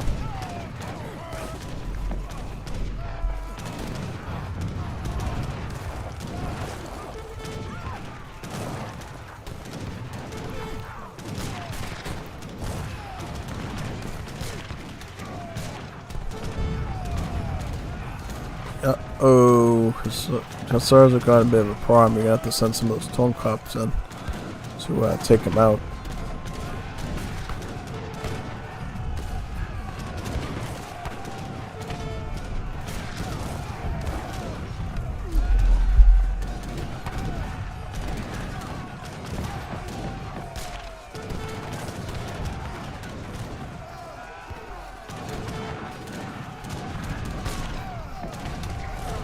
Comes the Doppels.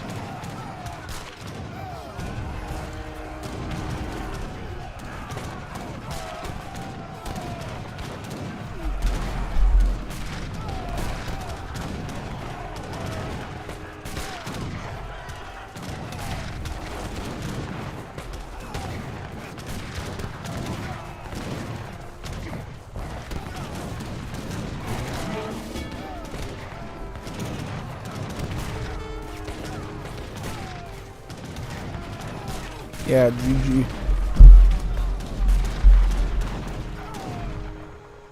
Very interesting one. I think Tom Nunes is starting to get a bit of a sense of defense at this point. Unlike the previous ones, yeah. Seems like it. I mean, looking at this, Tom Nunes actually got more kills this time, so he's starting to, you know, he's starting to get into Aaliyah versus Phoenix territory, you know, where he's at least getting the higher kill rate now. Oh, that's pretty good. That's definitely good. I wonder how he's going to do in game number 5 now.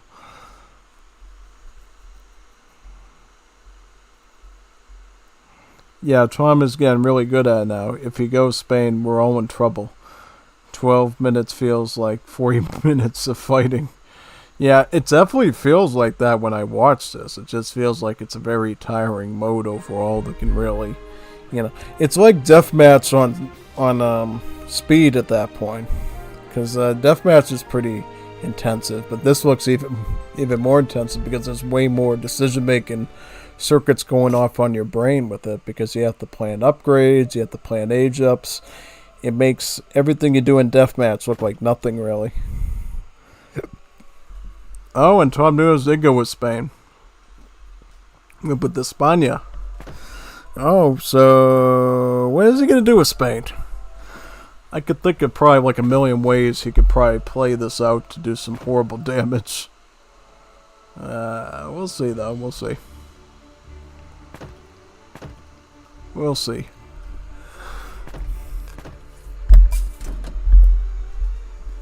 We'll see for sure how he handles this one.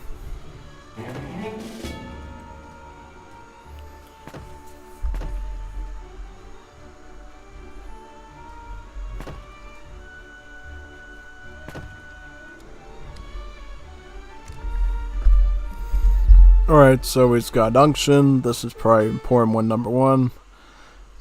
Hidalgos.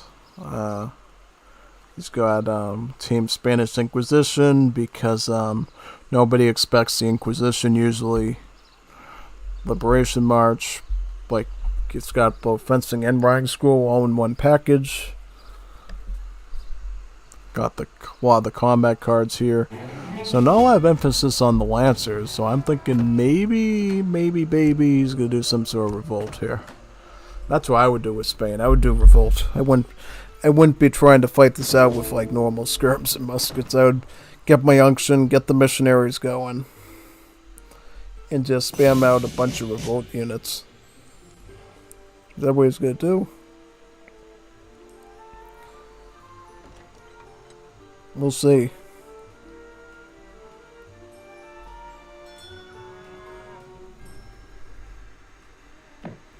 We'll see at this point which one he goes with.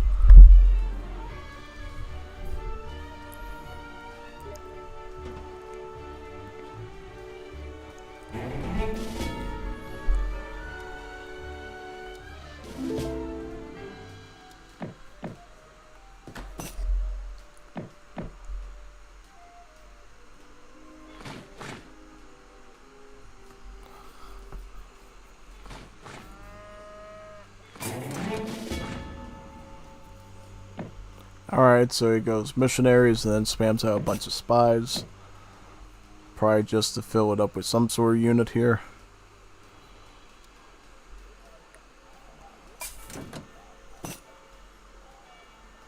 Spanish Inquisition. Nobody expects the Inquisition except for Tom Nunes, of course.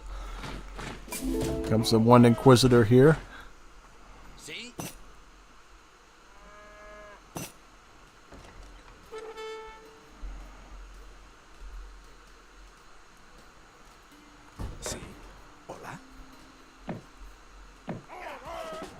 Oh, attacking with some pikemen in the front to cause a bit of a ruckus. That's pretty good. Yeah, I don't think he sticks this out in H3, right? He gets like horse grenadiers or something, I can imagine. Yeah, that's what I would probably do. The bishop, get another town center, why not?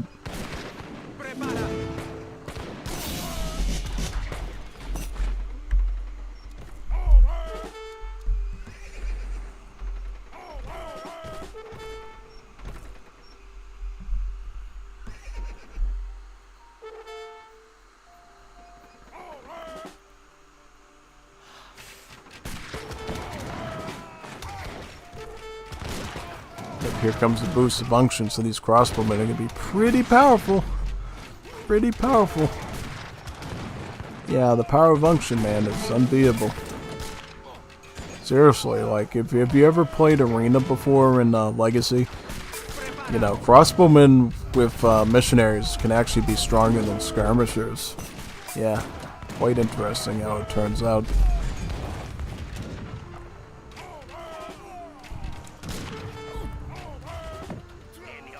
Come some of those spies. No agent though, that's kind of interesting. I would have expected him to do a Argentina of some kind here. We'll see. We'll see if he does. Oh, look at the spies going after the cannon. No, they didn't. They're just running. Just run into nothing. What are the spies doing? They're just running into mayhem. They could have probably taken this out, but they cut into that can a bit. Boosting up all these hussars with function. You gotta manage the missionaries well, though. That's the thing. You gotta learn to do the Toledo Ole Santiago missionary gameplay. If you don't know how to do that, it's gonna be hard for you to justify going with Spain.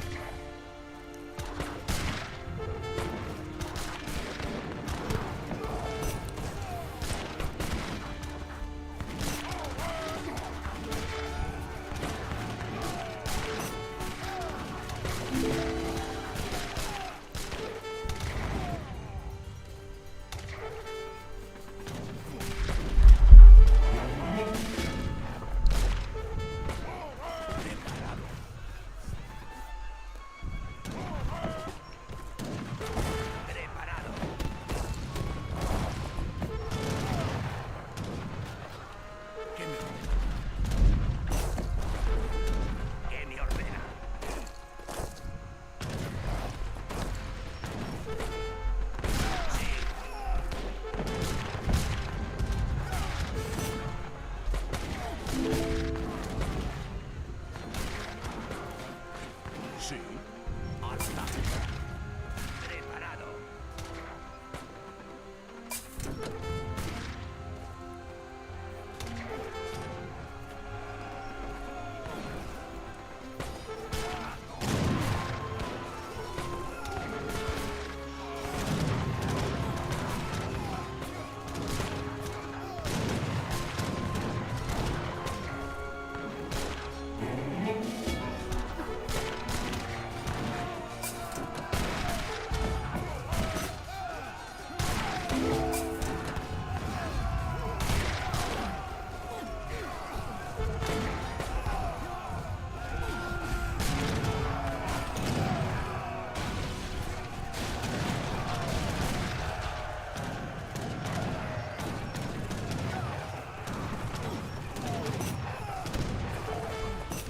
Boosting up with the skirms of function is actually pretty powerful. Yeah, it's gonna go on them a pretty good edge in taking out musketeers and dragoons. Now you're just gonna need some sort of culverin or something to take out falcons now, or a good hussar charge. ¿Qué me ordena?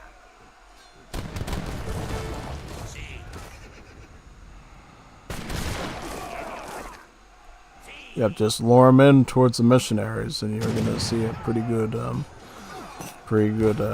situation there.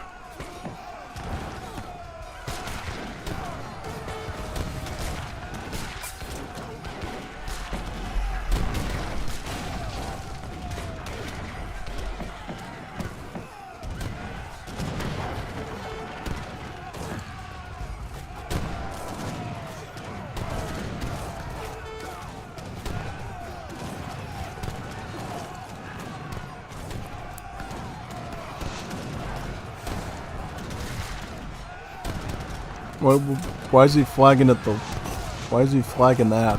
Why isn't he, like, make some units or something? Oh, is he, like, trying to test the waters to see if he needs coals, or... It's kind of weird. Yeah, that's kind of weird.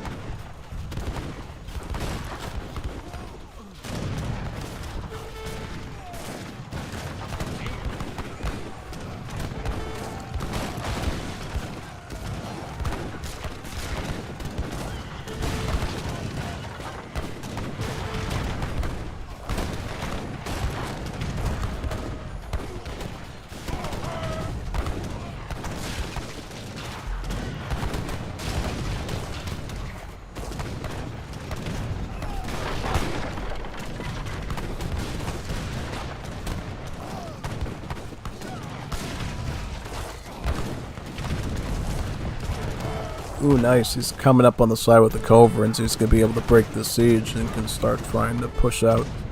Only problem is you got intense French presence up here too that's basically stopping your construction in place, and they're going to start construction there too.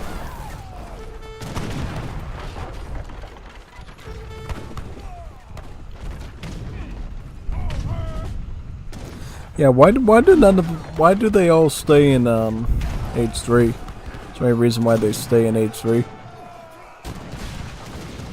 I would try to get a revolt to Spain and get some horse grenadiers. Go horse grenadiers, spam on everyone. That could be pretty powerful. Oh yeah, I mean if you spam a bunch of horse grenadiers, that could be pretty frightening. Maybe with some dragoons with the missionaries.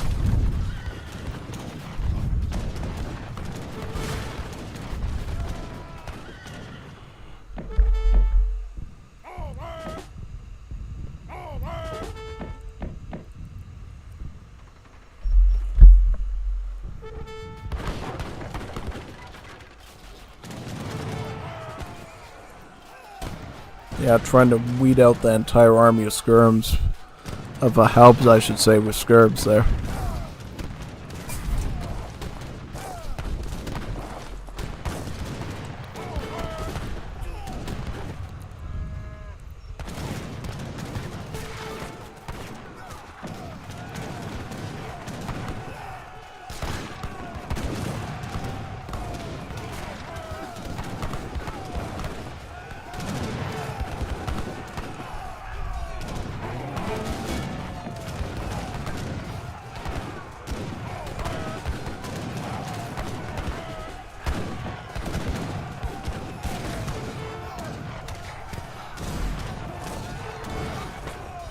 Now add in the pikemen, those infamous Spanish pikemen.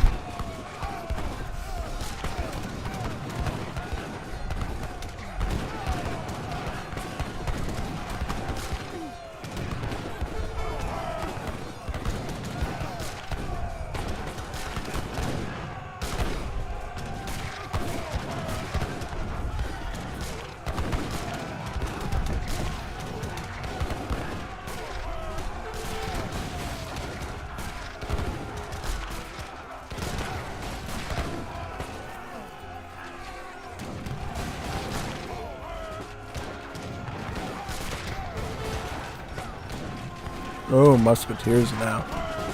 Very interesting.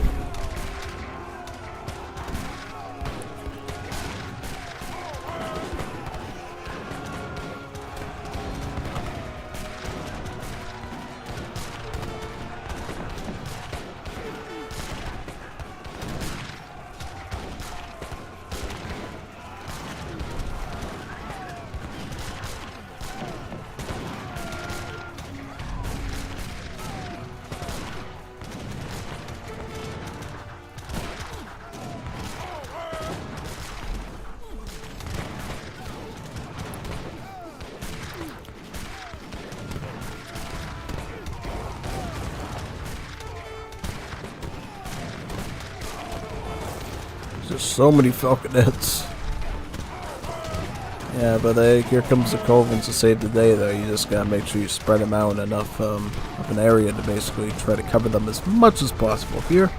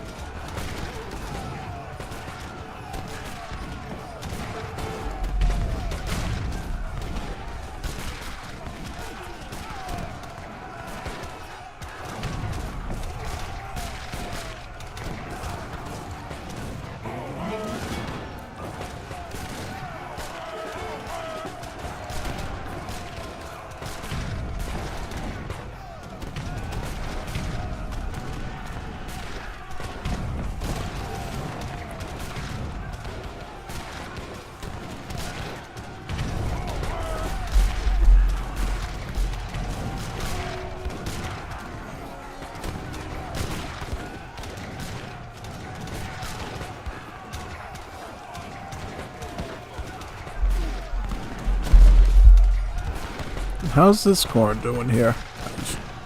Yeah, that's completely decimated. Is there any Courier de Bois? So there's a town site here, so that could be used at any time to push on that front.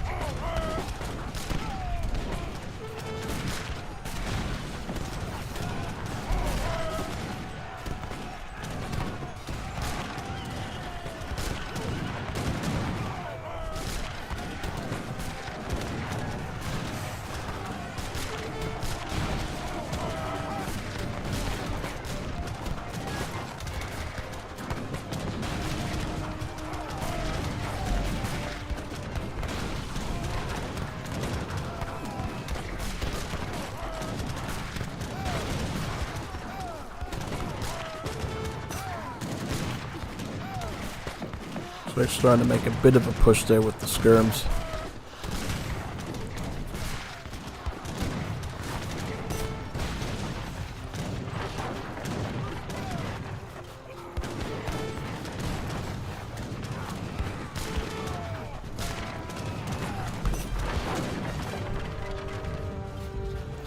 Ooh, you're never safe with this pikeman though, Spain.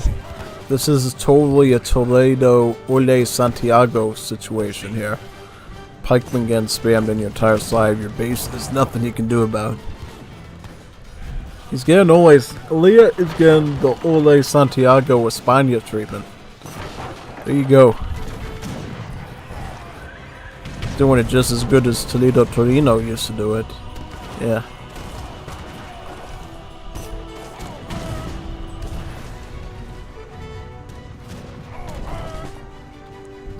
Be able to take these last ones out with those coves.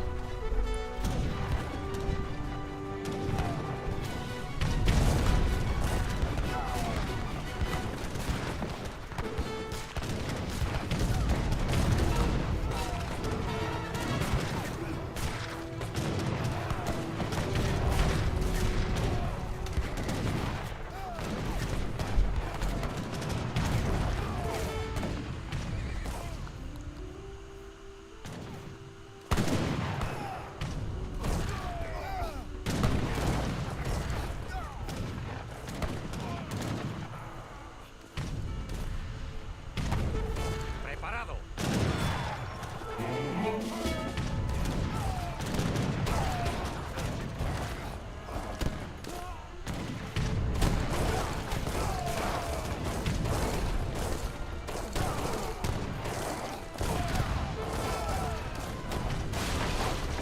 Gonna roll these Falcons up now to try to blast down this big mass of French infantry.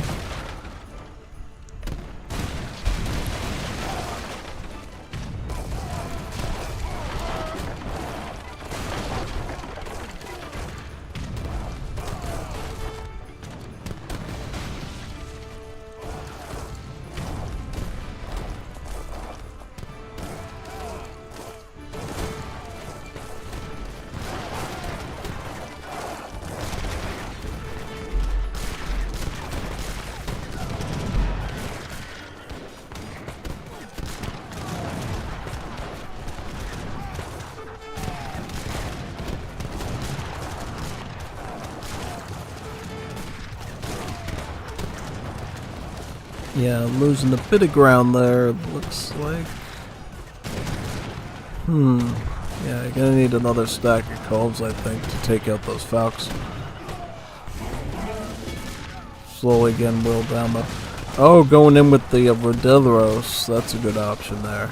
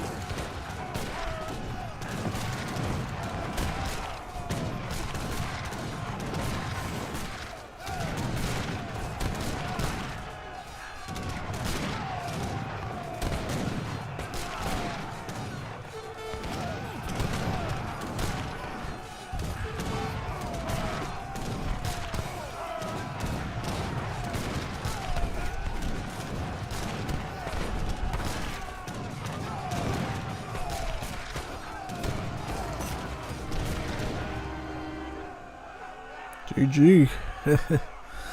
Yep, quite an interesting one though. I'll say that for sure. Oh, Aaliyah regained the ability to get more kills out of you though. Yeah. I don't know if that horse grenadier thing would have worked out though. Certainly would have been an interesting thing to try though, for sure. Probably would, I think. But don't they have a mouse against... I don't know.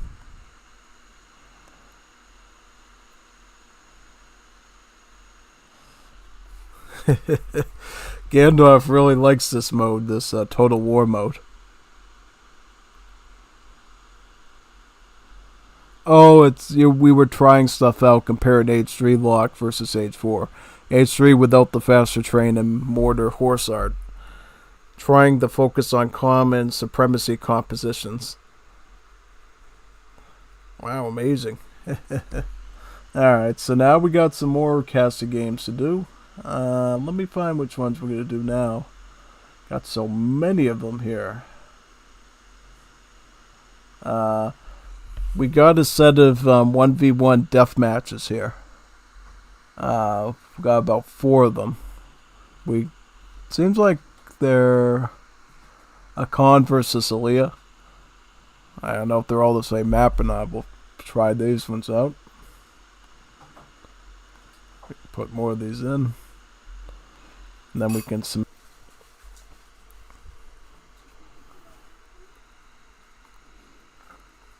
Alright, that's reloaded. We'll check the folder now. And how many of these we got? We got 1, 2, 3, 4.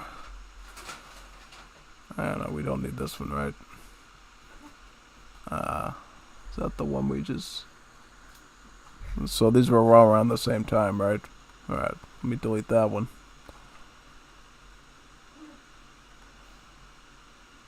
Let me try this. Okay, so that's gone. Alright, so I'll copy these 4 in. And we can try these ones out now.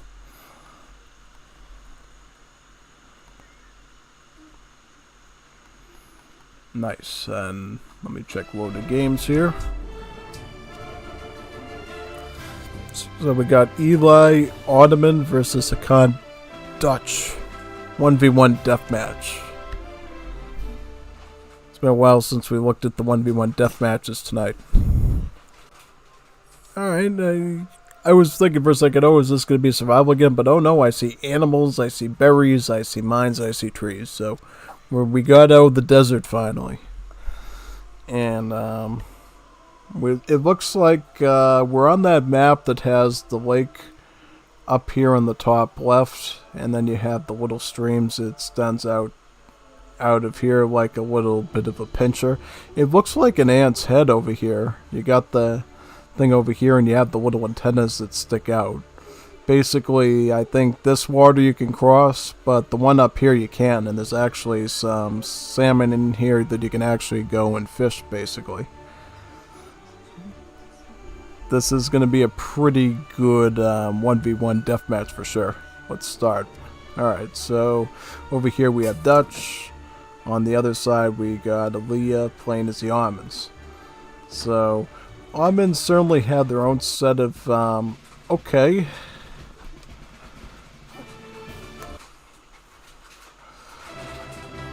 Playback stopped because it's out of sync with the original game. It's kind of strange. Huh.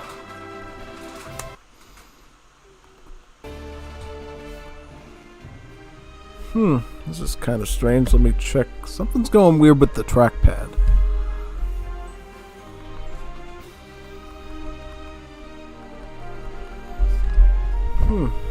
This is pretty strange. Let me try something here.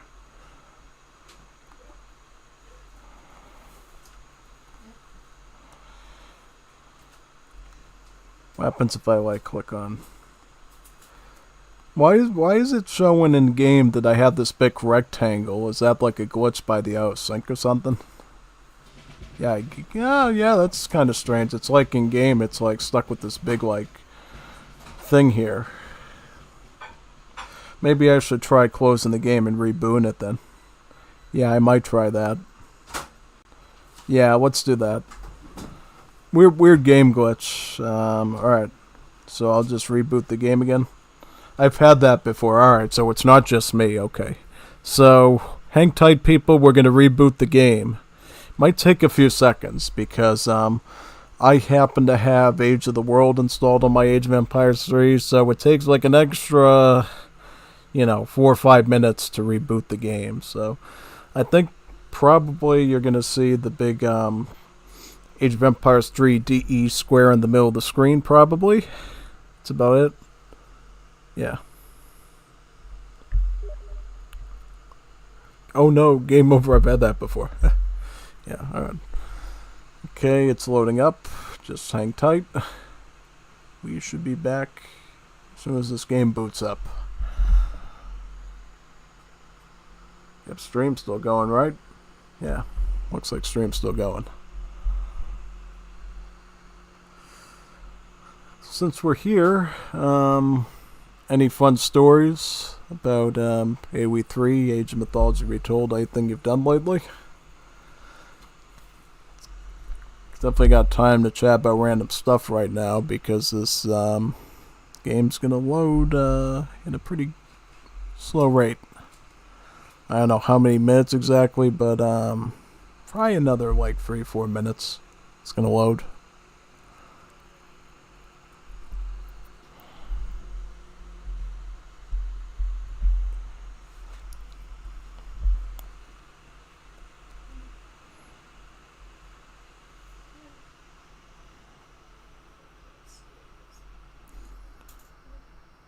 Yep. Oh, you can't see the box. That's interesting. I was looking at the OBS screen to see if you at least see the loading window thing for Age of Empires D. Nah, just gotta wait for it to boot up then. Yeah. If I didn't have Age of the World, this thing would have already booted up like by now. But because I have Age of the World, I have Age of Pirates, I have number of other database mods like Fantasy Monsters on here, it just takes a really long time for it to load. How long it loads, I don't know. I think it depends. I've seen it load sometimes in times of like 5 minutes, sometimes as long as 8. I don't know. So we'll just hang tight here. Yep. One thing I'd like to do this week is do some Age of Mythology Retold again at some point. Haven't had a lot of time to do that because I had to, take a lot of time this weekend to learning Age of Mythology. Basically learning the Overlay 2.0 for ESOC TV, basically, because I'm basically production there now, so I help out with those streams, which is pretty cool. Yeah.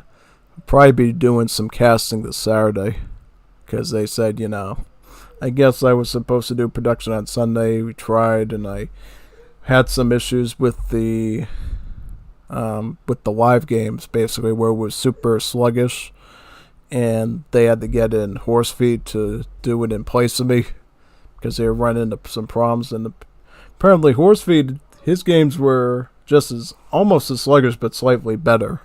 Because the thing is, you certainly want to have longer live streams no matter how you're doing it, but you don't want the game to be so sluggish it's like people are rolling their eyes like, really?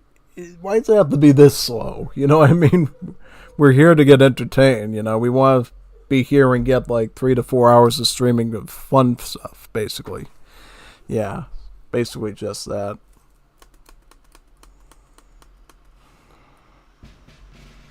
Alright. Everybody's seeing the game, right? Alright, so we made it.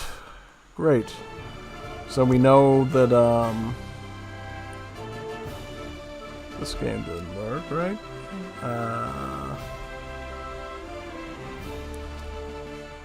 This one doesn't work. We can do France versus Ottomans, though. Let's see if this one works. Is it going to be the same map or a different map? Alright, so it's going to be, I believe this is Pomerania, right? Yeah. I like this map. This one's pretty fun, So the cool thing about this map is, while we're watching it play, is you get this little island up here where you got like a single house of, well, either a House of Vasa or a House of Wen native up here. And people can stick all their town centers and stuff up here and sort of sneak out and send naval attacks right around this coastline over here. It's certainly pretty powerful in Supremacy, but in Deathmatch I can imagine you can gain some extra map control aspects from it pretty much.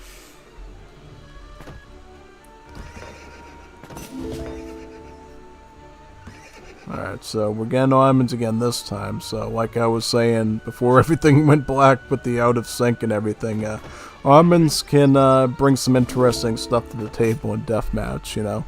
Certainly they get some pretty strong units, the Abyss Gunner, the Janissary, they can obviously ship in Safahis, but the one thing that you get that we saw earlier today with another Deathmatch is the Janissaries can build military buildings, thanks to this card here called the Der Bentler, which, lack of a better term, is battlefield construction pretty much. Allows Janissaries to put down barracks, stables, and artillery foundries, which is quite powerful actually.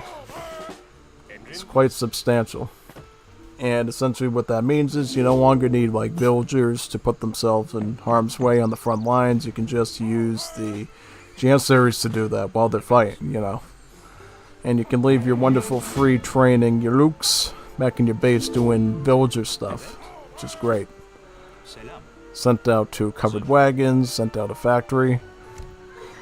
Getting these covered wagons is quite substantial because these covered wagons can turn into town centers, and as you know with the Ottomans, your villagers train automatically, right? You don't manually train your villagers, you basically let the villagers train automatically, and you do most of the fighting in the front, which certainly helps you out quite a bit, yeah.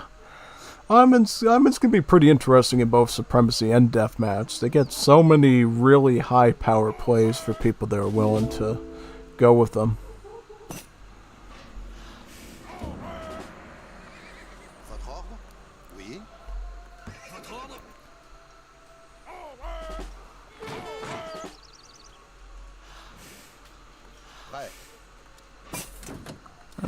Alright, so now we got, let me see.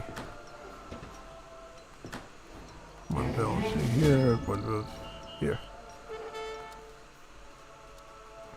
Kognigstein. This is pretty good, the Royal Saxon Grenadiers, so picking up all the native techs, those ones are pretty strong. Alright, so now we're starting to see the Rameliets go for a push onto the Royal Musketeers here. Certainly these Rameliets have the advantage of attacking a bit quicker than Hussars do with the rate of fire of about 1.2 when the Hussar normally has a rate of fire of about 1.5, I believe. So yeah, they can go swinging and slashing very quickly. Here comes the Abyss Gunners. These things are going to be a frontline tool for blasting down those Dragoons. Culverins are going to be used to try to make an advance onto these mortars. This defensive wall by the Ottomans adds another layer of distraction here for these artillery and gives the Abyss just a weeny bit more time with the Culverins to attack their intended targets, right? And obviously as they're distracted down here, the Rameliets are going to take some time doing some swinging with their swords against the Dragoons, you know? Well, they do technically get countered by the Dragoons. If the Dragoons aren't paying attention to them, the Rameliets' rate of attack can actually be a ferocious threat to them, you know, since Dragoons don't have hack armor, you know. If they were like Cav archers, yeah, they could probably withstand a little bit, but nope, they're gunpowder like Cav, so they have pierce armor. Here's some Cav archers actually right here.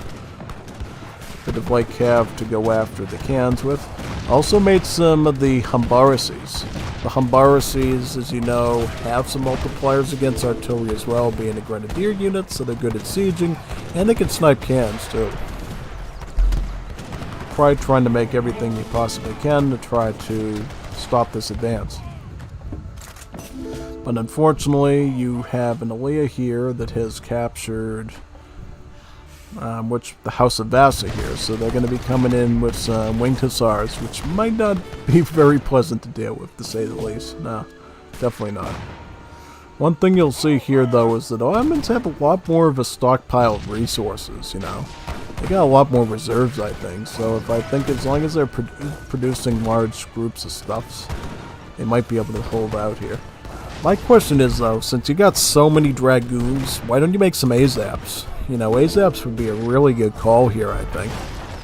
100%. I would make Azaps myself, personally.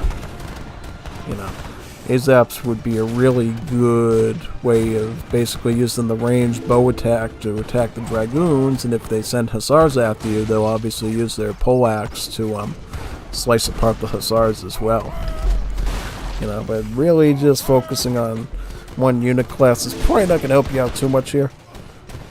Because Alea's not going to give you too much time to breathe, you know, just like no one is in the deathmatch. Deathmatch is to cause sudden death, basically, to end your opponent as quickly as possible, because you got a big stockpile of lying around resources to do that, you know? Basically it.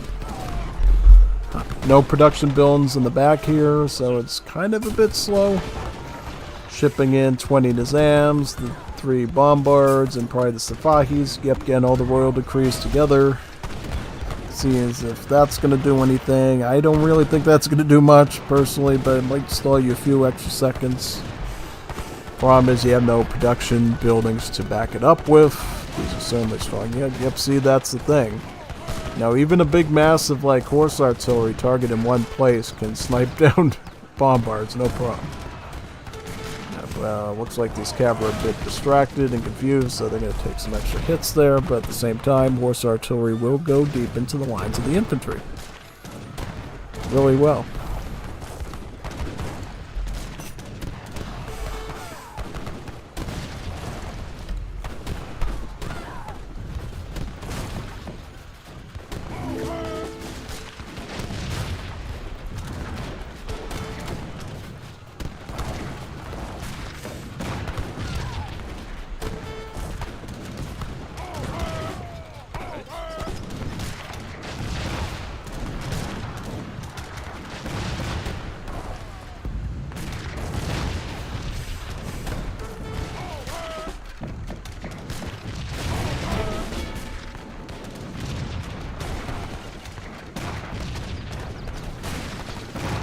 Oh, here comes Leia Petards coming in for a surprise.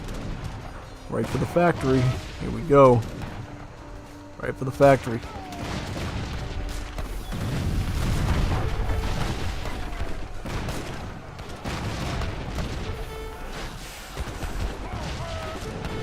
Got the shipment of Azaps coming in to save the day. Only for the day to go away anyways, yeah.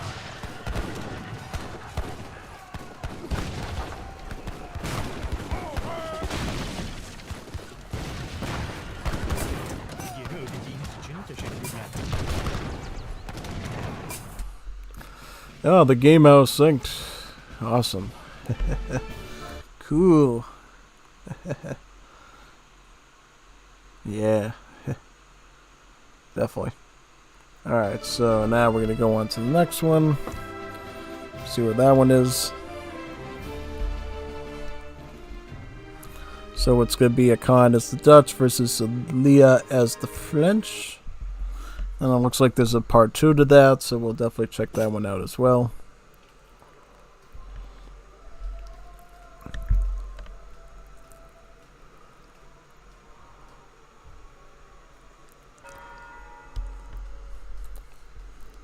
Alright, so what map are we on?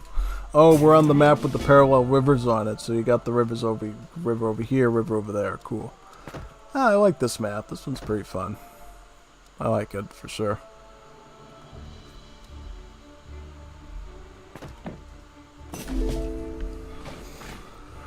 I think in this matchup, certainly as the Dutch, you're going to spam out a bunch of riders, probably. You already see a shipment of them arriving in right now. Riders are certainly pretty good because, well, French are pretty well known for their hand cavalry, right? Like their cuirassier spam, their hussars are pretty solid. So riders is a pretty good thing to go off the bat with some skirms, of course, and some artillery. Yeah, so we'll probably see a mixture of artillery, skirms, and riders here from the Dutch. And if France, for whatever reason, overextends with the skirms and artillery, then they can, of course, add in their own hussars, you know. Yeah. And we might see help. Oh, we see Albs. Halberdiers, the Stadwatch. The Stadwach. These are very strong indeed. Almost 40 hand attack. Quite impressive. And even before all these combat cards get added into it. Pretty impressive, actually. An infinite ship into pikemen? Okay. Kind of interesting. I'm listening. Yeah, pretty cool. Alright, we'll see.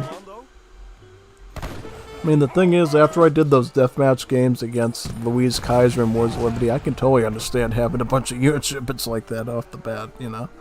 Yeah, I mean, you definitely need them, I think, just to get you through the first few moments of the game, and then you just sort of have to start build. Right off the bat from there, pretty much.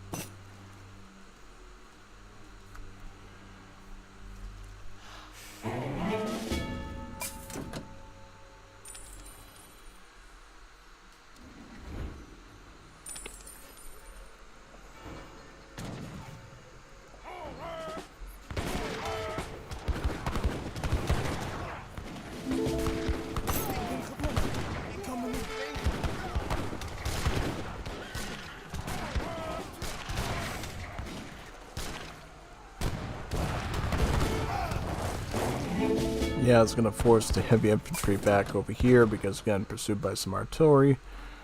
But is he going to be ready for this flanking here of these Halb, Spies, and Musketeers? I don't know. Well, he's just sent out the Blue Guard and has the Red Lancers, so he has a bit of a defense here. So maybe hold off until Akonstios can get some sort of a defensive over here, perhaps.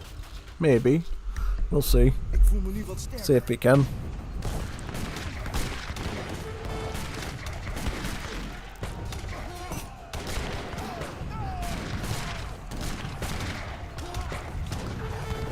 Definitely, for sure.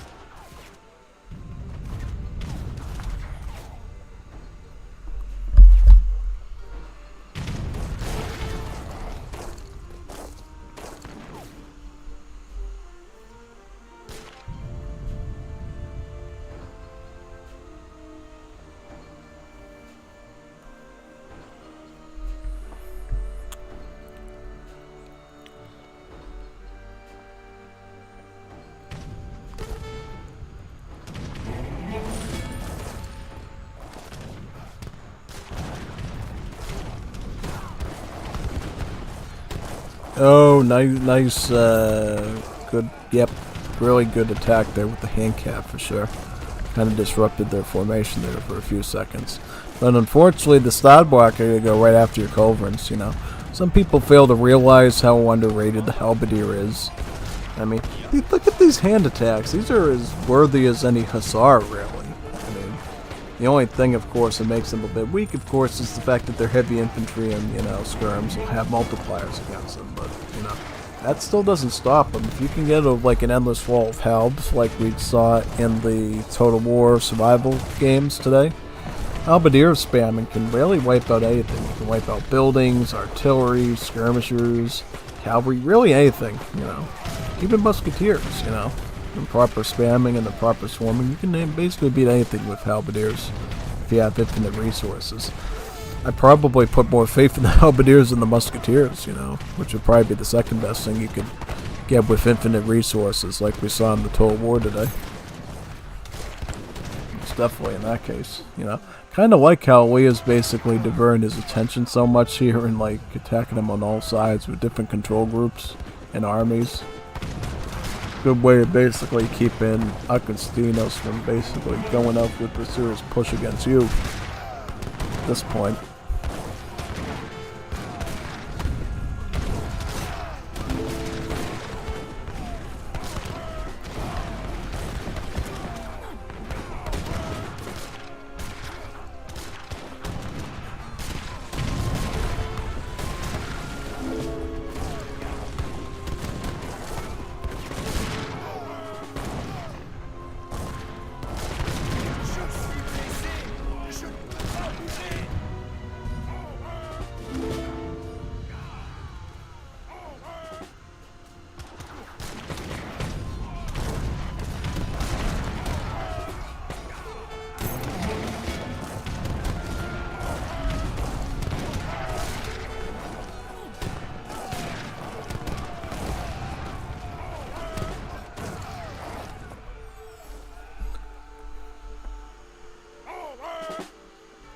Alright, so at this point I would say Agostinos, you probably want to go with some sort of attack, I would say. Yeah, most likely you probably want to go with some sort of a push here and just go full throttle. Yeah, most definitely.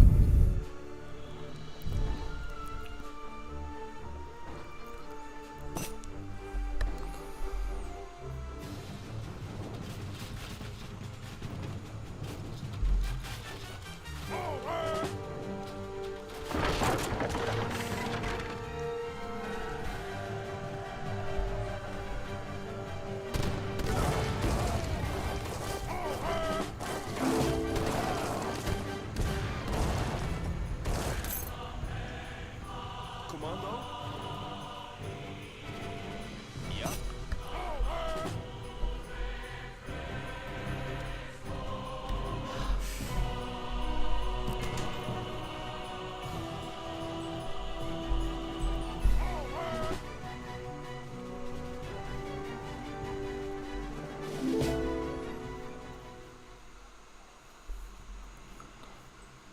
Commando?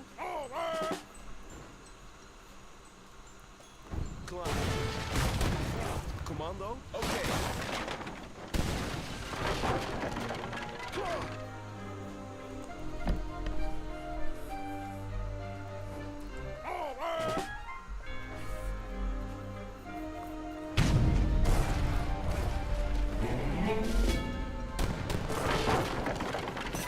Ja? Ja. Ik ga. Ja.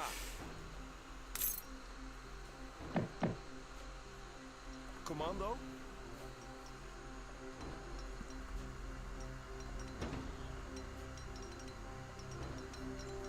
Klaar. Let's see. How does he pull out? Oh, but now the culverins are coming on the front side, so this is going to be a little bit tricky to do.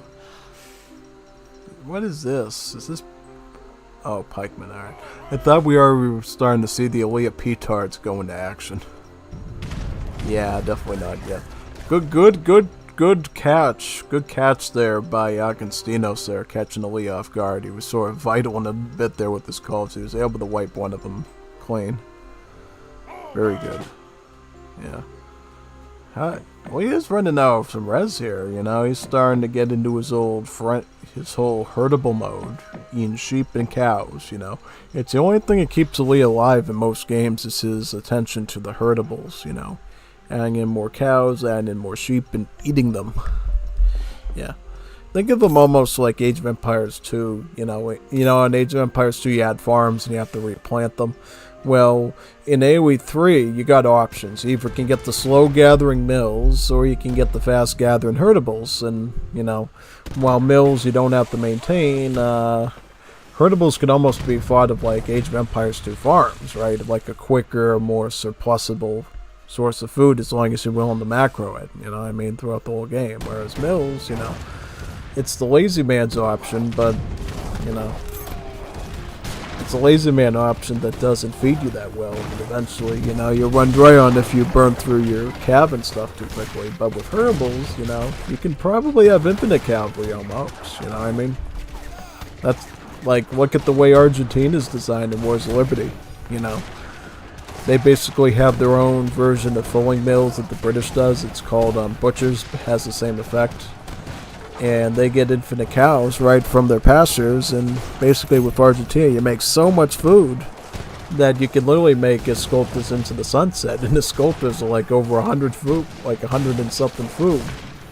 Or the horse grenadiers, the Granado Caballos, or you can go full one-pop spam with the Infanales, the Yanettes, or even the Choqueiro shipments from the home city. I mean, Choqueo, I don't know particularly what it is, but something like that. The Mount Skirm. But same idea. I mean, you really gotta think of it this way, that herdables are almost like, you know, Age of Empires 2 farms, reinvented in AoE 3. So that way you can either choose between these sluggish things or, you know, animals, you know, because animals are great. Yeah. Pretty much, yeah. That's what it kind of seems like anyways. Sure. I know Toledo, the Ole Santiago boy from España, Mexico, he loved herdables. He always used herdables. I think he even begged me to play as Belgium one time with the blue cow card, just to make his cows better. A card nobody ever got but me for Toledo, just so he could get his good blue Belgian cows going. Yeah, pretty interesting. I haven't played him in a long time, you know. I actually talked to him like a month ago. I just DM'd him in Game Range and said, "Do you still do AoE 3?" And he said, "Yeah." And I then just went offline, so yeah, definitely would like to play some Asian Dynasties with him at some point, or maybe Wars of Liberty again. I don't know. I don't know if he'd be into Wars of Liberty now that it's got World War I stuff in it. Kind of an interesting food for thought sort of thing. Because I know he definitely wasn't a fan of the Maori when they came out. That's the last time I played against him, was the Maori patch. He said, "You really gotta stop playing that Civ, they're way too broken with the mercenaries." And that was kind of true back then. They had like this weird messed up thing with the Tupara, right? With the Kupapa mercenary, where he basically took his rifle and acted like a machine gun. He would shoot out like 10 shots over it or something in a rapid succession like the Chuko Nu does for no reason. And it would like spray down an entire army of stuff, which was crazy, you know. Yeah. And then the Fida Fida was just a really OP musketeer. Yeah, a bunch of weird stuff like that. A bunch of weird quirks. Alright, now we're going to see some Falks try to move in and try to sweep this infantry thing under the rug. But it's not going to be that simple, you know. Halberdiers, again, severely underrated. They can actually wipe out your artillery if you're not careful. And, yep. Trying to use the culls as best as possible to take out the horse arty, at least while they're still alive, because obviously these halberdiers are going to eat their way through that. Yeah, see right there, just going with the halberdier spam is enough to wipe out a whole line of artillery. Dutch actually were forced to go into their own halberdiers just to start cleaning that up now. And as you'll see, these halberdiers will actually be able to cut through the crossbows, you know, through skirmishes. If you don't kite the skirms properly with the halbs, they can wipe them out too. It's a really tough situation if you're not ready for it, really.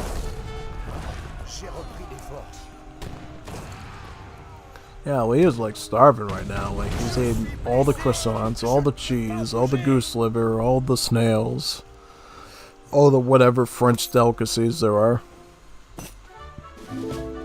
Whereas Dutch are doing pretty okay, you know? That's the thing about Dutch in Deathmatch. They get a big edge with those banks, you know what I mean? The banks basically manage themselves, and you really don't even need any estate gathering, right? You really just need to focus on the mills with your 60 or so villagers in the wood.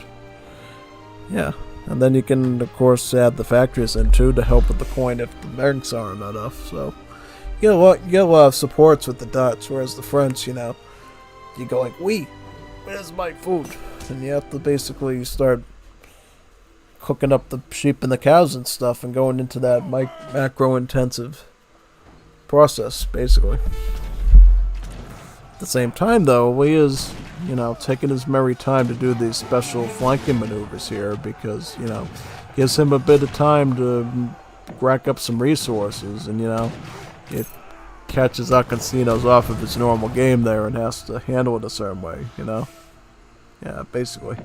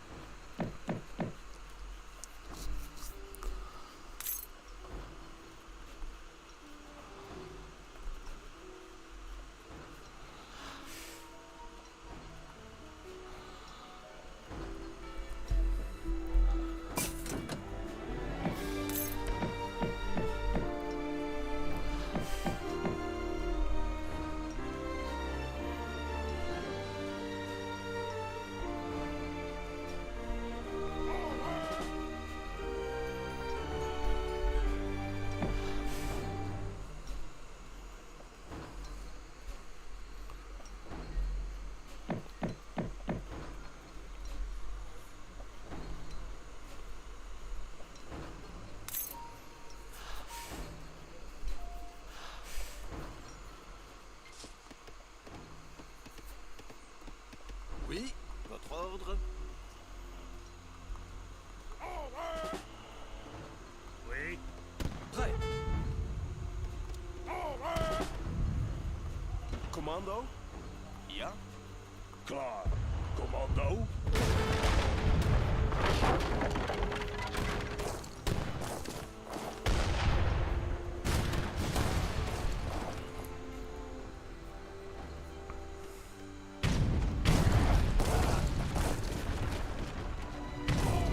Oh, nice shot. 2 for 1. 2 for 1 deal with that hit.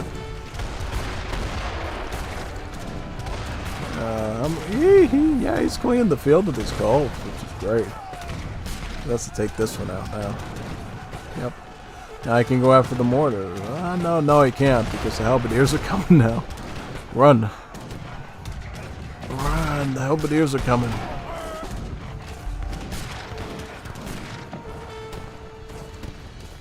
Oh yeah, Leah hasn't even sent all his eco cards yet. He's just getting the rum distillery now, and then he's gonna be able to send sustainable agriculture at some point there and get his maxed out eco on the agriculture stuff. Where's Agastinos? Does he have those? See, he's missing this. He's missing Bank of Amsterdam, and he's missing Bank of Rotterdam. He really needs these two, so that way he can get 2 more banks, and he'll be able to have 10 additional villagers between the two, right? He'll get 5 out of this and 5 out of this, basically. So yeah, so he is missing his max eco right now by missing 2 banks and 10 additional villies. In particular, the banks. You know, I mean, if you want to keep this level of military, that's fair. But 2 banks, that doesn't cost any pop. You know, that's just free coin into your pocket, basically.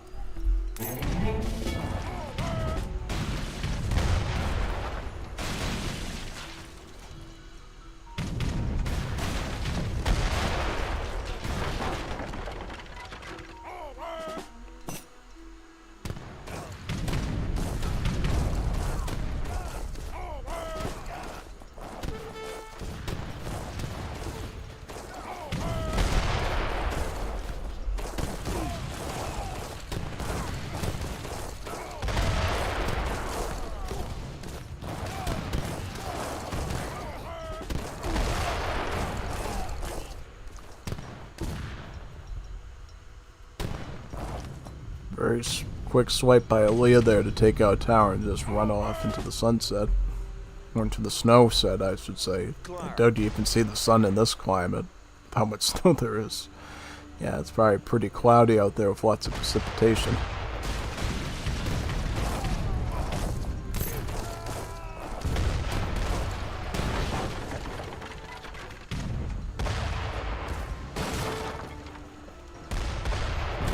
using mortars to show mortar. Oh no, he's using the mortars to wrap the racks.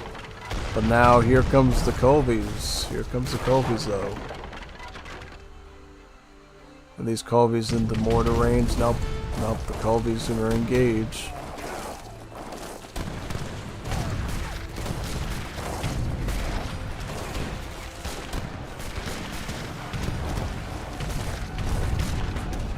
Yep, and just take out this Cobra now.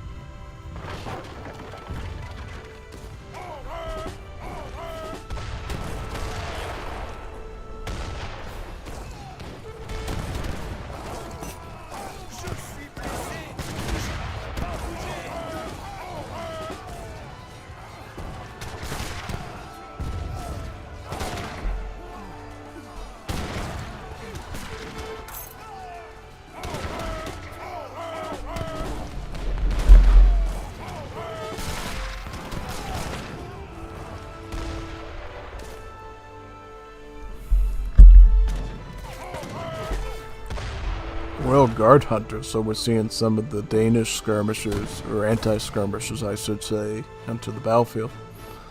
Very interesting though, especially considering this Dutch has mostly been doing just halberdier really. Yeah. It's hard to believe this Dutch also missed Royal Mint too. But I guess when you're not really using the states that much, Royal Mint is kind of a moot point, usually. Yeah. Probably just need the banks. Like we don't need Royal Mint. Definitely should have gone Bank of Amsterdam way before that.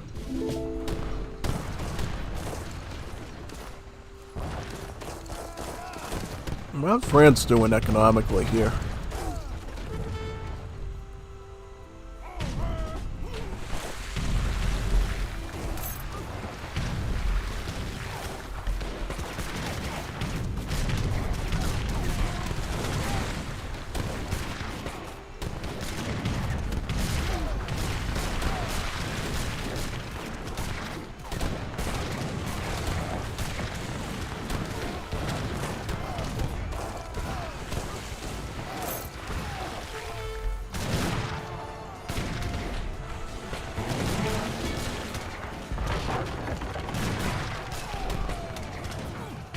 Your cannon micro has improved a lot. I agree with that. I mean, he's been holding off Aaliyah for what, like, yeah, like a almost half hour. Yeah, almost half an hour. It's been holding Aaliyah off. Not bad. Not bad at all. I mean, it'll take you probably 20 years to be Aaliyah in a single death match, but you'll get there. You'll get there. The only thing we've seen beat Aaliyah in deathmatch is the Mighty Phoenix. Yeah, Phoenix can do it, so maybe you'll fall in the Phoenix footsteps there. Going into melee with the riders to go after Coven is pretty big.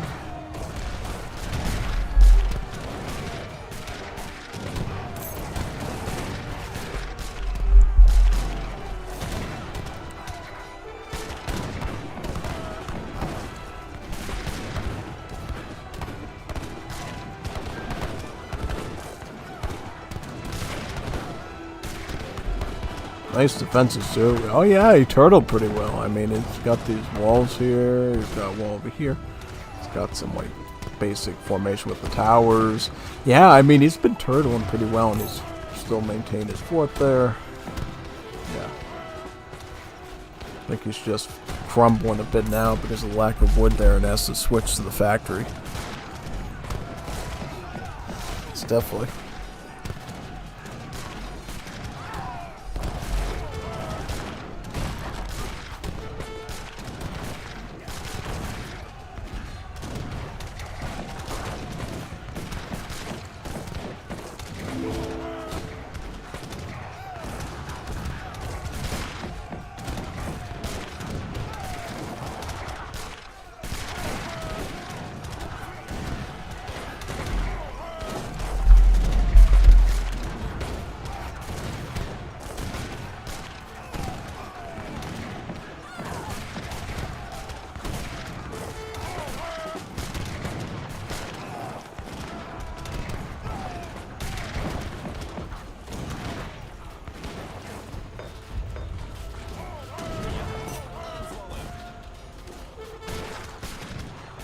GG. Now, that was a good one. You know, I was almost afraid that one was going to out-sync like the past games, but that one made it. That one definitely made it. It's hard to believe that Aaliyah in the end had the bigger resource output, but this is what Hertables does for you. Look at all this food here. Just imagine if Alconstinos did Hertables here. He probably would have had more resources and would have potentially, maybe, survived. But then again, he's just learned how to do artillery micro and stuff, so it might not be feasible to add in a whole different phase of macro, like being able to handle Hertables like that. That might be a little bit tricky to do, you know. Certainly, for that.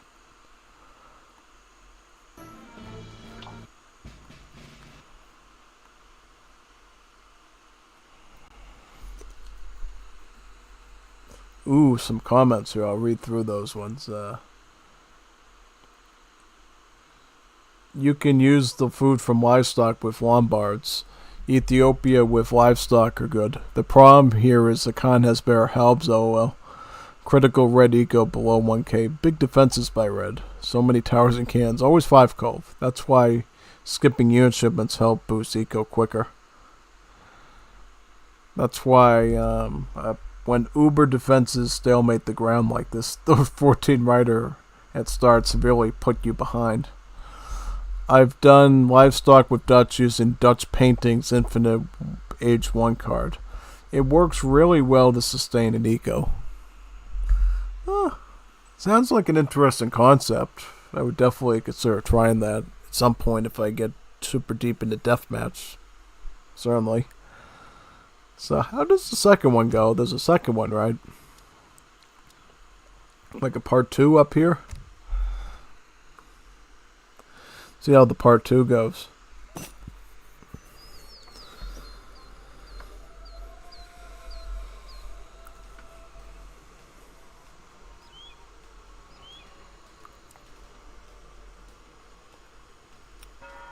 Alright, so it's going to be the same civs.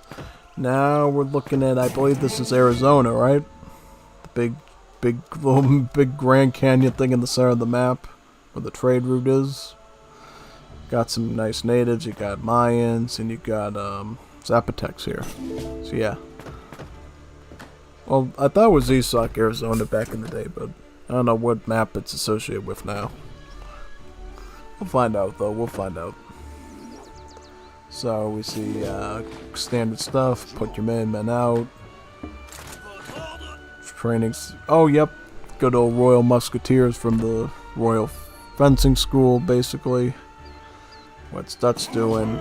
14 riders once again. From what Aaliyah said, basically. It might seem tempting to get a big beefy unit shipment at the start, but in the end it puts your score way behind, you know, into the late game, where it's most likely going to go, you know what I mean? Sometimes you can indeed pull off a really strong aggro in deathmatch and take out an opponent relatively quickly, but, you know, if you can't do that, then the one who's been focusing on eco since minute 1 of the game is going to last it out slightly longer than you do, which is basically a winning strat, really. Yeah, pretty much. Yeah, but we'll see. Certainly don't like how he's just in there with like the merchants and stuff and letting the rabble of the Aaliyah rabble basically start wiping at him like that. Yeah, it's certainly not good.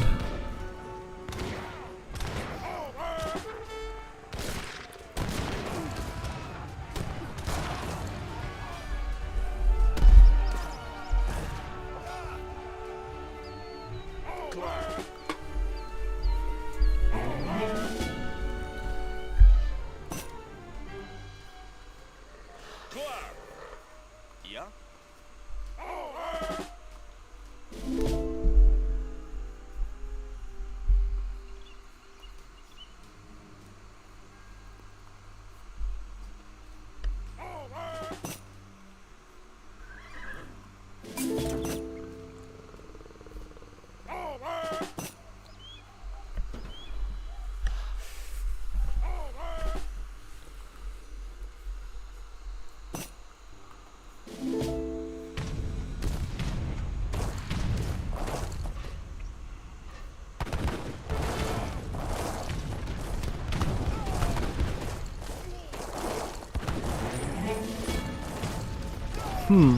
Alright.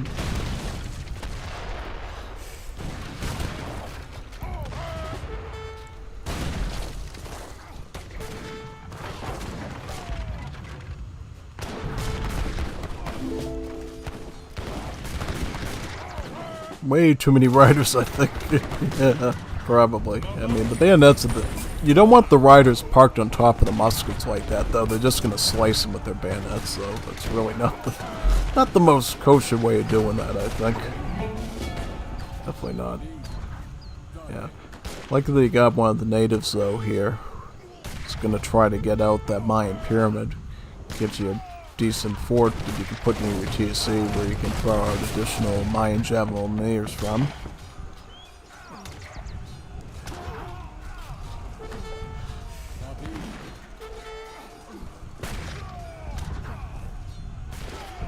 Alright, and...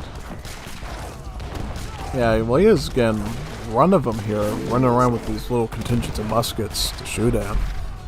Big time.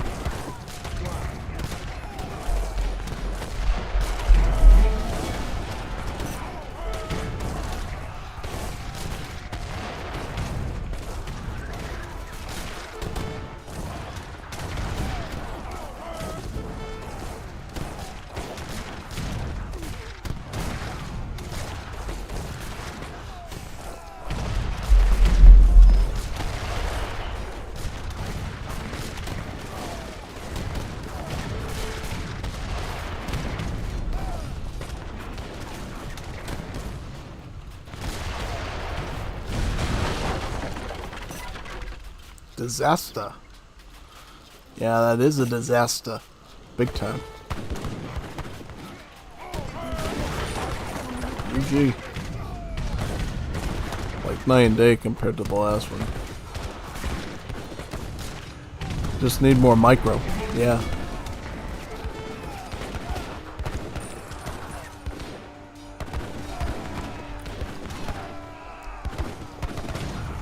Yep, I think it should be managed. Like, certainly parking the riders in front of the muskets was bad. Join us in House of Trading Posts. Always takes an opportunity to advertise the organization. I love it.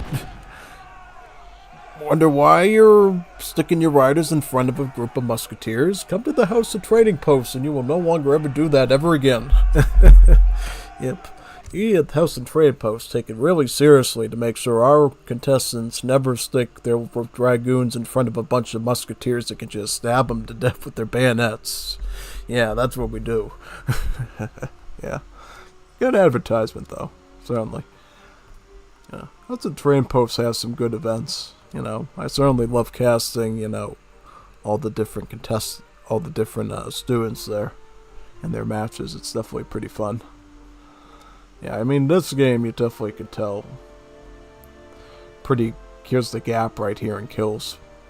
Just because Aaliyah was managing his control groups a little bit better and choosing his areas a bit more tactically, I would say. For sure on that one.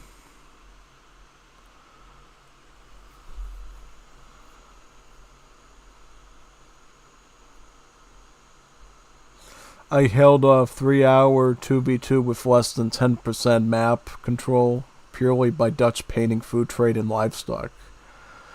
Oh, very interesting, you know. I was actually pretty into the Dutch painting card when I first heard about it, but I never ended up using it in a real match for some reason, you know. I thought it was going to be like the big thing in my like 1v1 games, like, oh, Dutch painting is going to save me so many times when I can't macro, and I ended up never using it because either I never needed it, or by the time I wanted to use it, it was already too late. So, yeah, it's kind of a strange one for sure. So what do we got now? What do we have here? So we got,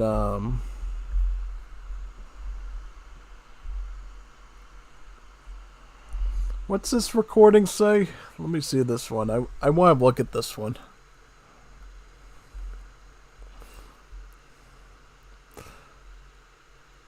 Oh, we already did that one. I already did that one. We just did that one. We just saw that one today. You just saw that one today.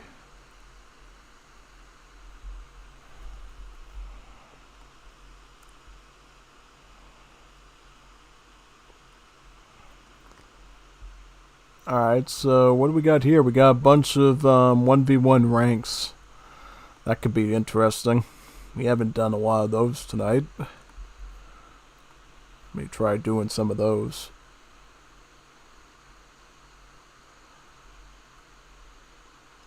Yep, I'll do those 3 first.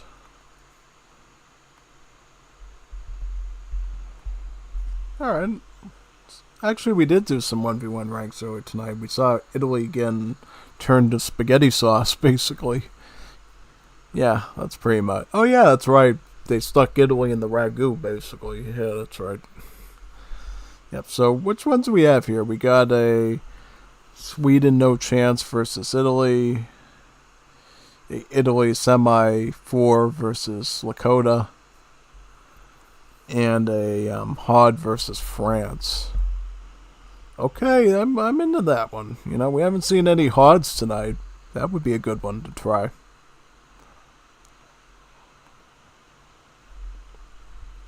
I know it. I believe you. I think it does work. I 100% believe you on that. I think the card, when I first heard it, sounded like something I really liked. And I think if you can do it with the Hardables, it's going to be really strong. Yeah, so I want to do the Hod one first. We haven't seen Hods all night. Let's do some Hods. Alright, so it looks like we got Lerwa as the Hods versus Alia as the French. And we're playing on the most Chad map in AoE 3 history, Lake Chad. It's so Chad, it's called Lake Chad. Yeah. And what makes Lake Chad so Chad? You got so many options on this map. You got the desert in the north, basically the Sahara. As you know, Chad is a very Chad place where the Chads hang out in the desert. Got lots of mines up here, lots of animals. You can certainly set up some town centers up here and grab all this. Or you can go in the southern route here, which is traversed by the trade route, which has about 3 trading posts, you know. It's a bit hard to build down here, but you can certainly do it to do a bit of forward basing if you want to. And of course you got Lake Chad itself, the most Chad lake in the world, because it's literally Lake Chad. And you got some Nile perch on here, which you can actually gather with fishing boats if you want to. And you can even take a boat across here and attack your opponent with it, so do what you will with that, you know. Anyways, let's get started. Alright, so, Hods. Hods are a very good 1v1 Civ, you know. They're just really good at, like, that aggressive gameplay style that a lot of Civs really depend on to really do good in 1v1 Supremacy. I think the Hods are probably one of the easier rushes to learn as a newcomer, probably, you know. It's pretty basic, you know. Get up a longhouse, get a trading post, go messenger, spam out a bunch of H2 shipments, you know, Tomahawks, Cyanas, Kanya Horsemen, and then from there, as a learning mechanism, you try to learn, okay, If that doesn't work, what do I do? How do I survive? Do I go forest prowlers and musket riders? Do you hold it out until age 4 and get light cannons? You know, HUDs are a great learning sieve for just that sort of combative fighting gameplay, basically. Yeah, certainly. And you could certainly use the starting Travois too to do a bit of scouting as well. You know, just like you can with the Cherry Orchard wagon or rickshaw of the Japanese, you know. Just make sure nobody kills it, right? That's the most important thing of all. Because, hey, if Aaliyah were to take out his little French baguette saber and start swinging at this thing and go, "On attack!" and takes it out, well, guess what? Now you're host and you have to resign, which is really not good. Get a life, loser. I could say the same thing to you, son. What is wrong with this guy? Why is he so angry? An angry orangutan. What is wrong with you, man? Why is this guy insulting in the chat? Stop being so angry. Stop being so angry, man. It's just 1v1 rank supremacy. Stop being so angry. What is there to be sad about? It's really Age of Empires 3. It's the best RTS they ever made. Shouldn't be upset. If you want to be upset, go play Age of Empires 4 or something. Then you'll really be upset. I don't know if you'll be upset, but you'll certainly be more upset than if you played AoE 3. If you play AoE 3, you should be a pretty happy fella, you know. But maybe you won't be as much of a happy fella if you do AoE 4. Maybe. I don't know. It's nothing against AoE 4. You know, I haven't played enough AoE 4. The little bit I've played of it, it did make me interested. Like, I like Byzantines. I never got to try Japanese, though. I said I was going to do it, and I never did. And I didn't try all those other weird variant civs of the Germans and the French and stuff, so definitely would want to try those as well. But probably by the time I do that, they'll already have another DLC for me to buy. So, hey, I'll have to do it all together in a big package then. Right? Big package. Yeah. So the only thing that really matters to me in this whole deck is this card right here. Town Destroyer. One of the most cancerous cards in the entire game. Gives your war chief, your hero, like a siege attack of like 260 something. Really crazy. Absolutely insane. And what is Aaliyah doing in this whole deck? So, he's using the deck he used earlier today as the friend. So basically he has the Sound Suisses to boost his archaic units. He's got you know, basically a lot of combat cards, really, and then Eco Theory, because it's a pretty versatile economic card for the French. Since the Courier de Bois have such a really good base gather rate, it really just helps them out across the board there, pretty much. Yeah, exactly. So where we go with this whole thing? Do we see the... Wait a second. The wise woman. Was she really wise to go with that woman, pretty much at this point? Normally you go messenger, unless he's going for some sort of FFFI. You can actually do that with the HUDs, you know. You don't always have to go War HUD aggro. You can actually go up for an FI and try to get the light cannons. Light cannons with musket riders. That's actually something you can do. I don't know if it'll work every time, but, you know, King Torino, who has a real... No, it's King Taro. Yeah, King Taro. One of the Bull Juanitos, who's part of the Liga server. He was a really strong HUD. You know, he could do a lot of stuff with the HUDs in D. He's like a ELO, I think, like 1.4k, maybe 1.5k. Way better than I am, you know. And he was pretty good with the HUDs. I did beat him with the HUDs in like a tournament, though, by doing India. Mahout spam. Just like Aaliyah, I think it was either Aaliyah or Revnak did in that, I'm trying to remember where that was. I'm trying to think. Was that House of the Train post where we saw the Mahouts be used against the HUDs? Yeah, he did exactly that, and I completely stomped him. I stomped the odds out of existence. It was great. It was pretty good. Yeah. Using the big button to get tomahawks out right away, it looks like. Well, now he's gonna get a villager first, and then he's gonna get tomahawks, it looks like. Going with his kind of horsemanship and to take out the explorer.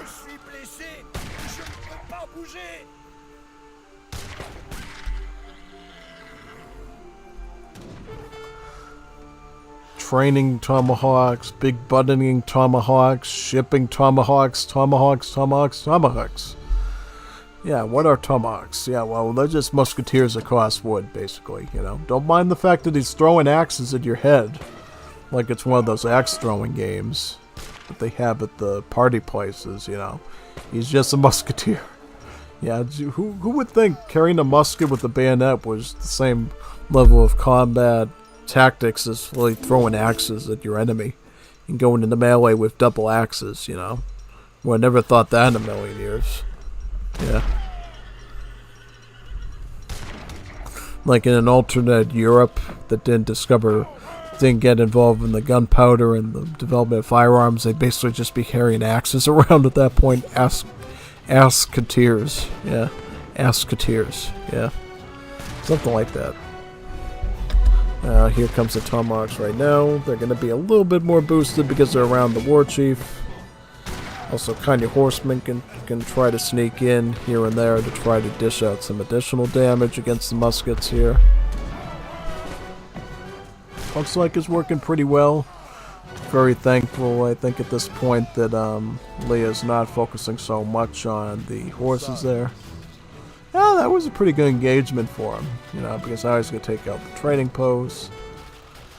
Yeah, what's the point of being part of the House of the Trading Post if you can't even keep your trading post? Like, seriously, I thought that was, like, job number one, being part of that organization. Yep, this is going to go south pretty quickly.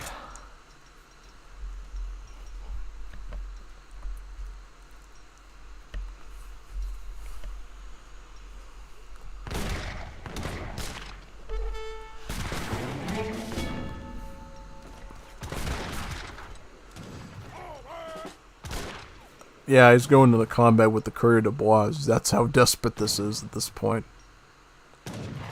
And they can. I mean, look at the stats. 40% pierce armor. That's pretty good, you know. Pretty good for, like, defending against, like, musket-style attacks. Especially considering, like, settlers have, like, only hand armor. So when they're literally getting shot at by a musketeer, you know, they're just sing ducks, pretty much. Going into melee a little bit there, and having some others go into the range mode. Alright.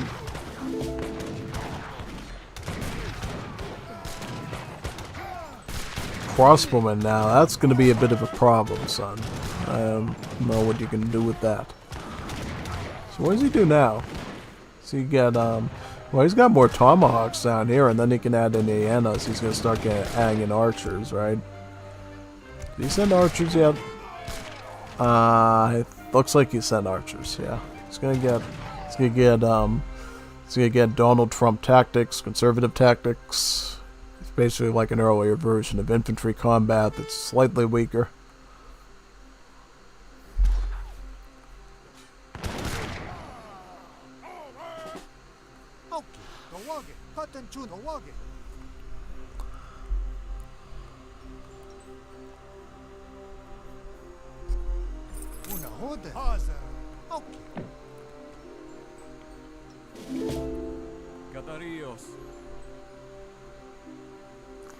Alright, so, yep, you probably want to move a little bit back here and use the war hut to defend.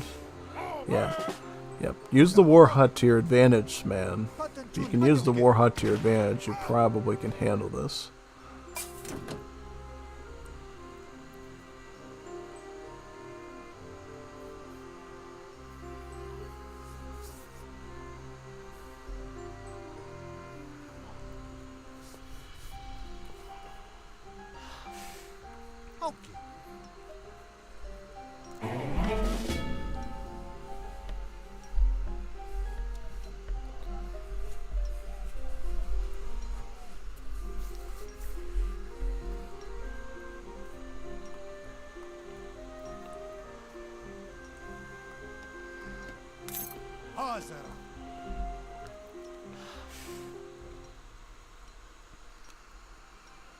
Well, let's see if we can get some more Ianas here before you push. You know, the good thing about the Ianas is they have good rate of fire. You know, these crossbowmen shoot as slow as a firearm, basically, because they have to wind the big crossbow on the ground and stick the bolt in. The Ianas, they can just shoot arrow after arrow after arrow at like double the speed. Thus, can be a pretty formidable thing to deal with. You know, I don't know at this point. It seems like well, it seems like Leah's just holding out time here, seeing what he can. What happened? Oh, wow. Wow, look at that. Who would have thought that would have been a game changer? Whoa. I don't know, man. That's hard to believe. Look at that. Wow. Who resigned there? Was that Hodds or was that France? Was that we?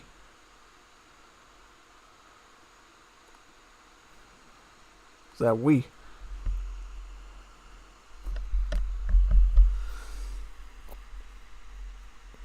Angry orangutan decided to leave the Nile. That sounds like what an angry orangutan would do. Go, ooh, ooh, ooh. Start banging the sand and just takes off and throws everything in the air. Like that. Yeah. Hard from the night. Hard from the raid. Yep. I've had those moments myself where, the 3 Hussar shipment just wins the game. Yeah, that can happen occasionally. It doesn't happen a whole lot, but 3 Hussars can win the game if your opponent is way overextending their hunts, basically.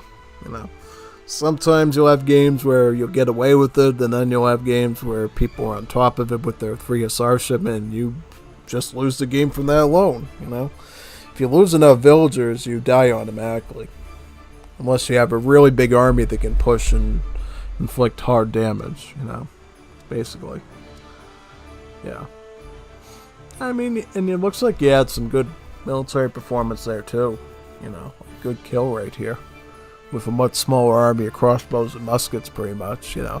I think if Hodds balled up their army a bit more and went in, and they might have been able to do something, you know. Maybe even use the Community Plaza to get the attack up a bit. Who knows? Definitely something worth looking into for sure.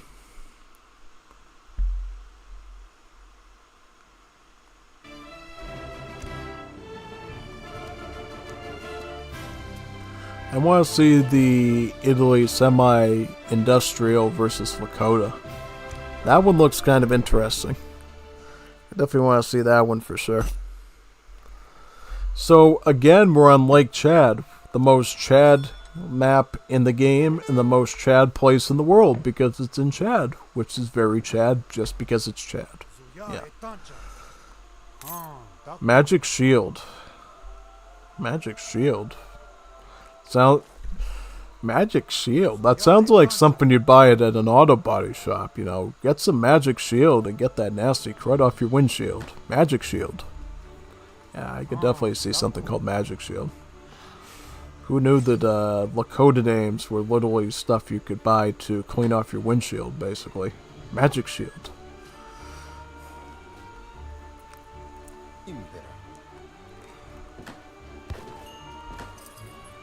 Yeah, definitely. Yep. It's been a while since we've seen Italy tonight. Is this going to be the same deck that we saw earlier, or is this going to be a little bit different? I don't know. We'll see. Is it the one with the companies again?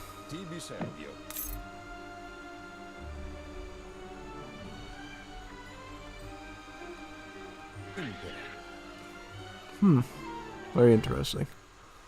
Salve.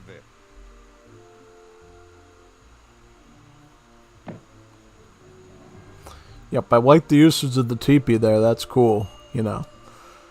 Yep, that's something I learned pretty early on from the Lakota builders, is they really like it when you put teepees around your town center where you're going to do the hunting, because that little increase in gather rate can really make a big difference in your usage of villager seconds, basically.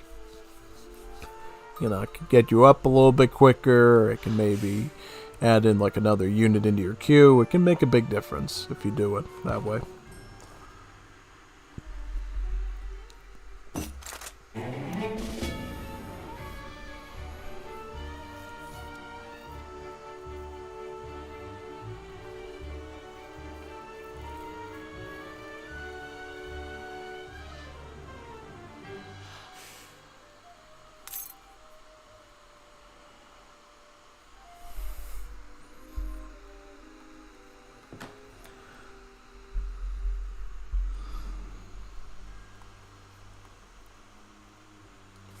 Alright, so what's the Lakota deck going to be, basically? So, we're looking at counter water.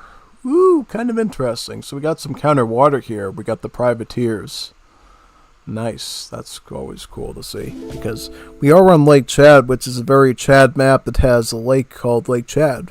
So, potentially you can use privateers to, you know, combat that. But, wait a second. Do you have any... No, you don't get a water shipment point on this lake, which is a little weird. I'm a little bit weirded by that because this is such a substantial body of water that you think they would give you Home City water gather points on this Lake Chad. Nah, yeah, that's a little bit strange. So is like the deck going to be sort of the same more or less? Yeah, it's going to be the same one. I see the same companies here. You got the Papal Company, Black Company, Albanian Company. Pretty much all of those. Yep, and good usage of the Lombards there. Team Lombardi. Lombardi gives you a Lombard. Who figured? Yeah.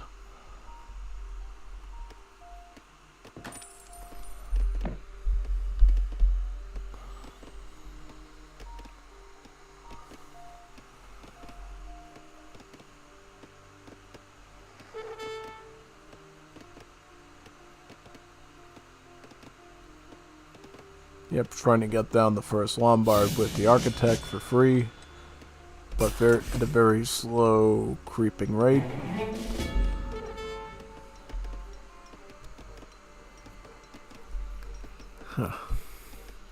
Going for Ofuzi to basically give you a Basilica, increases your Basilica build limit, and then of course when you're doing your Lombard transactions you'll actually trickle some XP on the side, which is pretty nice.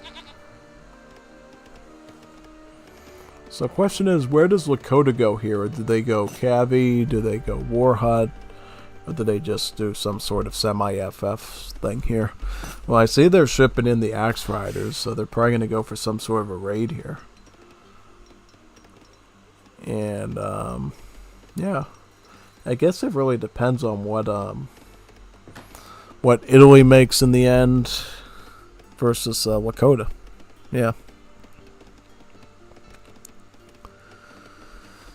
Like, what does Italy do if they go Rifle Rider? Like, do they have to go Pavasir for that? Do they have to go Dragoon? Like, how does that work, right? Because it seems like, for the most part, the stuff that you get at the Basilica is mostly anti-infantry. For the most part, right? Except for the Papal Guard, which is, you know, really good against hand cavalry, right? Yeah, the Schiavone's basically anti-skirm, you know, the Papal Lancer's anti-infantry, the Papal Zouave is basically like an infantry unit, yeah, and the list goes on, I guess. So yeah, sort of feels like that way.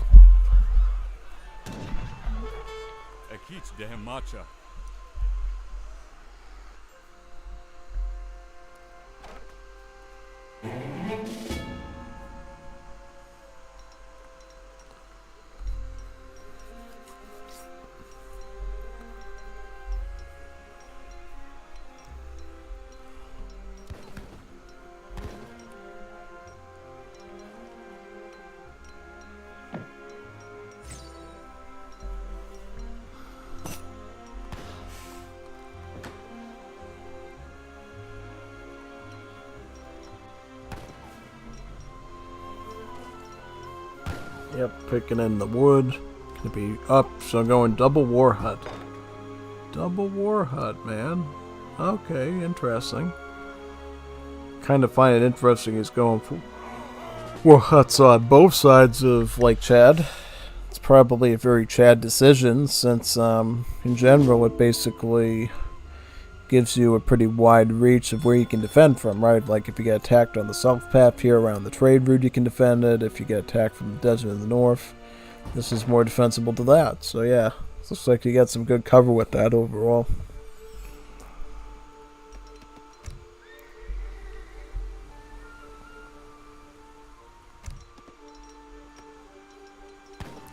They're trying to take...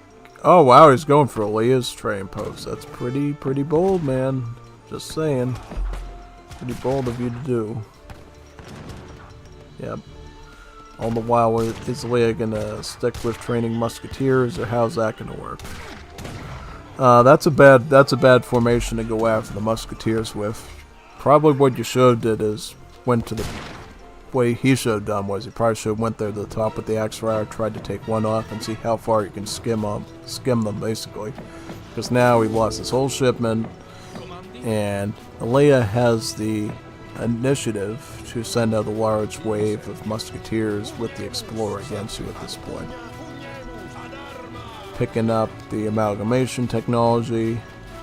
That's one of the cool things about the Italians. They literally reward you for picking up technologies, right? Normally, you might think, do I really need steel traps? Am I going to really use that many hunts? Do I really need amalgamation? Am I really going to use that many mines? Or do I really need gang saw right now? Do I really need bare wood chopping? Well, with Italy, you get rewarded because every time you research one of those techs, you get a free villager. And then you can also get blunderbuss, you can get great coat, which, hey, I normally wouldn't get great coat or blunderbuss for anything, right? Because you know me, I like to keep my villagers vulnerable and get raided, right? Yeah, that's what I usually do. Unless I get a really specific bonus that tells me, hey, you should go get these things. I think like every blue moon situation, I think to myself, hey, I might get raided here, so I better get great coat and every equivalent of that from the market, Occasionally I do that, but most of the time I'm like, I'm just going to keep them near the TC or something and just throw them in the base if something happens. That sort of thing. Going for camel caravan here.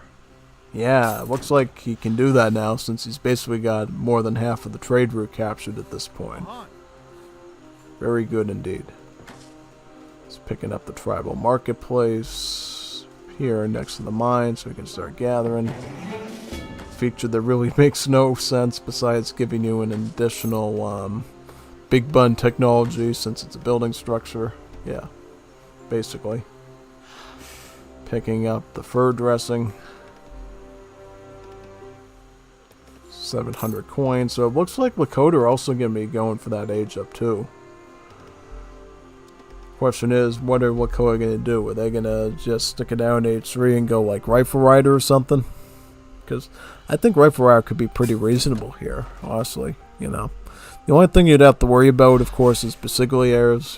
Basigliaires could be a serious problem since, they're a skirm, and then if they do wipe out one of your Rifle Riders, they'll blast the loud trumpet at you and stun you in place, so the R1s can get taken out. Yeah. Gotta totally be careful of that type of stuff, for sure. We see some Sutan bowmen coming down here now. And what happened to those war clubs, or did those war clubs end up getting knocked out? Let me do a quick cycle. Nope, they're right here. So those are the war clubs we saw at the start of the game. And now we see bow riders coming in as well. Did he retrain those? Yep, nope, they're right here. Alright, so he's doing a variety of stuff. He's doing bow riders, he's doing Cetans, he's doing war clubs. So doing a variety of different units here to basically handle this threat here, which would be really good. And it looks like Aaliyah is still doing musketeer, heavy infantry.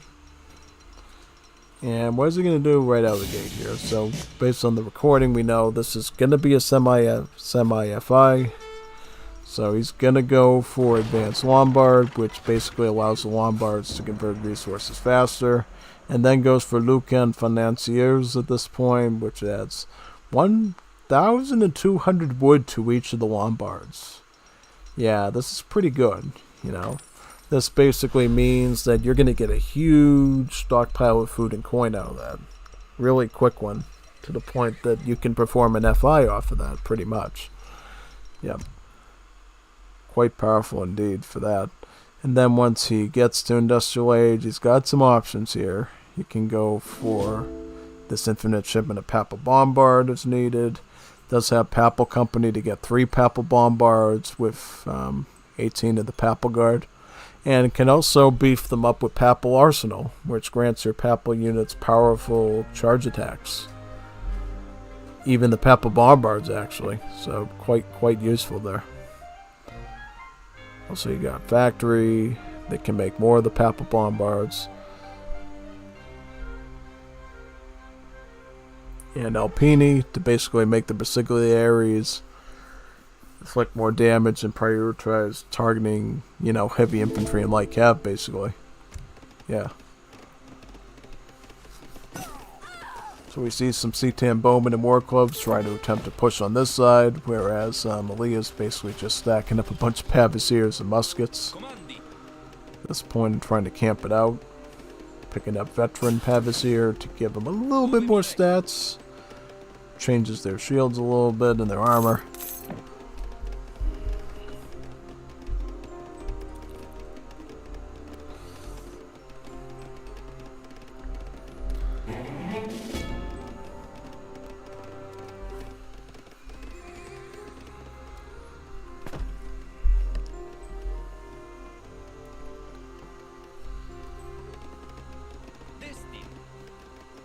Ove mi re, comandi, ove mi reco. Pronti!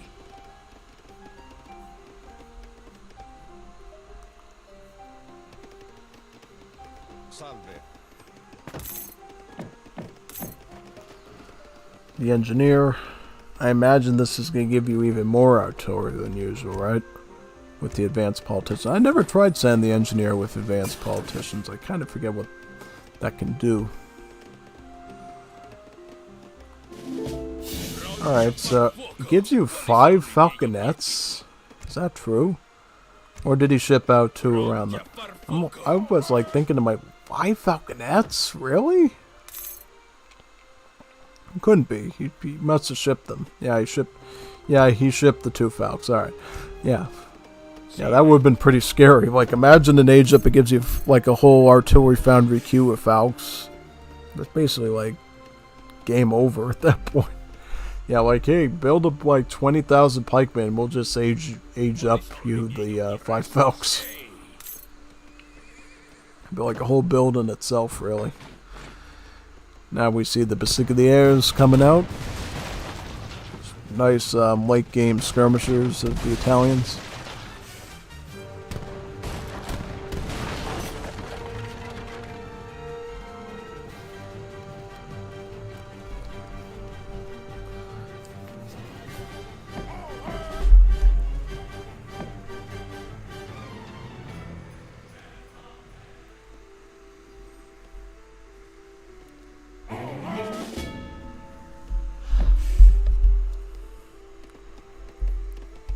Sire. Comandi.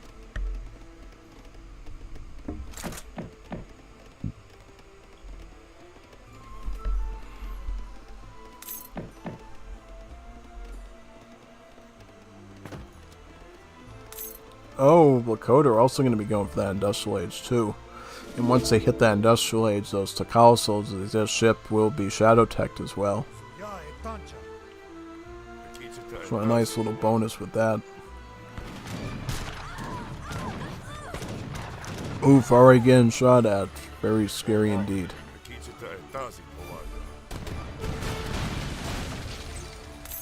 Was trying to get some Sudanese units there, but doesn't look like that's going to work too much.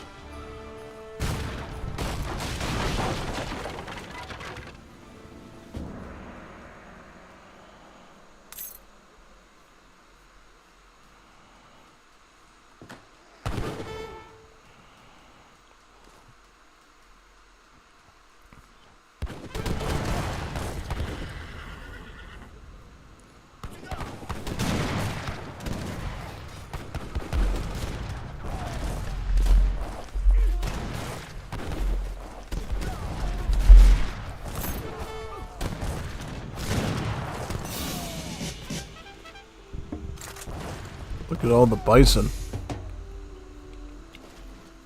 Must really stink. Yeah, bison are quite stinky creatures from what I was told. What does he get now, though? Now he's industrial. So you get, like, mortars? Like, what? Capture mortars? Like, what do you do at this point? You got a bunch of falcons. You got a bunch of, you know, you got Persigliers. You got Papaziers. You got a lot of stuff to deal with here. Like, what is your, like, answer to all this crazy stuff here? What do you do exactly with all that?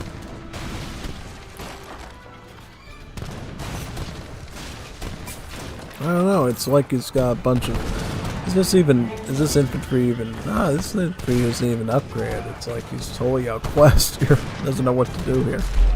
Yeah, pretty much.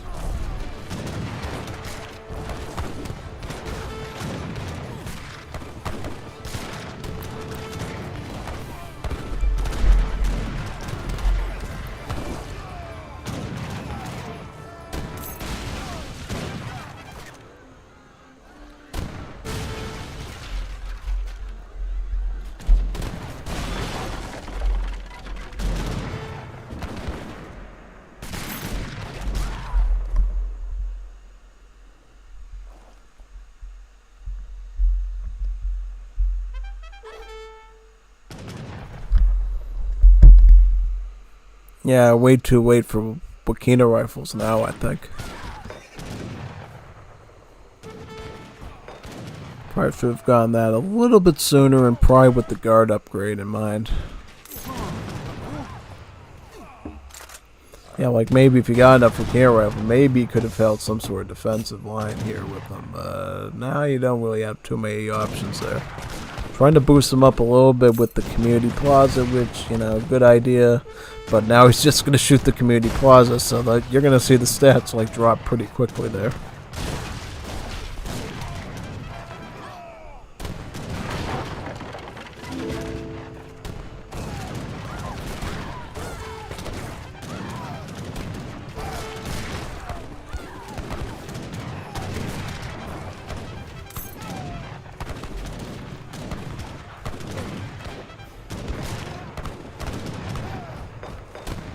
Tries to build another community plaza, but there's nothing to do with it because all the units are gone.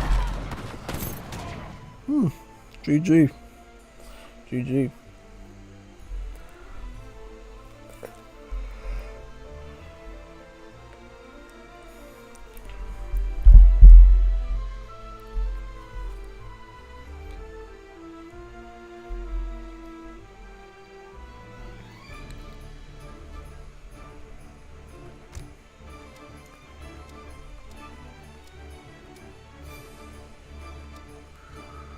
Yeah, the resource gap wasn't too huge. It was like going up by 1,000, 3,000 resources. So it wasn't too big, but you can definitely tell Leah had a lot more to work with there. Especially in the coin area and the food area. In terms of military, there's more units and higher quality units, you know. Artillery, you know. It seemed like the problem was Peripheria basically just had a bunch of unupgraded infantry, you know, CTM bows, war clubs, and then unupgraded Wakina rifles at the end. So really could have used some more beefed up stats stuff there for sure, I think. Definitely 100% on that one.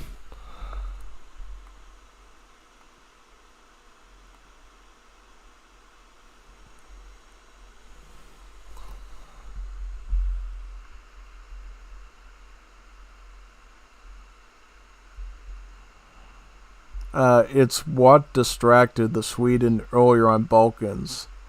Cav running for his build.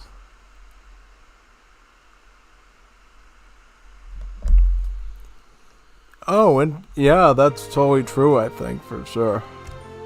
100% agree with that assessment of it. So, is this going to be another Sweden versus Italy? Alright, let's see. Yep, so I believe we're on the Hungarian plains, right, this time? Yep, it looks like we're on Hungarian plains now. Should be a pretty good match. You know, I like Hungarian planes. The cool thing about Hungarian planes is, you know, they got these cool looking trade routes here. This one looks like a sickle, basically, like a farming sickle, and then this one looks like a saw of some kind or a bow, which is pretty cool. Yeah, good design for sure for a map. Got some natives on, of course. You got the House of Habsburg. It's Hungary after all, the Magyar dominion of the Habsburgs. Then you got the House of Jagiellon as well, with their units here. So you got a variety of stuff for sure. And otherwise it's a pretty open map, so definitely take advantage of that for sure. Yeah, this should be pretty interesting though, for sure. For sure. Yeah, saying that way too many times, but Alright, so Sweden versus Italy rematch here. And this should be pretty interesting, I think. Yeah. Let's see how this one turns out. The Shangogen, that name sounds familiar. I think we've seen him earlier today with the Swedes, yeah. The good old Shenanigan boy, yeah. Now, question is, how is he going to perform this time? Because I recall he got a good whooping from Aaliyah last time he was on tonight. Is he able to improve? Is he able to do something to basically fend himself off? Because the recording literally says, no chance. No chances, man. No chances I can lose this, you know? So how's it going to turn out? Let's see. Let's see how it turns out.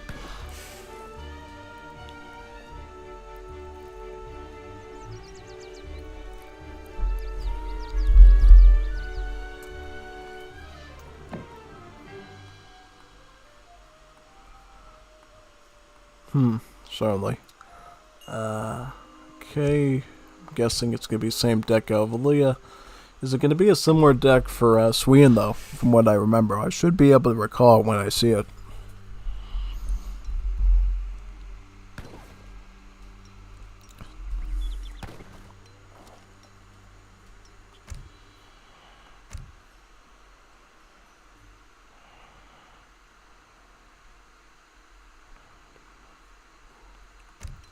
I'm waiting.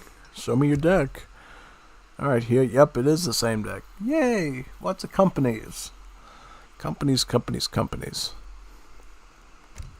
And Lombards. What about the Swedes? What are the Swedes going to do here? So, okay, so, yeah. Oh, he's the guy that has the 7 mountain troopers in his deck. Okay. Alright. I wonder if he's going to play similarly this time, you know. It felt like last game that he stayed in Age 2 a little too long, I think, and he probably should have branched out a little bit quicker, you know, and gotten some good stuff. We'll see if he does that here, too, or if he falls into the same Lakota trap that we saw last game. Well, even though he wasn't Lakota, basically the same. Basically, the idea of last game was, at least in my opinion, was, you know, just didn't really upgrade his army that well, honestly, and didn't keep up with that sort of thing. That cost him the whole entire match, I would say. Yeah. Missing the wood here, I think. I mean, he certainly could have picked up that wood and gotten another torp over here, I think. Would have made a weeny bit of difference, I think. You know, until it would have been worth the loss of villager seconds, personally. Especially if he's hunting like that, where he's got a bunch of dropped animals everywhere, you know.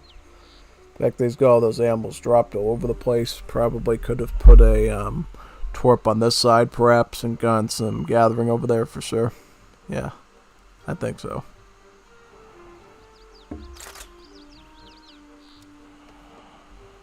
It looks like Italy's picking up placer mines, you know. Every market tech they get means another free villi, and all their techs in general, you know. So, research is key with the Italians, you know. They love researching things. They're very academic in this game, so definitely research as many techs as you can, and you will get lots and lots of free villies to reward you for that.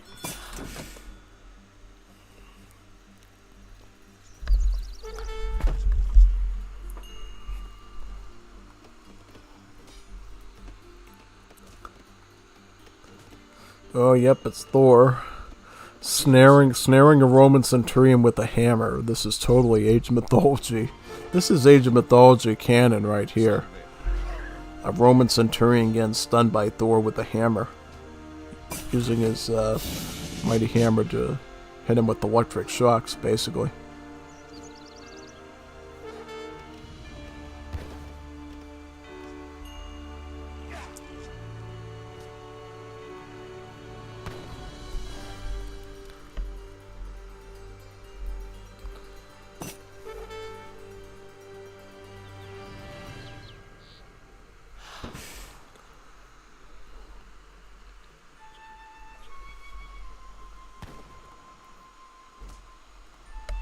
Lui, ferito, non posso muovermi.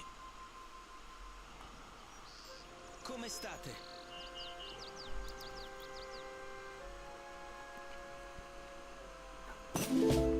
Picking up a Basilica wagon here from Ofuzi. And once those Lombards start trading their stuff, they will start to trickle some XP on the side of that process, which will be really nice.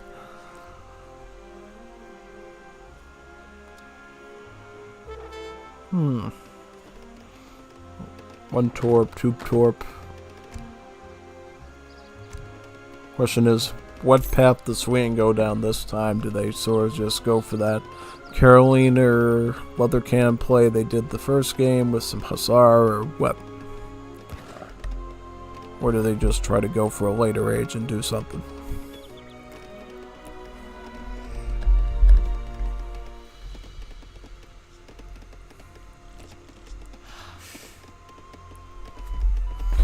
Grab the last drip of water I got in my bowl here.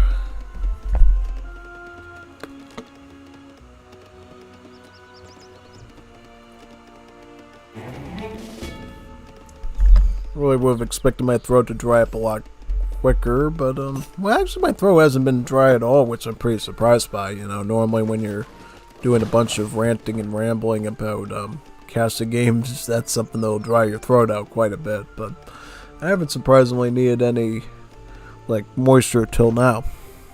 Probably because I've been keeping my voice at kind of like a normal tone. You know, I haven't been like really going screaming or anything unless it's something really cool, you know. Yeah, because I notice when I raise my voice in like a stream to look at something, then you start to get a bit of a sourness and hoarseness, and it's really not comfortable.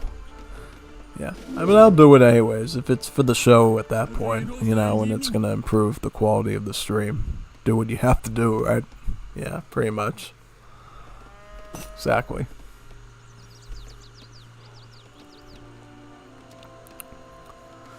Yep, I imagine next shipment's gonna be this one over here, the Sinis de Phoeniciers. Why have coin shipments when you can simply use your Lombards instead? Pretty much. Oh, putting the torps on the trees. Yeah, that's a good option, you know. It's one of the lesser...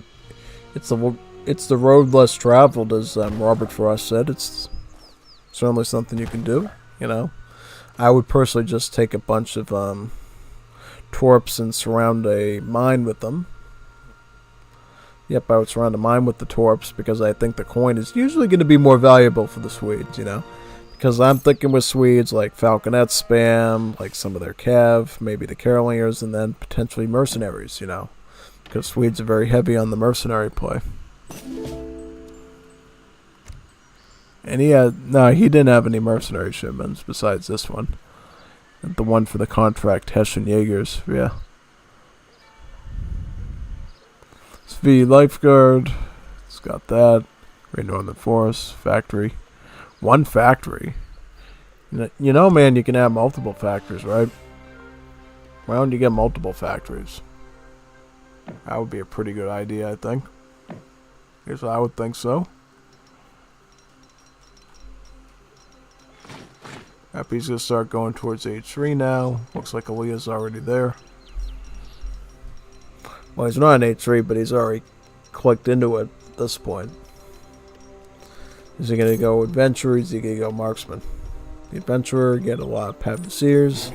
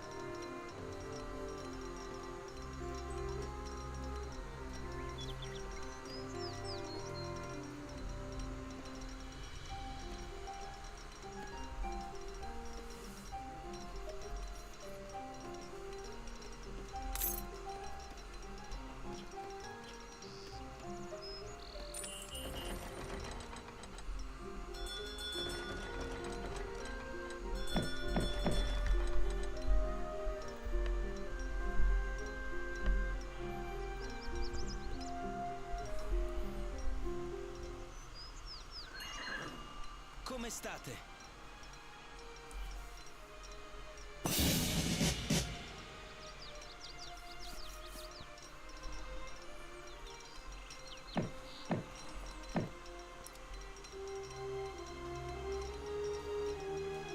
Ove mi reco? Get advanced Lombards, so the Lombards will convert resources faster.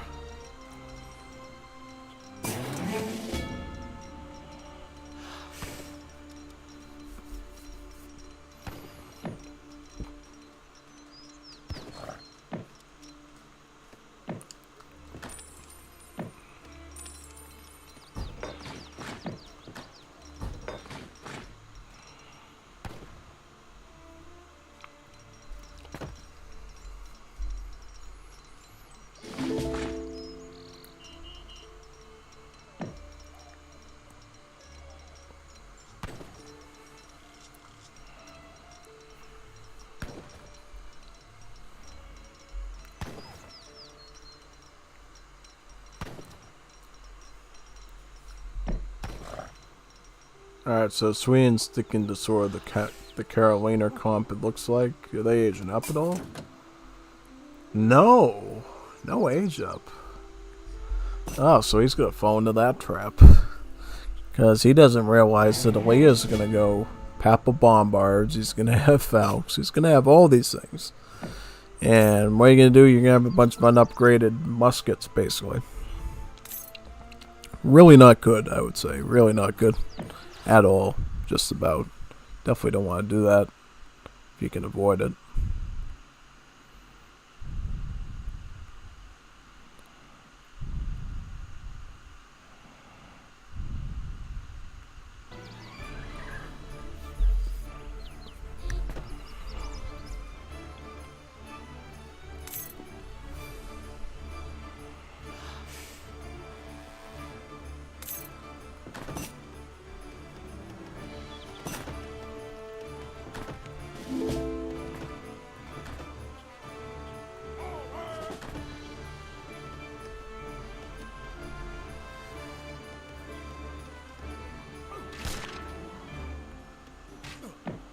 Up going after this treasure, it looks like.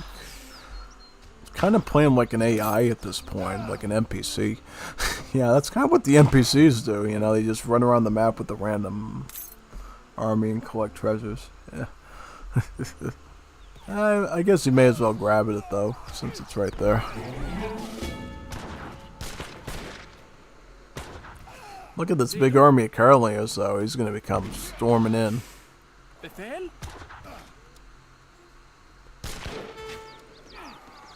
Going for the mounted infantry and 3 Papal Lancers, also has the 2 Falcons already established. Could also make another Falcon potentially if he needed to.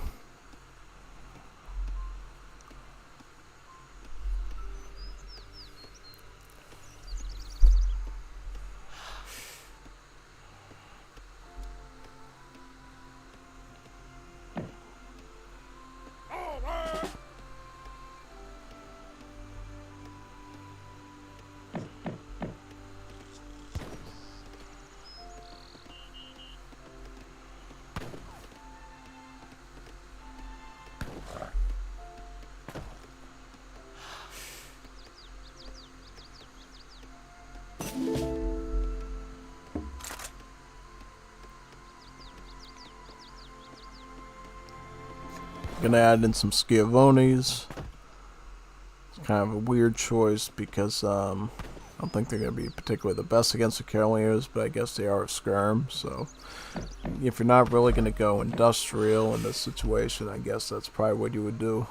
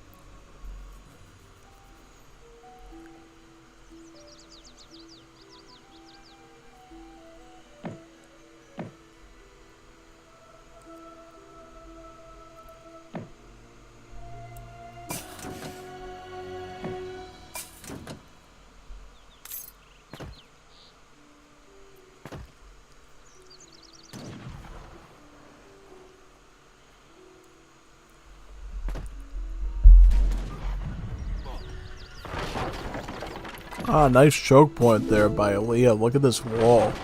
Basically this little point here where you have to like converge his units to get hit by the artillery. Pretty tricky there, if that's what he was intending.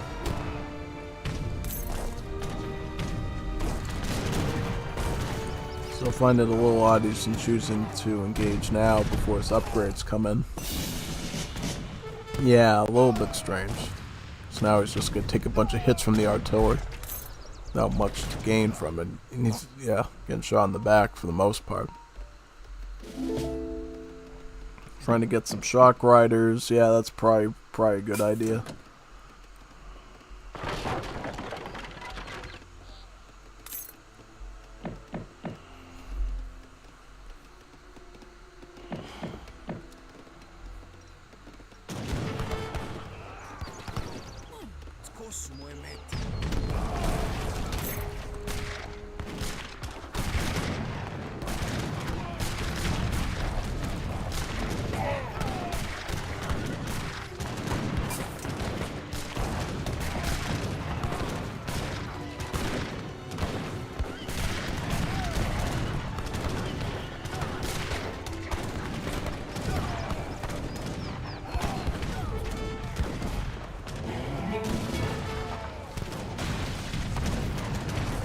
I'm trying to use some of those Tatars there to do some damage.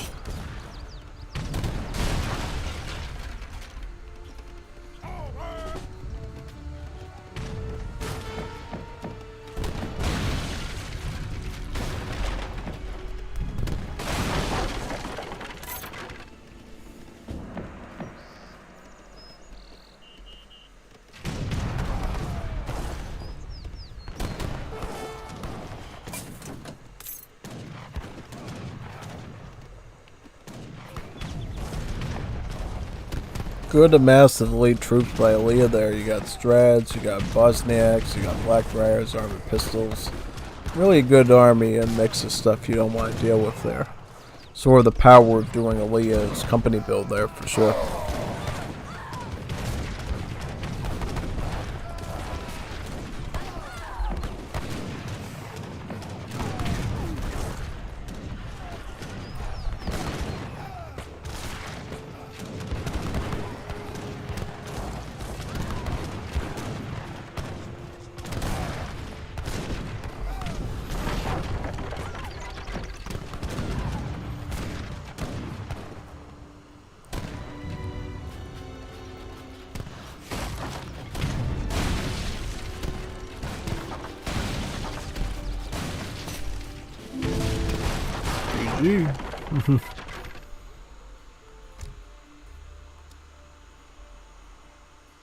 Yeah, I actually have more resource output, but again, just didn't apply it properly.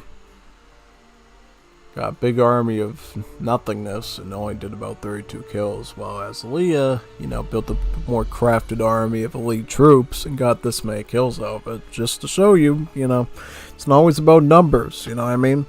If you just get a really good army of stuff, like when I do my Fast Imperial Voltigouire du Quebec thing with Canada, you know, that can certainly wipe out a lot of stuff. You know, it can be pretty powerful.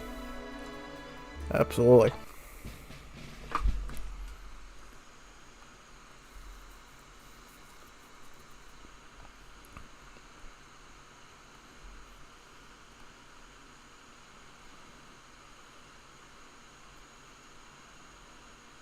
For sure, for sure. Yeah, I guess sometimes you can get that messed up in your pronunciation. You're just like for sure or for sure. Yeah, most definitely.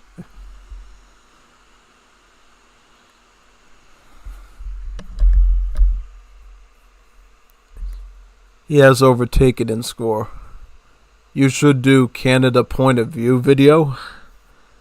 Like in what, like Wars of Liberty or the 5th edition. I was mostly discussing Wars of Liberty Canadians with the Voltigouire du Quebec thing. Yeah, I haven't actually used the Canadian Revolt. I don't think I've ever used it before in D. I don't even know if it's good. Have to like try it around a little bit and play with the concept and see if it works out. Potentially.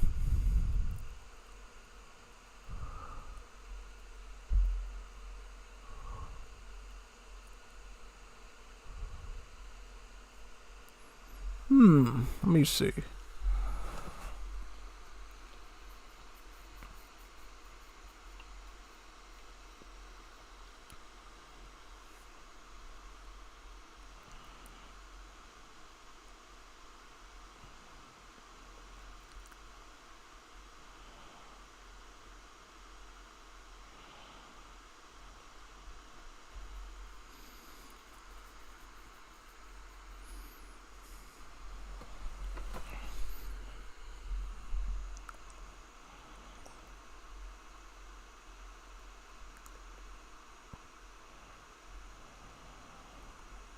Oh, this looks like a fun one. Revnak Aztec versus Phoenix Sweden. I'll do that one. Let me get that one up. Yeah, let me copy that one in.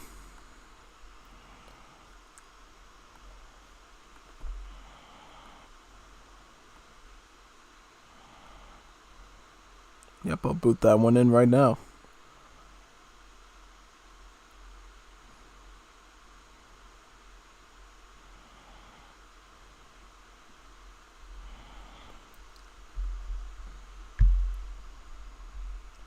The Fast Imperial, it's a bit slow in D. I have a 3v3 where we all go native. Yeah, sounds very powerful. I'd definitely be into seeing that one for sure. For sure. Not for sure, for sure. Yeah. Phoenix Sweden versus Revnak Aztec. I think it's only right after seeing how powerful Phoenix has been tonight that we see how he does versus the demigod of House of Trading Posts, Revnak. Should be a very interesting one, I think. And before we get started, we need to check the map out and figure out what this map has, really. That scrolled pretty quickly. So this is the map where you basically have two trading routes. You got the one up here on the top that you can capture, but it is sort of guarded a little bit by these, big, giant, imposing rock structures that come out of the ground, making it a little bit easier to wall, and adds a bit of a barrier. Got one on this side as well, pretty much. But other than that, the front, this pathway here is pretty open. You do have some natives on here. You got Caribs and you got some Tupi natives. So all the natives on this map are mostly archers. So if you're looking for some way to fight infantry, yeah, you're pretty much in luck. You're pretty much in luck. Yeah. So we see Revnak as House of the Trading Post community go up against Phoenix. Should be a really good duel, I think, after considering Phoenix's performance with the Portuguese today as well as the French. It's going to be a pretty tight one, It should be an interesting matchup as well, Sweden, I think, is a really powerful economic civ for sure. And they can get a pretty massive army of the Caroliners and potentially crossbowmen if they need them, or even the infantry guns. The infantry guns are pretty solid in groups. Whereas the Aztecs, I think, are going to come in with a bit more aggression, I think the Aztecs' main goal here to go against Sweden is to basically put them in such a pressure-filled chokehold at this point with a bunch of war huts that you basically say, you're not getting around the map and sticking a bunch of torps everywhere and getting a big giant boom, because I'm going to have war huts in your face and I'm going to come after you with coyote runners and Antonins at the point that you're going to have to basically defend and forget everything that you were playing before, That being said, though, coyote runners are pretty much a low HP version of cav, right? They're not the same as hussars. Hussars were a 2-pop cav unit, so the Caroliners do need to shoot the hussars quite a bit to knock them out, basically. But for the coyote runners, a much lighter unit, a much smaller unit, it's going to be a lot easier to shoot them out with the big mass of Caroliners here. But that's provided we know what Phoenix is going to do here. We don't know what the mighty fiery Phoenix is going to do with his deck, because we haven't seen his Sweden yet tonight from what I recollect. Now, we'll see it, though. And I don't think I've ever seen Revnak ever do Aztecs before. So this is his Aztec. He's got the 3 villagers. He's got the Kalmakek. And this is always good for an FF. You know, it makes your age up super duper speedy. In terms of other interesting cards, we do have High Priest of Ixatilton here. That's pretty interesting. Proves your war chief in combat and warrior priest are more effective at the community plaza. That's pretty serious, you know. Community plaza is like the heart of Aztec gameplay, really, you know. Just get all the warrior priests on there and just start really cranking stuff out, whether it's faster training rate, better attack stats, really whatever you're looking for. That community plaza for Aztecs is such a game changer when it's done properly, and you get all 10 of the warrior priests working on it.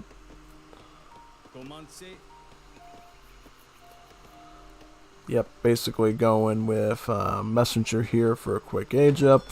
Likely to start doing some sort of war HUD down the pike here, I would imagine. Yep, see, going right up, gonna do the warrior priest first, right? Yeah. I was gonna say, wow, that's some pretty early aggression there that you're skipping the warrior priest phase, you know. Definitely. Shipping in 3 of the warrior priests to get that thing jump started right away. Whereas Sweden over here under Phoenix is going with the governor. Bit different. I like the naturalists, you know, some free vills and some cows you can eat later using the torps. Yeah. Did you know that houses can eat cows? Yeah, you can when you're Swedish. Just try it. It works. 100% guaranteed to your money back. Yeah. So yeah, this is looking pretty 1v1-ish, I think, you know. You got a good variety of stuff here. You know, you got the 2 weather cannon. You got this, which gives you another weather cannon, but also a foundry. Jadita Stybrook, Hussar, Pike. Got the 2 essential torp cards, the blueberries and the Engelberg Ironworks. Then beyond that, you got some reasonable shipments down here in the form of 2 Falk, 9 Caroliner, 5 Huss, 5 Hakapalit. And blackberries. Oh yeah, I mean, this is looking pretty reasonable, I think. I mean, you're gonna have a lot of options here to deal with stuff. For sure. Yeah. Snaplock, Caroline, and Hakapalit range and line of sight increased. Certainly liking this. Doesn't have the multiplier increaser though, for the anti-cab. We'll see how this turns out. Going right away with the Engelberg. Get that coin gather rate going through the roof. At some point can probably do blueberries as well. So Rev is doing War HUD over here, so more of a defensive one. So might be going towards Fortress Age. Yeah. Believe it or not, you can actually do Fortress Age Aztecs as well. It provides a lot more on Jag Knights, on Arrow Knights, on the Eagle Knights, you know. Really all those Knights, you know. Even though they're not really Knights in shining armor, they're just Knights with feathery armor and furry armor, you know. They're basically furries, you know. Yeah, the whole Aztec Noble HUD army of stuff and about part of the War HUD is just a bunch of furries, really. Yeah, just about all the Aztecs are furries, just about, you know. So they go to all the furry conventions just about and go, Kamanse? Oh, cool. That's their secret furry language.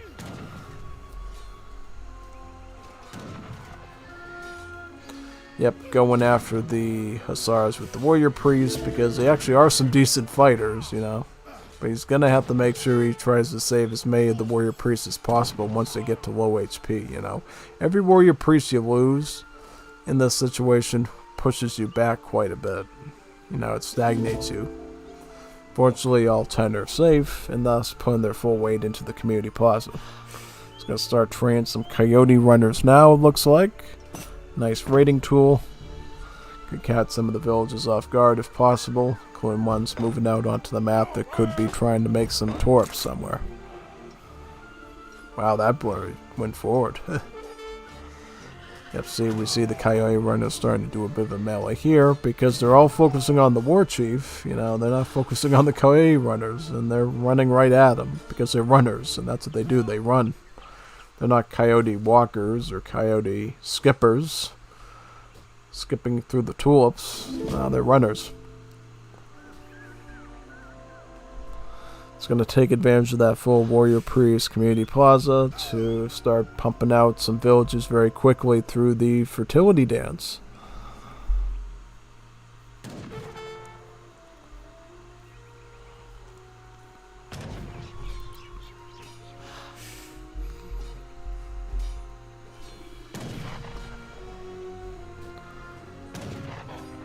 Jag är skadad. Jag kan inte röra mig.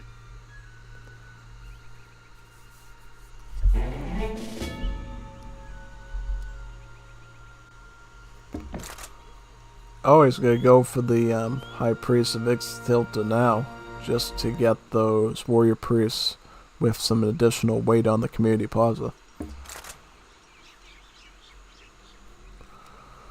We start to see the Swedes moving a bit forward here with the Tor production as well.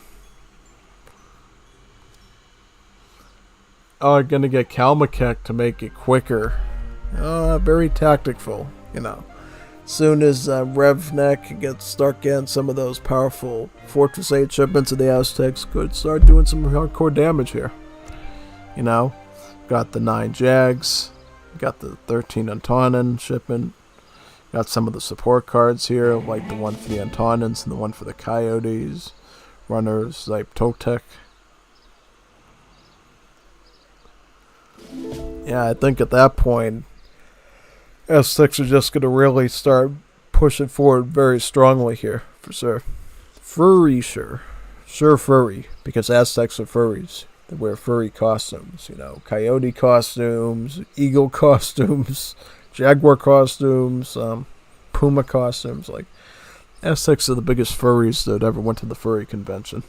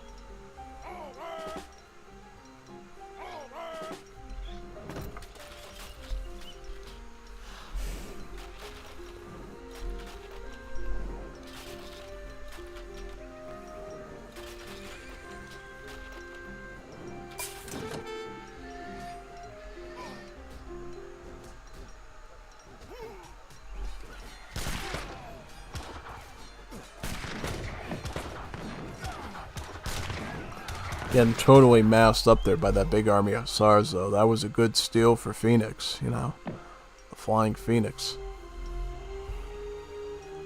It's going to pick the improved mining card here, which I forget what it's called. Let me see what it's called. It's called Aztec Mining. Literally just Aztec Mining. Villagers gather coin from mines faster and mines last longer. Changes the wood cost of Aztec military units to coin, you know. It's because, who wants to use wood when all the trees are gone, right?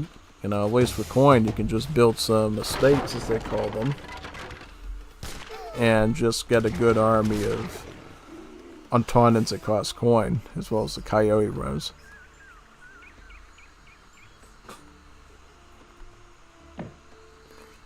Got some more Eagle Scouts here. Well, actually, no, these are Eagle Warriors. No, they're Eagle Runners, yeah. So, question is, who's going to take it in the end? Because I feel like in this situation, if someone we see with the Swedes, what can they ship? Because they could go 2 Falks possibly here, they could get the Hakapolits. I mean, going for the 10 Jaegers, that could be very powerful here. Because the 10 Jaegers, that's a very high stat skirm, which cleans up Jag Knights very easily. It also cleans up the Eagle Warriors very easily as well, you know.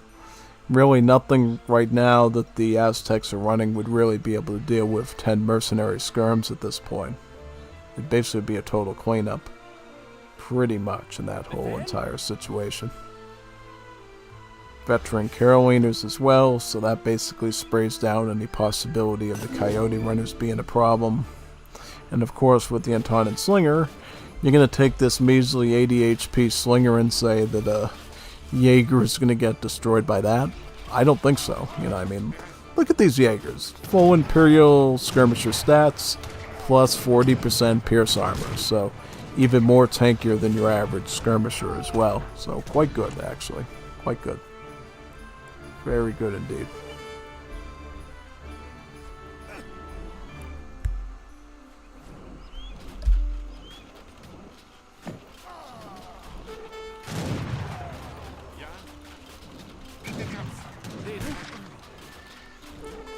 Also gonna be queuing up more of them from the barracks because of course most of the mercenary shipments you get with the Swedes are contracts, which means not only do you get to ship them in the first time, but you get a contract that allows you to train them at your regular military buildings as well. You know, that's also the case for Black Riders, the Lanich, the Swiss Pikes, and the Grenade and the Giant Grenadiers basically too. So lots of different mercenaries you can actually get put into that setup, pretty much.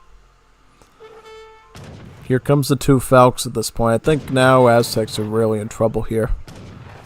Just about. Just about in huge trouble at this point. Once these Falcons arrive, I think he's basically going to get melted with his entire infantry army at this point. Comes another batch of Jag Knights. And it's going to put him in a stealthy, I think, to try some sort of weird maneuver.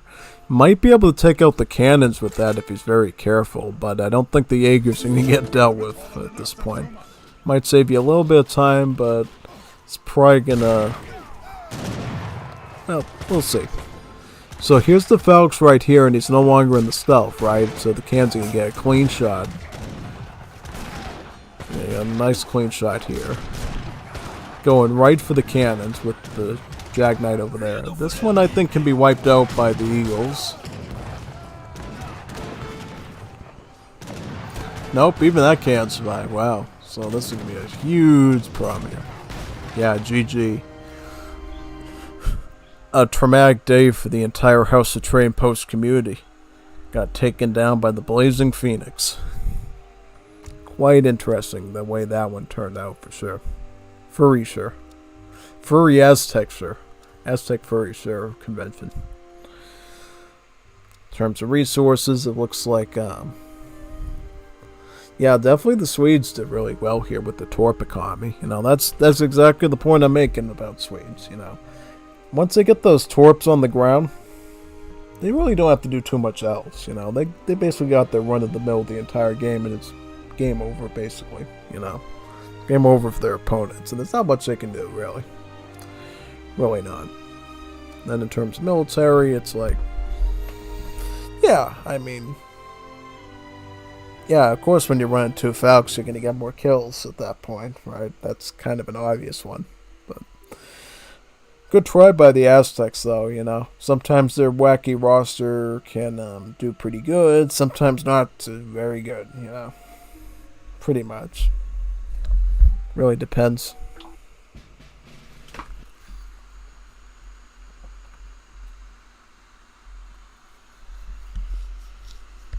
Furry fur traders. Oh yeah, furry fur traders. Yeah, from the Canadians and Wars of Liberty, the fur traders are furries too. Because they got a raccoon on their head, so they're raccoon furries. Yeah, that's exactly right. 100%. I want to try the Age 4 Immerse for Italy, available from Age Up Range Horseman. Big game. Oh yeah, that was a big game. I agree with that 100%.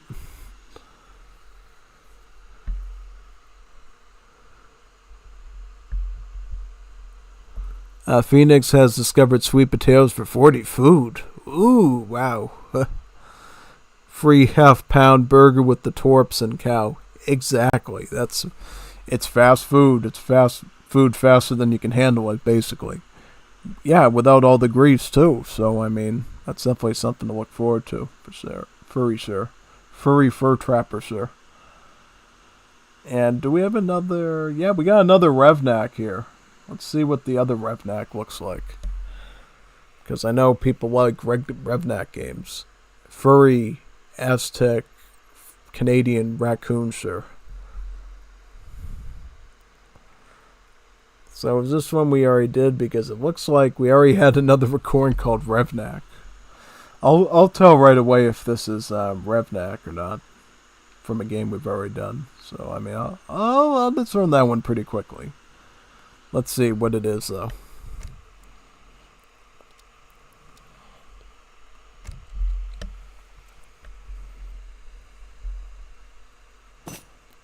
All right, so we already seen this one. What are you putting old ones in for? You're trying to quiz me on this or something? I could tell right away that was one we already did. I remember that. Sepsidiste playing Portuguese on that map. I remember that one. You almost tricked me, man. You almost tricked me into doing it. That would have been pretty scary. Absolutely.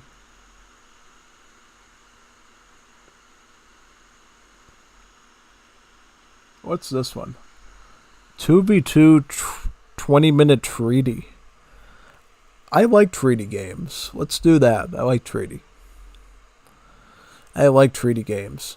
Do you like treaty games? I like treaty games.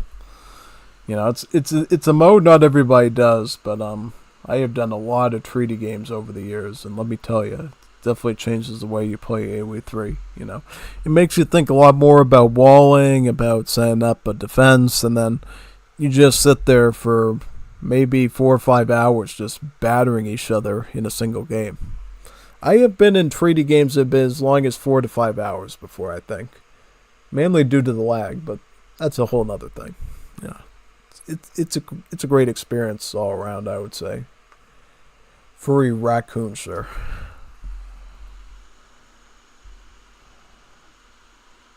Let me get into that now. We will load it up. Here we go. Hopefully it doesn't auto sync on me, because that would be demoralizing if it did. Alright, so yeah, this is totally new. Let me get this off so we can move our app around.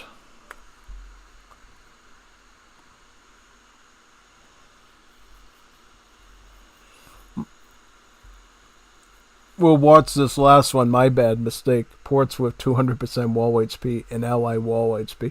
Oh yeah, you gotta love that. You know, you gotta love those super tanky walls. Can really change the way the game works. 100%. Furry Aztec, furry convention, sure. Yeah. Alright, so for those that don't know what treaty is, basically it's, you know, it's a 20-minute treaty. You know, you shake hands and you agree not to fight each other for 20 minutes, you know. And you can't break the treaty because literally there's a timer here that prevents you from attacking other units, you know. And you get this nice little golden yellow ring around here which tells you until the treaty period ends, you know, this is where you can put your buildings basically, you know. You can't put them anywhere beyond, you know. You have to put them within these little rings, you know. You basically can't take advantage of the treaty and just stick a bunch of stuff behind your enemy's base where they can't counter it, you know. Because it wouldn't be a treaty then. It would be like Vladimir Putin stuff at that point, you know. Yeah, you definitely wouldn't want to deal with that for sure. Furry Aztec Canadian raccoon hat, sure. Yeah. So before we get started, let's check out the map. Looks like we're in Machu Picchu. Is this Machu Picchu? No, it's Chinese. It's Asian. I thought for a second that these were... Oh, these are guanacos, but why are there Chinese things here? Is this unknown? This must be unknown or something. This must be unknown. It's the only explanation I can think of. Yeah, I mean, what do we got here? We got Klamath, which is an American native. We got Lenape. What's Lampe got? They got a native skirmisher that can stun enemy units at a distance with his war cry. Lenape, Three Sisters. I've never seen this native before. That's pretty fun. Oh, that's pretty cool. You know, definitely would like to try that native at some point. Also, you got Chinese natives here. This is probably an unknown. I think this is unknown. Looks like it, 100%. So I really can't speak too much of it because unknown is pretty randomized and every loadout can be different. So let's move forward with this one.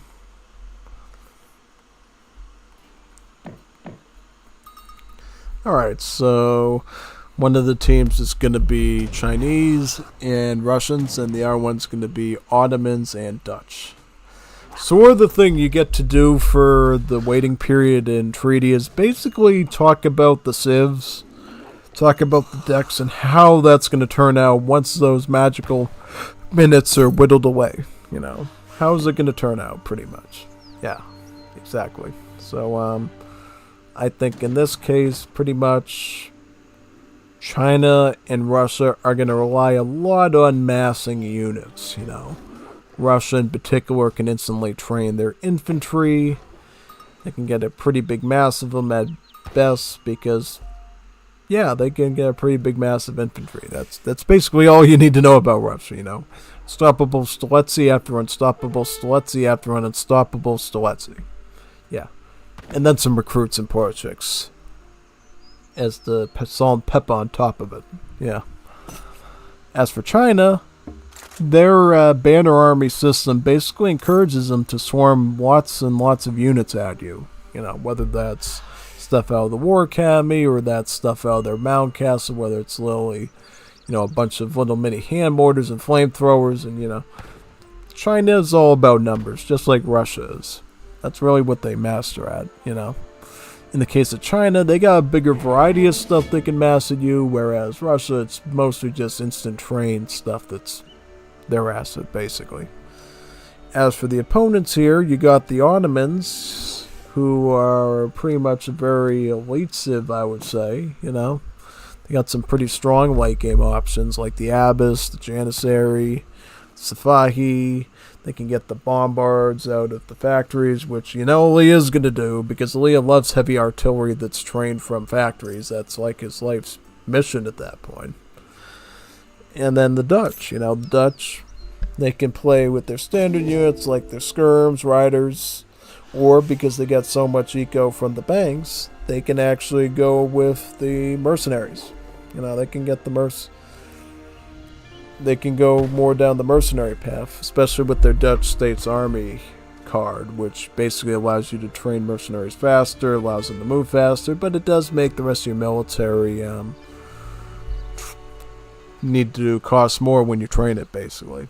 So it's a bit of a trade-off, but not too bad.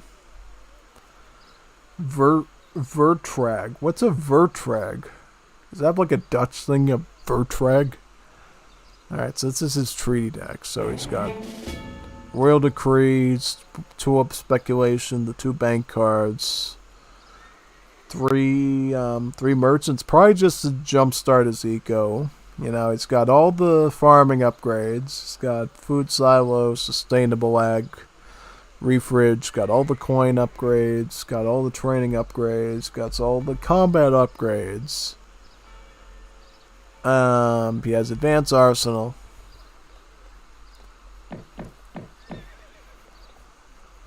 I'm surprised he didn't have any forts in here, because I know with a lot of treaty games people like forts, I'm surprised he didn't get amalgamation. No, not amalgamation, it's called castramentation. Yeah, castramentation.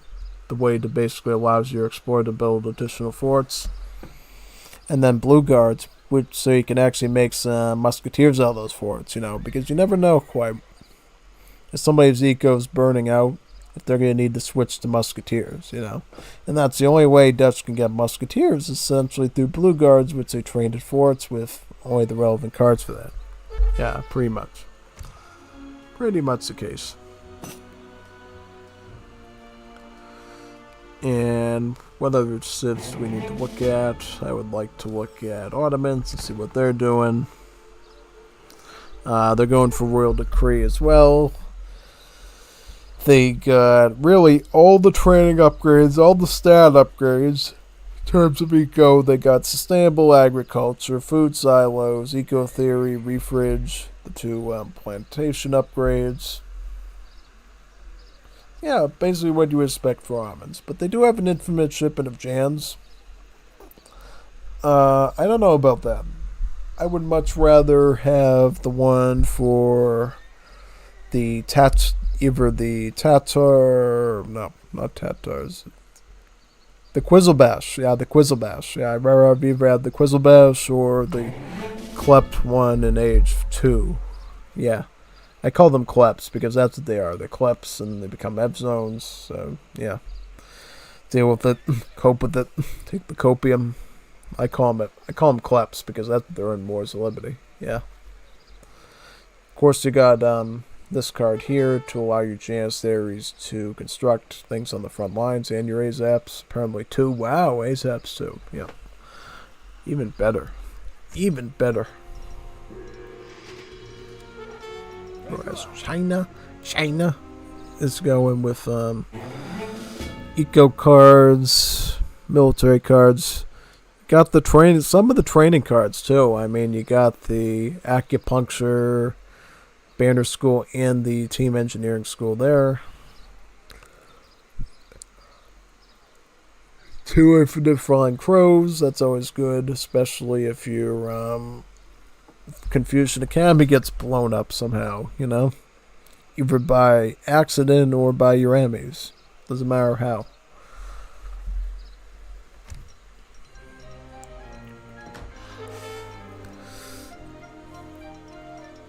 Is that basically what a Confucian Academy is? Is basically a big school full of a bunch of explosive fireworks and stuff.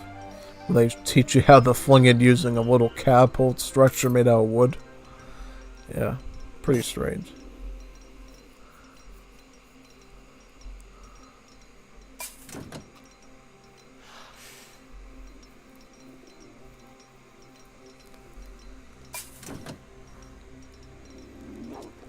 And last but not least, Unstoppable Steletsy Civ. Anything huge here we need to note? Mostly just improvements. And you do have Infinite 2 mortars. That's actually pretty good, you know. One of the things you're always going to need in a real treaty game is mortars, yeah. To try to shell through their defenses, pretty much, yeah. In particular for the longer treaty games, I mean, this is only going to be a treaty 20-minute, right? So it's not going to be a real treaty 40-minute one that I'm used to. I'm used to doing more of the treaty 40-minute and also the treaty 60-minute, you know. Unfortunately, treaty 60-minute I think is something that they don't support in games, so only way you can basically get a treaty 60-minute is through a scenario, right? And normally they have like this big like invisible wall basically you can't walk through. The good thing about those, the thing I like about treaty scenarios over the treaty mode is that the treaty scenario will actually allow you to construct wherever you want, you know, and will actually allow you to grab the natives, you know, and the trading posts, right, that your map has. Because you're not under specifically treaty mode, it's being handled by a trigger that's basically blocking players from getting across the map to each other for a number of minutes. So it's like, yeah, build whatever you want, because it's not like you can do anything lame. At best, you're going to build it right up against that invisible wall and be right at each other's, you know, direction at that point, which you kind of want, you know. You want people to be building for it in a long-term tree game. You don't just want people to get up to their Imperial Age economy, get all the techs, and then go to a furry convention for like 20 minutes and then come back and play, you know. I want people to actually begin their forward bases going, putting their towers up, planting layers of walls that they're going to put down, stuff like that, really. I like how China has started out with the German consulate. I think that was a pretty good move, honestly. Mainly because you'll be able to pick up those trickle texts, the one for capitalism, Colbertism, and distributivism. For some reason, I can't roll that off my tongue. Distributism or something like that. I either mispronounce it or it rolls off my tongue weird. I don't know. It's like one of those tongue twister things, about Peter Piper and eating peppers or something, Which I like peppers, It's not a bad story, really. Peppers are good. Whether it's the hot kind, the sweet kind, the whatever kind. Peppers are good.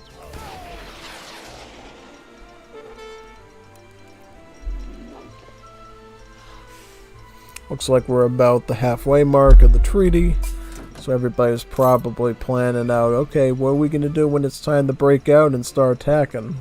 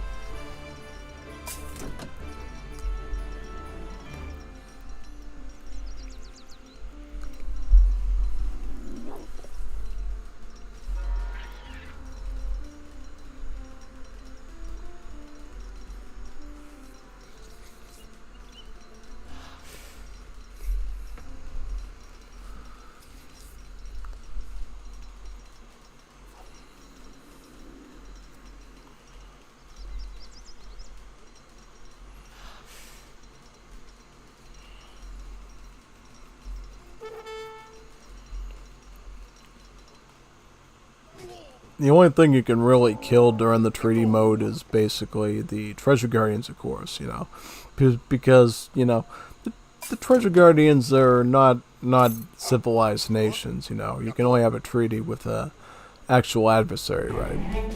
You can think of the alligators as like terrorists, basically. Alligator terrorists. Yeah. Must fight the terrorists, basically.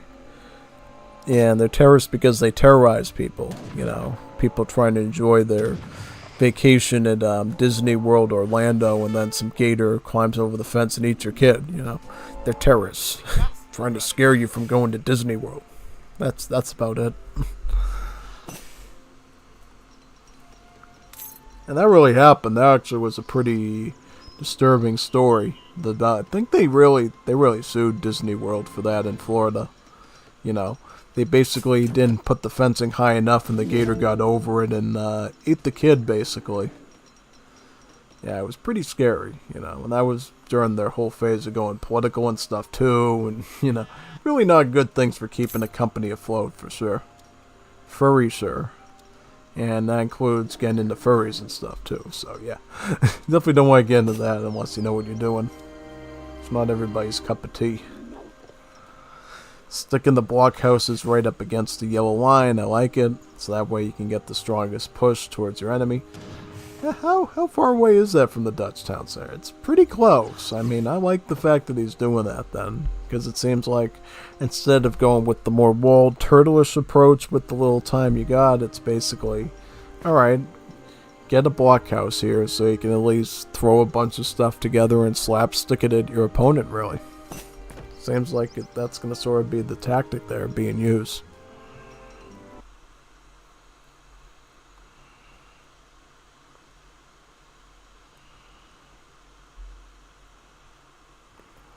Oh yeah, most definitely on that front.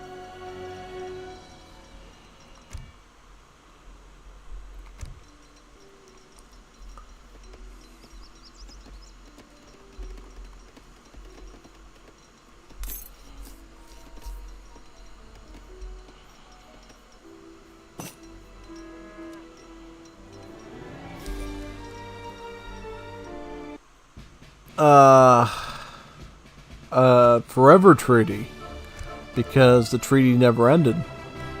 World peace was achieved. That's what I think. That's what I think. World peace was achieved through that. Most definitely. Peace to the world. I guess so.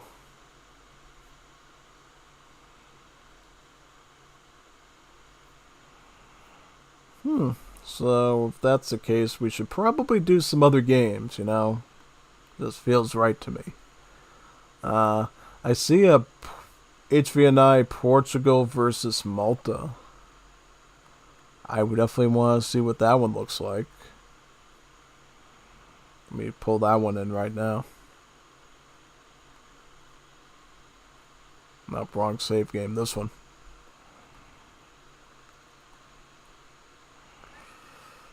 OOS needs fixing by the devs. Yeah, we definitely need to get that fixed. I mean, it's a really severe problem that really needs to be resolved by them, because how are we supposed to have like a competitive scene like AoE 2 does if every game recording we do basically says, oh, sorry, but the game out of sync because some weird bit of whatever script decided to stop working, you know? Yeah. It's not too hard to get a basic functioning recording system where the out of syncing is rare, you know. Yeah, pretty much. That's what I say anyways. Let's load this one up because I like Malta. I like seeing gameplay where Malta shows up. It's pretty fun for me to do. GG, well played. The most sportsmanship-like activity you can ever do. You know, acknowledge that they're going to lose and saying that they tried their best. You know, that's the most honorable thing you can say to a friend. Yeah. Acknowledge their defeat and acknowledge their strong will to fight, even before they've done either said thing yet. Yep. So we're on that map again where, you know, you got the canyons here and you got the two train routes. So we don't really need to go over too much of that. It's just going to be a little bit different now because you're dealing with Portuguese here, and as you know, they age up a bit different, right? They age up and then they get a covered wagon. That covered wagon can go wherever it wants. You know, it can go up here, it can go over here, it can go over here. Hey, it could maybe even go somewhere over here, you know, right in this corner. You can't go right next to it, though, because unfortunately the Starting Town Center has a mortars area that says, you cannot build here, you shall not pass. Because you can't blame your town center over people, you know. The developers, when they were working on Age of Empires 3, had a lot of PTS moments from AoE 2 where they realized, you know, we don't want to deal with any more Persian douchebags. Thank you very much, you know. And if you don't know what that is, go look up the Persian douche on YouTube, and you'll see what that build is all about. You know, get a Persian that deletes their town center, and they rebuild it next to their opponent because the Persian TC has more HP, and yeah, you just kill their town center with arrows and you win. And I've done it myself in FFA games just to take out a neighbor and grab all of his gold, and it is a legit build. Trust me, you should totally do it. It's fun. It's really fun. It's really fun to do. They will never talk to you ever again, but you should definitely do it. Yeah. Yeah. It's kind of interesting because that same sort of rule about the mortars area of the town, first town center applies in Wars of Liberty as well. But in Wars of Liberty, your buildings can actually attack enemy buildings. You know, if you have a nearby, you build an outpost next to a trading post, you can actually use that outpost to shoot down the trading post slowly but surely. You know, just so if the player's not necessarily on board with trying to defend that thing with units and go after the tower will actually clear out that trade route for the player. Yeah. You can also use, and that also means things like the camel palace caravan can literally shoot at town centers pretty much with Egypt. Yeah. Almost to the point that you don't even need artillery because literally the building itself is the artillery. Yeah. Very interesting stuff. Really is. Carmelite churches. Ships a number of church wagons, allowing you to establish additional churches in your town. So what's his deck? So he's doing sort of the Bolivian-like build, that I do with Bolivia and Moors of Liberty. So the idea is, really, get as many churches as you can, so that you can get as much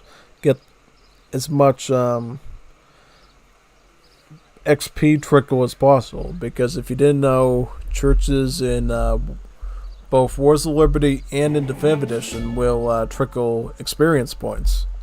Yeah, so they're not just about training a bunch of useless priests. They actually can trickle some XP.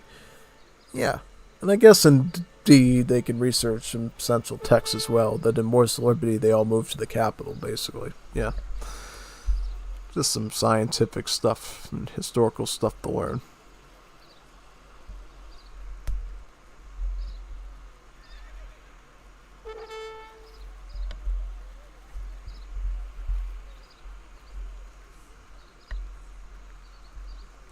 Wignet Core Constructions. This is a really good eco card. You should totally get it at some point. And basically, if you near like a defensive building, like a TC, a tower, or a commandery, your villagers will basically be able to gather things like from these cappies or from the trees or the mines about 30% faster. But if it's from away from that structure, then it's a bit slower, Much slower, actually. I think it's only like 10%, right? Yeah. Just something to keep in mind when you're doing that, for sure. Animal furry convention, sure. That is.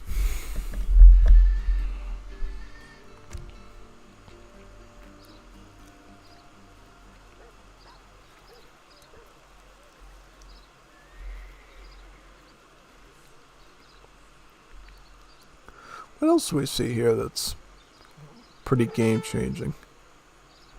Burgies. Commanderies now support plop and ore units are less expensive.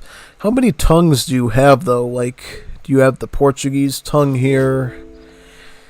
And French tongue over here? Any other tongues to think about? Well, I don't know. Yeah, only about 2. So basically the Cuirassiers and the Cazadors. Kind of the weird ones to go with, I would think you would want probably the Russian one with the Oprishniks, maybe the Spanish one with the Lancers, or the British one with the longbows. Tally-ho! Yeah. Those ones.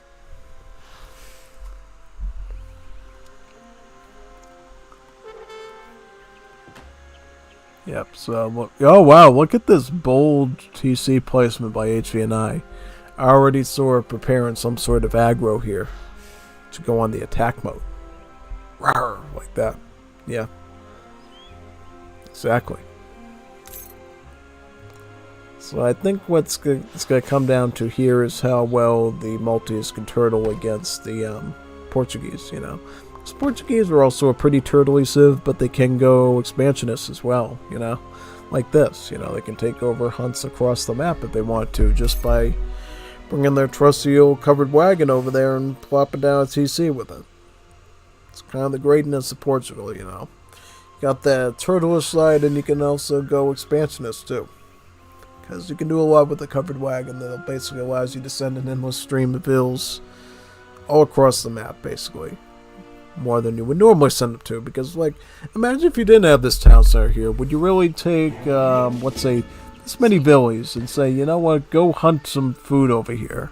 I don't care if you get hacked down by a bunch of hussars, because it's literally feet away from the enemy base. Yeah, that's what makes Portugal, You can do things that you normally couldn't, just because if trouble arises, just jump in the nearby town center, no matter where it is, basically.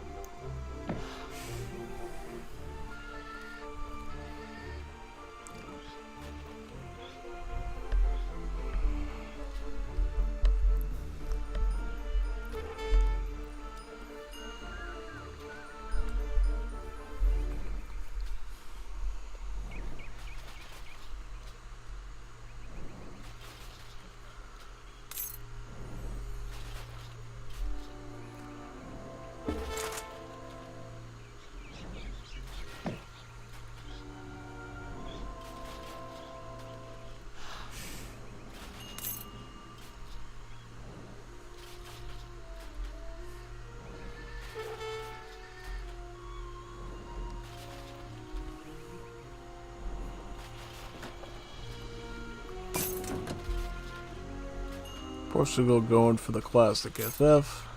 It's always usually the way to go because guess what? You go for another age up, you get another covered wagon. And more than likely you can set up the HC point right over here, right? No, they kept it back here. Alright, so maybe it'll go somewhere. Oh, so they're building sort of a triangle. You know, yeah, you got like one part of the triangle here, another here, and another part over here. And you also got the marksman as a politician. It's a bit slower than Exiled Prince, but you do get about 6 lovely Cazadors to start attacking your opponent with. Especially when their unit is the Sentinel, which is a Maltese Musketeer. Having Skirm is probably the way to go, right? Yeah. The thing you gotta understand about Sentinels, though, is that they're basically a really tanky Musketeer. In particular when they're near allied buildings, defensive buildings, like a town center or a tower. You know, you see that little thing underneath their feet? It shows the little Maltese crosses in little circles. That's sort of the aura of a nearby defensive building on the Sentinel, making it a more tanky and efficient unit, pretty much. Yeah. All the while, it looks like Malta is also got a covered wagon, so they are going to catch up a little bit, it looks like, in the villager training department. A fort? A fort? What is that going to do? Ooh, I want to know. I want to know what that fort's going to do.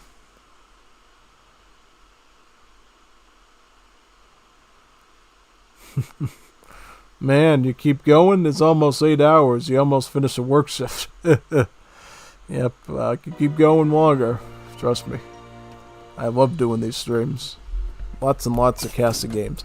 The thing is I got so many Casa games to work with for today. I could probably go all the way to, I don't know, what time is it now? It's like 12:30. Probably enough to go to like 2 in the morning. If you're willing to be there with me when I do it, yeah, most definitely, absolutely, absolutely.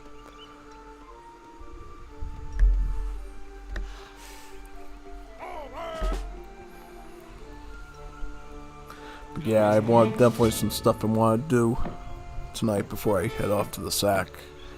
I think in particular I want to like publish this stream out to the Discords I haven't already when it's done. I also want to publish one of my PvZ Heroes game decks I did yesterday, because that's sort of something, a new habit I've picked up pretty much.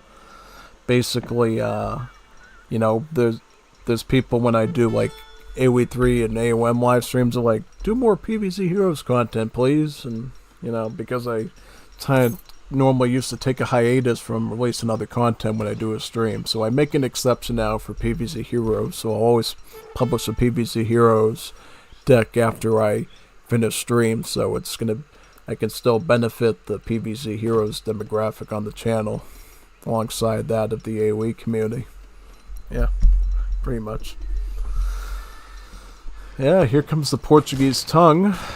So it looks like in the end Maltese ended up sticking their Maltese tongue down to Portuguese tongue, and now they can make Cazadors because of it.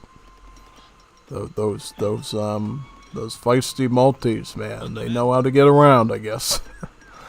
Yeah, most definitely. Yes? The cool thing about these tongue cards is all these order units, they shadow tech, right? Because if Portugal here wanted to go industrial age, Portugal would have to pay a whopping 600 wood and 600 coin to actually get these Cazadors upgraded to guard, right? Whereas Malta, they don't have to do that. It's free. It's like a coupon. It's totally for free. Yeah, pretty much. Totally for free.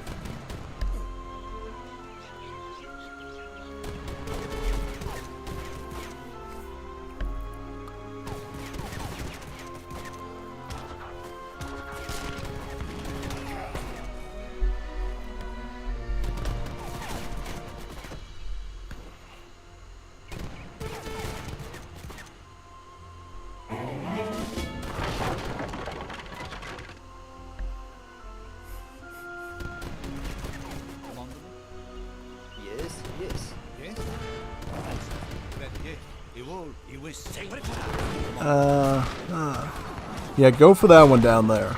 You can basically use your Cazadors to... The cover mode is a good move by Leah's part, though. You know, I don't think enough people use cover mode. Basically, what you can see here, what it does is it basically puts the Halberdiers in a slow movement. It cuts their damage in half. And they essentially gain 50% pierce armor and 50% crush armor. So they become really impervious to ranged attacks as well as artillery attacks. Yeah, and it works really good when you have more of the units, basically, because it means you're more likely to reach your target, I think. You know, if it's only 1 to 2 units, cover mode is kind of a waste, but if you have like a big army of halbs and pikes, and you put it into cover mode, and you got enough like upgrades on them to make it justifiable, you can basically hunt down, you know, an enemy who's locked in a certain enclosed area and just take them out pretty much. Yeah.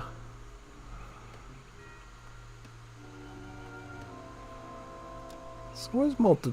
Malta just resigns. It's like, why did they resign though? Were they?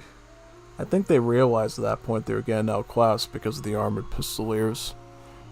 Yeah, that's the thing about Portuguese. You know, the kind of if Portugal is played right, it's probably the only civ you'll ever need. You know, because all you do is just stick a bunch of town centers everywhere and just pump out villagers, and no matter what your opponent does, you always have more villagers than they do. You know, it's like a longer lasting version of British. You know, with British, they just build a bunch of manor houses and the 20 villas are out and it's done. With Portugal, that's like something you have to deal with the whole game. And not only do you have that, but instead of these nice little British manor houses, you got these big bulky town centers that if you walk too close to the thing, you're going to get shot at. So, I mean, yeah, not as pleasant, you know. Just the power of armored pistoliers in action right here. Look at this, 43 kills versus just a mere 26. Crazy, isn't it? Yeah, quite crazy. Quite impactful, that is. Like, oh, Top Conquerors is here. Nice. Like watching Top Conquerors. How you doing with Rise of the Gago? Are you getting that mod working good? It's definitely a weird mod, but I like it, you know. I think I told you about what I thought of when I saw it. It's like, you know, you're taking a special trip, and I do mean a special trip when you play it, you know. Yeah. It's funny though, you know. You know what Rise of the Gago reminds me of? It reminds me of that meme they did about Mayro and Super Smash Bros. Back in the day on Vinny's channel, Vinesauce. I remember that. Like they went to Shrek Swamp and stuff. That's what Rise of the Gago reminds me of, because it has the exact same color palette, drawing. It's a meme. It's a walking meme, and I like it, you know. Yeah, pretty much. Is there any other ones I want to hit? Dutch versus Inca. Yeah, we haven't seen any Inca today. We may as well do an Inca. Let me do an Inca. An Inca would totally be a good one to do. Let's do an Inca. Let's do an Inca. Let me just paste that one in here for save game, and we will continue. Pretty much. Yeah.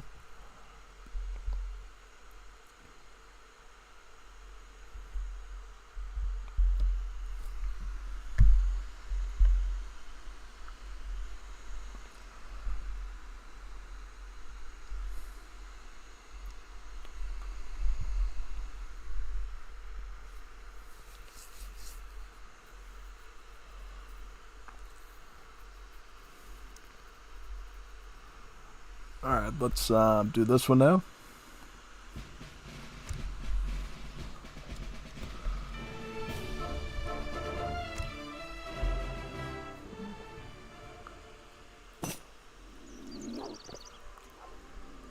Alright, so let me just get this off. Okay, so looks like we got a ranked game at, I'll call it ESOC Arizona because it looks like Arizona to me from Legacy. And we've seen this map a little bit earlier, but quick story. Basically, you got this sort of like canyon in the middle of the map where the trade route sort of goes through at this point. And you got 2 trading posts on each side. You got one on this side, you got one on the other side, you know. And this rock barrier here basically prevents you from going straight at your enemy's base. You know, this thing will always provide some sort of straight cover for that. And on the sides, you got some natives. You got Zapotec, and then you got Mayan natives too for this one. So, some interesting options, mostly in the area of anti-cav. But let's get started. This one should be pretty interesting. Yeah, because I feel like Dutch and Inca are sort of the same concept, but a bit different, you know. With the Dutch, it's all about banks and trickling coin. For the Incas, it's about concha houses and trickling food, right? So that's why I like both of those civs, you know. They really have a good emphasis on trickling lots of resources so you don't have to do that macro yourself. Yeah, it's pretty good. Pretty powerful, I think, honestly. Most definitely. Yeah, for sure.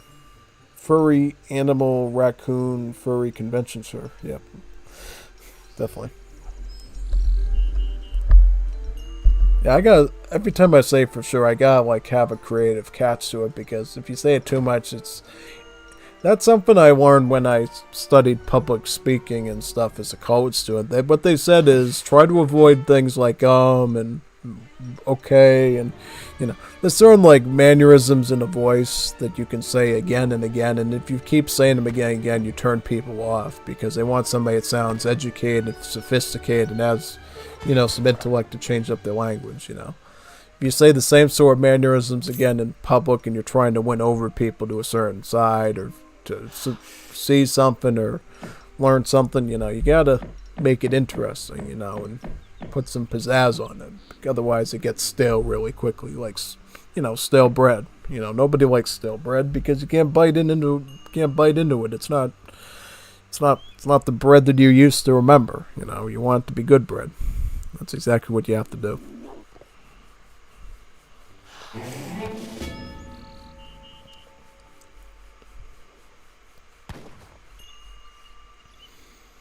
Yep, so let's check out this deck of HVNI.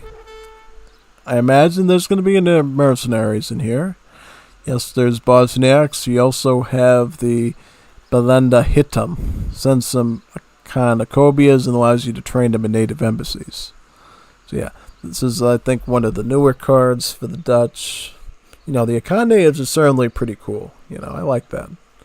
I like that for furry animal, sure. Yeah, furry raccoon hat, sure, actually. Yep. Other than that, though, it's looking like a pretty standard Dutch 1v1 deck, I would say. You know, you got the Rider and Skirmisher essential shipments here. You got the crates that you normally would want to have. You got the bank card. You got the 2 bank build limit cards, the Royal Decree, tulips, heavy cannons. Yeah, you really got all the main 1v1 cards on the nose there with that.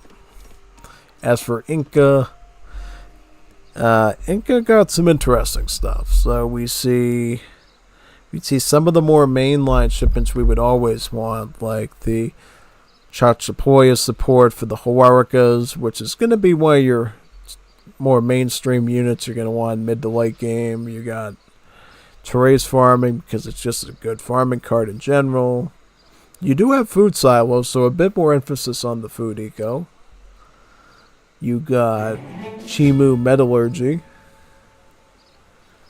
Yeah, this is a pretty good one because this gives you a really good mining gather rate and allows the mines to last longer.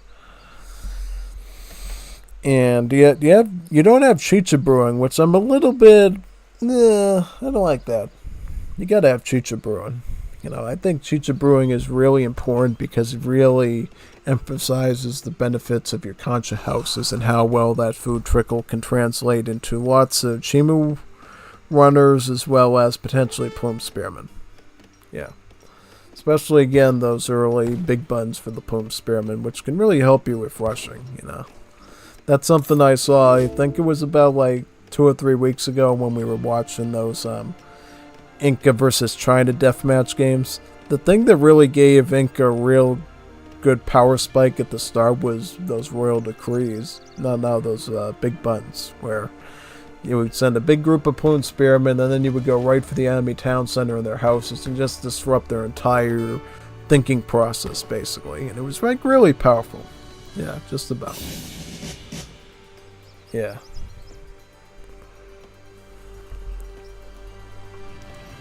Most definitely.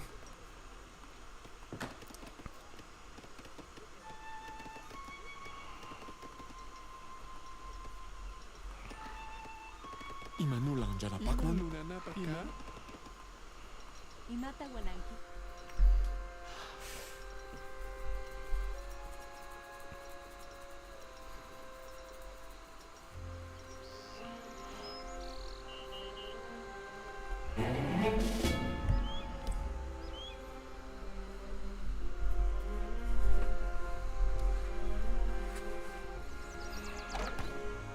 Mamluna Napaka, Yacha Kushka.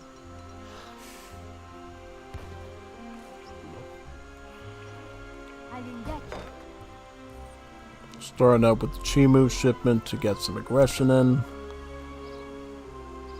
Yeah, this is definitely a bit different than what I'm used to, because the Soravico build-up I'm used to is 3 villagers, followed by 5 villagers, followed by 2 war huts, and then depending on what you're doing, either the infinite wood shipment, which you would normally have here, or Chimus, basically, you know.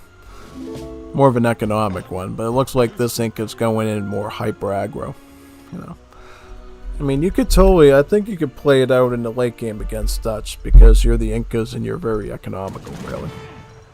Like in this situation, though, I think the Chimu is probably the right way to go, because it looks like Dutch sort of fell into the mind trap of thinking, oh yeah, I'm just going to make skirmishers, because that's something I can actually make in Age 2 as the Dutch, and nobody else can without the, what is it called, the Napoleonic era card now for the French. Yeah, it used to just be called early skirmishers, now it's called Team Napoleonic era or something's like that, which has the French flag on it. Yeah. But I don't think Team Early Skirmishes is all that good usually, you know. I'd rather have something like they have in... I'd rather have some of the early cards they have for Wars of Liberty, whether that's the one for early artillery or the one for early heavy cavalry, you know, which they have. They have one for heavy cavalry that basically unlocks things like the Cuirassier, you know, Spanish Lancers in Age 2. That's a pretty big power spike. Or the one that the Danish had, Team Early Artillery, which basically said, you know what, you can make falconets and artillery foundries in Age 2 now, basically, and just with a little bit of nerf stats to it, so it's pretty good for that. Yeah. Also, wow, look at this cool trick by Aaliyah here, using the gate to basically stop his melee units from saving the archers. That is absolutely crazy, actually. Yeah. Absolutely brutal. Is he gonna try defending with envoys as well? I see he's got some envoys there. We'll see, though. I think they're trying to hit the Hussars, though, but the settlers again in the way trying to punch the Inca.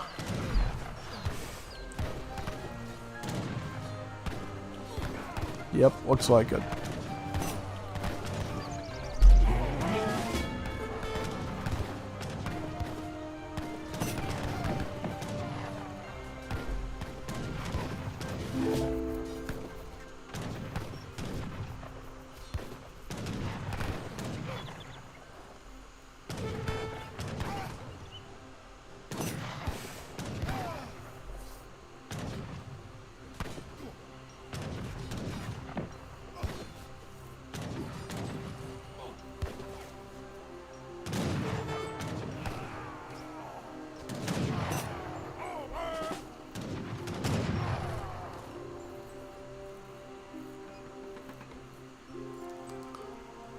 Inca resigned, it looks like. Probably felt like they couldn't keep up with the tempo, I think. Yeah, seems like it. Yeah, because I can see they building the tempo up here with the pikemen and skirms. Yeah. I still think it was a little premature, though. You know. Like, Inca still had cards. They could have sent some villagers in. They could have sent the war huts in. I think they quit that way too soon there, honestly. Most definitely. In that case. Yeah, the Dutch just a little bit ahead because, you know, they were totally invested in doing their banks, whereas Inca really wasn't doing their job with the concha houses. I think if Inca went deeper into concha houses, they probably could have, you know, put a more sustained fight into this, honestly, and gone for the crushing attack, you know. Because all you really need to do is just get enough plume spearmen built up at some point to snipe one of the banks. And Dutch are basically forced into a tailspin at that point once their banks go down, because then they're forced to mine the coin, and since their villages cost coin, it's like, you know, really not that great, because it really slows down their whole macro pretty harshly, I would say. Sure. Free sure. Free catcher. Yeah. Absolutely.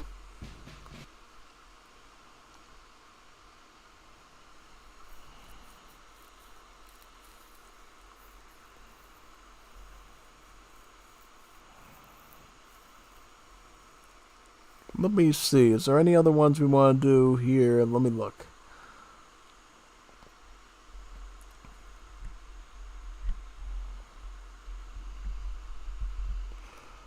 What's this one?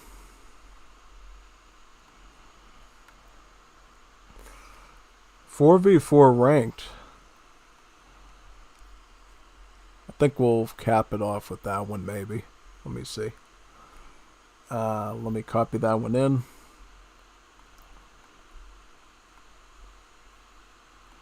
That should be a good one to do. We need something spicy for the last one.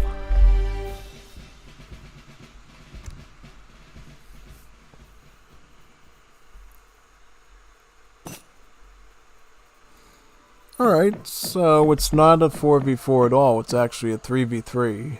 I got scammed. I'm gonna call the Better Business Bureau on you, Leah. Can't be doing that, man. It's gotta be a 4v4. It's only a 3v3. So what are we gonna do about that? I don't know. But yeah, this should be a good matchup though. We got another Malta again. We got Malta, United States, France versus Spain and two Germanys. We know at this point what Elias Germany is fully capable of. We've seen it quite a bit. So this is something worth seeing, I think. Going up against certainly a defensive civ like Malta, United States with their good old coffee mill machine guns, you know. All that's good stuff. Biggest thing I would say for this map to pay attention to, of course, is the fact that you got water on both sides of the map. So fishing is really possible for like two of the players here. The pocket position player here can certainly go fishing, but they got a bit more of a walk to do it, you know, so maybe not. Maybe they'll just focus on land. You know, the ones on the rears here can basically do the fishing a bit easier, so they'll probably do that. And there's trading posts along those water routes as well, so definitely grab that if you possibly can. In terms of natives, you got Whalebach here, so basically just a bunch of Chevalager and Mountain Troopers for the most part. Yeah. Let's get started. Okay. Captain Jimmy has learned Grandma's tips and tricks for gathering blueberries, boosting their gather rate by 25%. Oh, that sounds real personal, like somebody actually remembers their memories of their grandmother teaching them how to grab blueberries, you know. Why do you need tips and trips for gathering blueberries, though? I don't understand that. What does that mean? Because, at least when I grew up, you know, there's areas I was in where there were blueberry bushes, you know, and it wasn't that hard to grab them, you know. All you really need to do was make sure it was an area that you could safely get them, you know, because some of the bushes were clearly inland, you know, on the coast of where I was, which was a lake area. So basically, you just walk there, grab the bushes off the berries off of the bush, and just eat them, you know.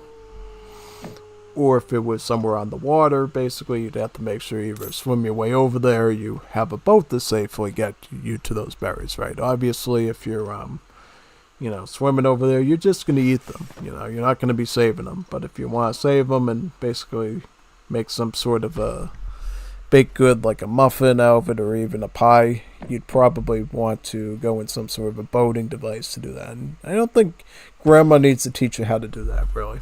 No, not really. But overall, I'm thinking for this match, we're going to see a lot of wacky plays, I think, because this is right around the time that Aaliyah has sort of pushed towards doing a lot of stuff with Blood Brothers and natives. And maybe I Am Rake will follow him in that, you know. I don't know, though. Captain Link is certainly going to be a good contender here, I think, as well. With Spain, pretty solid Civ, I think, for any situation, whether it's 1v1 or team. And then on the opposite side, you got France, you know, bland Civ, French onion soup, basically, with Swiss cheese, you know. Isn't bad, isn't good, you know, it's just what it is. Yeah. But then you get USA, which has some pretty crazy builds. And then Malta, which is a really good defensive booming powerhouse, I think. So could be interesting, you know. So let's go over all these ones. All these decks, really. Looks like Aaliyah is going with he's using the Blood Brother deck here. So basically a lot of native coverage. Looks like he modified his a bit to have 2 Industrial Age shipments. The single shipment of the Wen allies, which are Cuirassiers, and then the infinite shipment for the Habsburgs here. The Habsburger helpers here, pretty much, yeah. And then, otherwise, you got Circle Army, you got Native Warriors, and you got Prince Electors, which lets you pick a native, a German native, and basically have them at an embassy and then be able to train their units for population, you know. Just so you don't overwhelm the map with native warriors, which is good, you know. You don't want to do that. What about Rake, though? I'm wondering what Rake's doing. Rake is going to be playing more mercenary, because we got mercenary camps, and then we got the good old Witch Hammer here. So this is mostly going to be mercenary play from Rake. So we got a mercenary spammer, and we got a native spammer. And what's Captain Link going to do in relation to all this? Is he going to like sort of play standard FF? Is he going to go FI? Is he going to do Argentina Revolt? What's going on? Beginner. Is this what beginners design? Because it doesn't look like a beginner's deck. Like, these are some pretty good cards. You know. You even got the good old Infinite Sheep and Homestead Wagon card here. This is a card that Toledo would 100% approve of. You know, the ability to make a livestock pen and put some animals around it. Because Toledo, in every game, lived on herdables. So this is really good for him. Especially with España. Yeah. Otherwise, I mean, looks like a standard Spanish deck, I would say, you know. I mean, this card here, Marvelous Year, is certainly popular with a lot of people. House of Trastamara can be pretty popular too. This is certainly a must because it basically combines both fencing and riding school together, which is a really good thing to do. You got the Caballeros here, got Cav Combat, Archaic Infantry Combat, so you got all those combat cards, really. Yeah. What's this one? Team 1 Heavy Cannon. I almost forgot about that one that they add to D. It's pretty powerful if you can literally give your entire team a heavy cannon, I think. Merci beaucoup. He's speaking French to him. Didn't know Leah spoke in the language of frogs' legs and croissants. And, Parisian women. Hairy armpits, yeah. Stinky. Very stinky.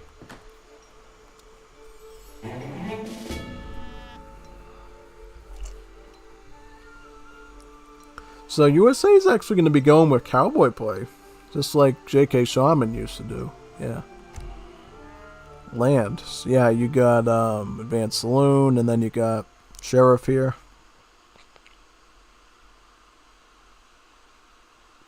So yeah, this is looking very John Wayne-ish here. What's the age up going to be? Is it going to be Pennsylvania?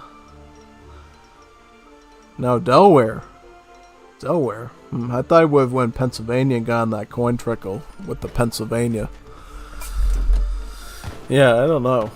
Must be doing something a bit wacky then. Delaware's probably like the second, I would say like the second choice for a lot of USA players. My personal choice is Pennsylvania, but you can do Delaware. There are some people that do Virginia as well. They can handle Virginia because of their very powerful card that basically allows them to get spend a shipment, get 2 shipments in return, basically, and really stack up some powerful cards. Pretty much, yeah.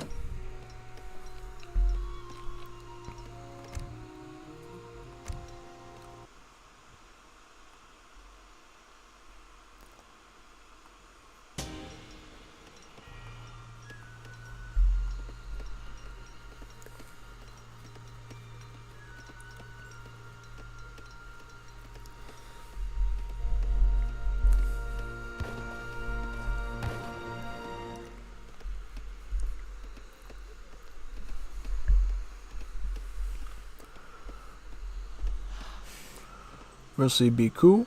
Oui. S'il te plaît. Oui. So it looks like these players will be grabbing some fish, it looks like. Or at least it looks like the United States are. If basically this player here, Captain Link, doesn't contest the water, this basically means that USA is going to have a really booming economy here. Having access all these fish and whales by themselves, really. This could be a pretty good game changer if they stick to it, really.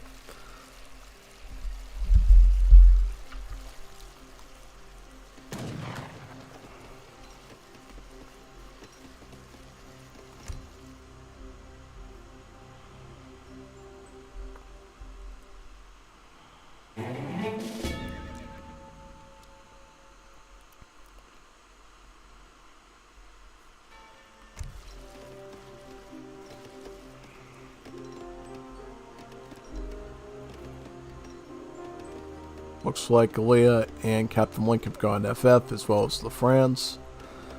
France in general is going pretty late gamey here. You know, they're playing more like treaty deck, if anything. You know, picking up Refridge, then Royal Mint. Yeah, so they're playing like more treaty-ish.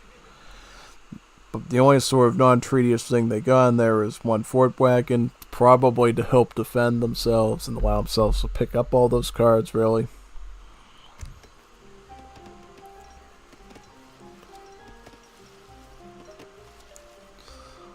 Iron Rake is starting to get a couple of crossbowmen here. Are they going to sort of go on the offense soon? It looks like, maybe.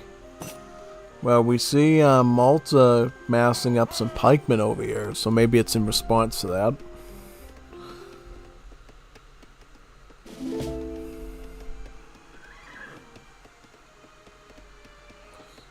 Yep, they got Vitriosa. Now the Settlers Lily just costs like 50 food, which is like nothing.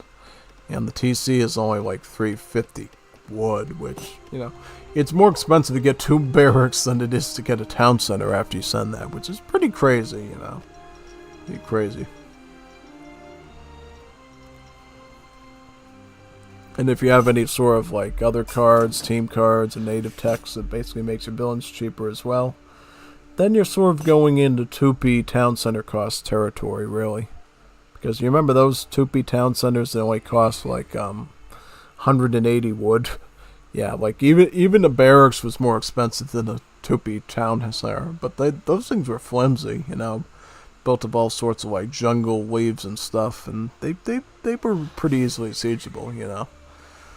I think in the original league I was part of, I basically destroyed Lars by taking all the Mapuche war chiefs and sieging down his 2P town center, because back then 2P town centers couldn't fire projectiles back at you. And that means you could basically just take out the town center for free, really. all the stuff I wish I recorded back in the day and had proper hardware to do. Yeah, it's unfortunate. You know, it happens.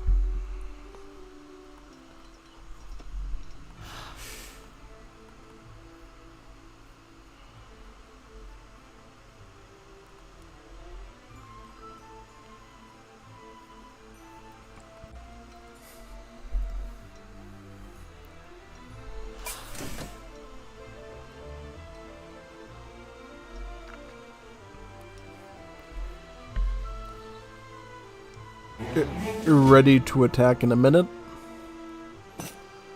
Are they ready to attack in a minute?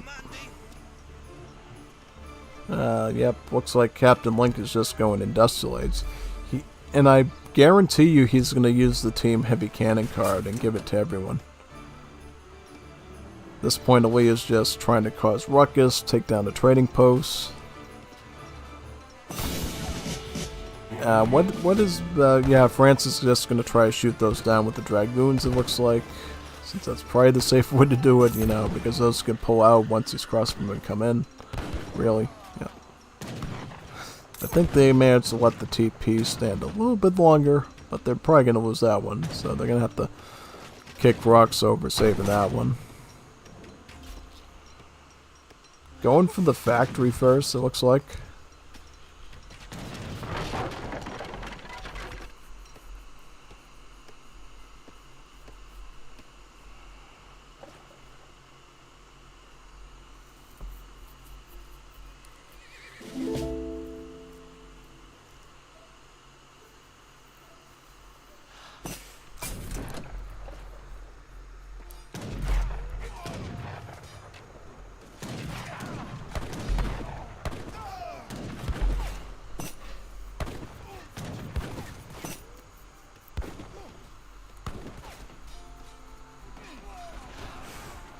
Up, had a bit of an itch.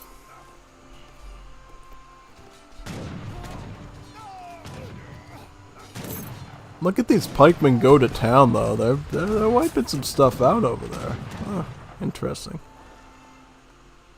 Alea came forward with about 2 falconets from the engineer politician.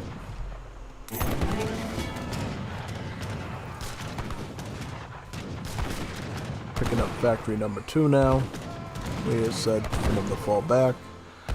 Because now they realize they've got a pretty good mass here of veteran state militia dragoons, and they're going to have to handle that appropriately now.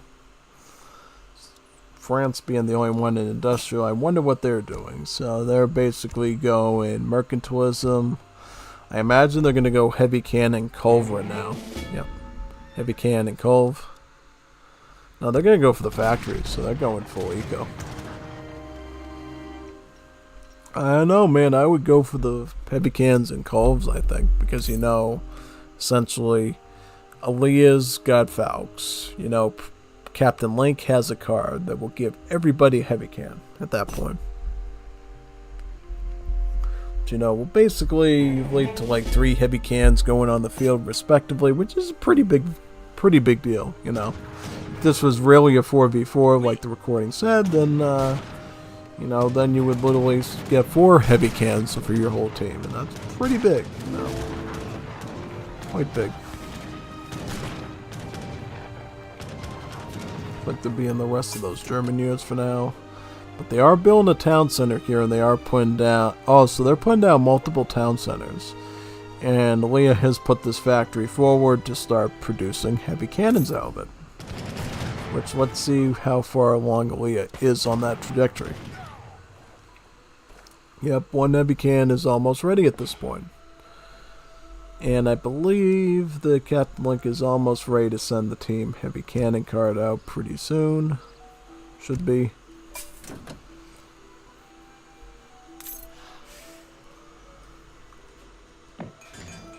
Oh, Rodeleros, and went all the way up to the Royal Guard Espadachin upgrade. Ah, that's pretty interesting, you know. Pretty interesting. We don't always see that, you know. I don't always see Age 4 and beyond Rodeleros being a big thing, you know. For me, it's always like Lancers and Skirms, you know. Lancers and Skirms and the Pikemen. But no, Rodellos, they could be interesting, Sacrifice a lot of the anti-cav power of the Tercio for the mobility, I think, and slight improvement on their base attack, They can do a little bit more damage to artillery and stuff, slightly.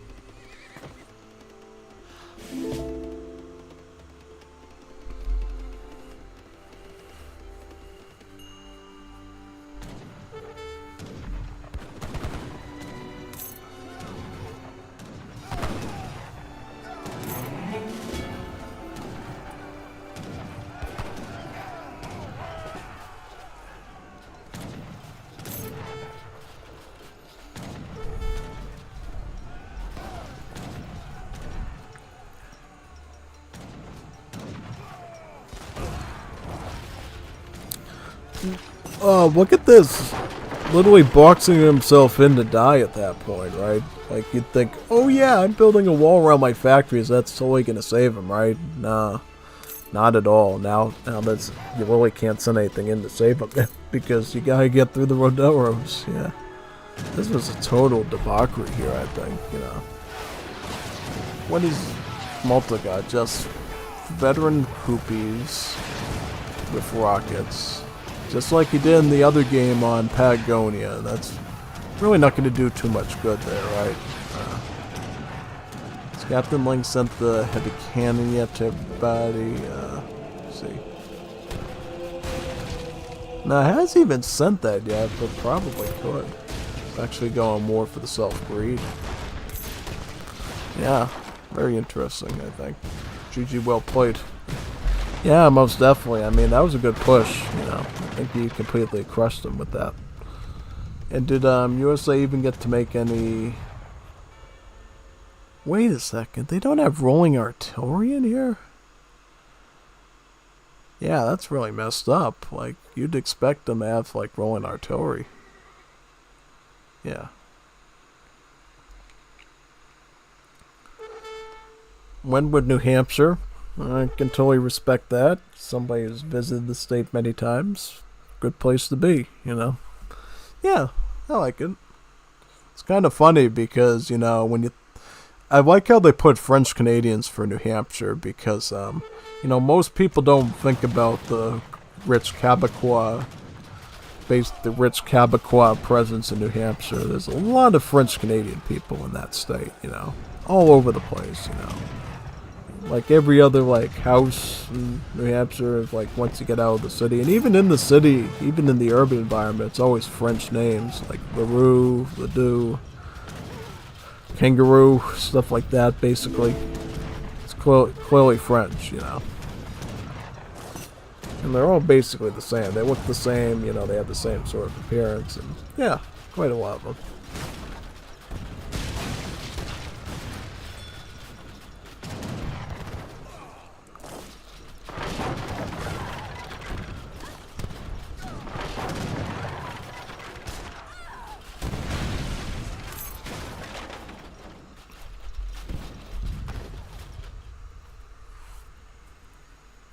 Nice. That was a good one to cap it off with, I think. Most definitely.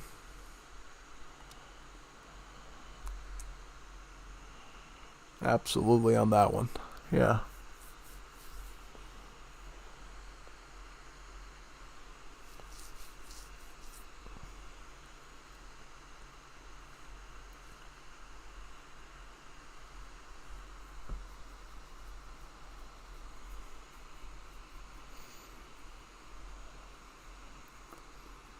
Yep, and what about the military?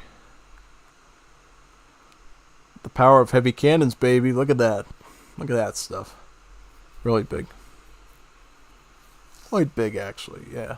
Super big.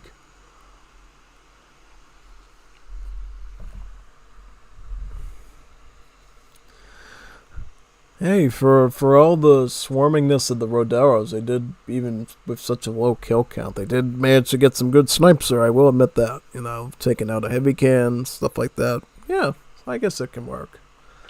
Guess it can work in the end.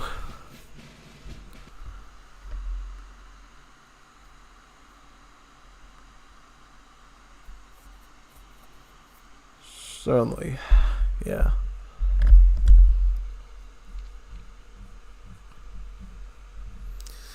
Alright. I think that's about it for now. I wanted to grind, I think, on PVC Heroes a bit and get today's special event done so I can get another thing of cards because, you know, you have to grind enough in that game to get plenty of card packs, and I want to be able to make some cool decks in that, so I better go do that now. Anyways, thank you for the stream. We will still be streaming on Thursday. The Wars of Liberty stream, right? Just make sure that if you're a Wars of Liberty person, you want me to stream a long stream like this one that's about 8 hours long, as much as a Dolly Par 9 to 5 gotta do a living level stream, you're gonna have to make sure I have enough recordings to work with, you know, and I'd be happy to do them, you know. I guarantee you we'll even get even more views than we did for this stream, you know, be pretty insane, you know. People love Wars of Liberty.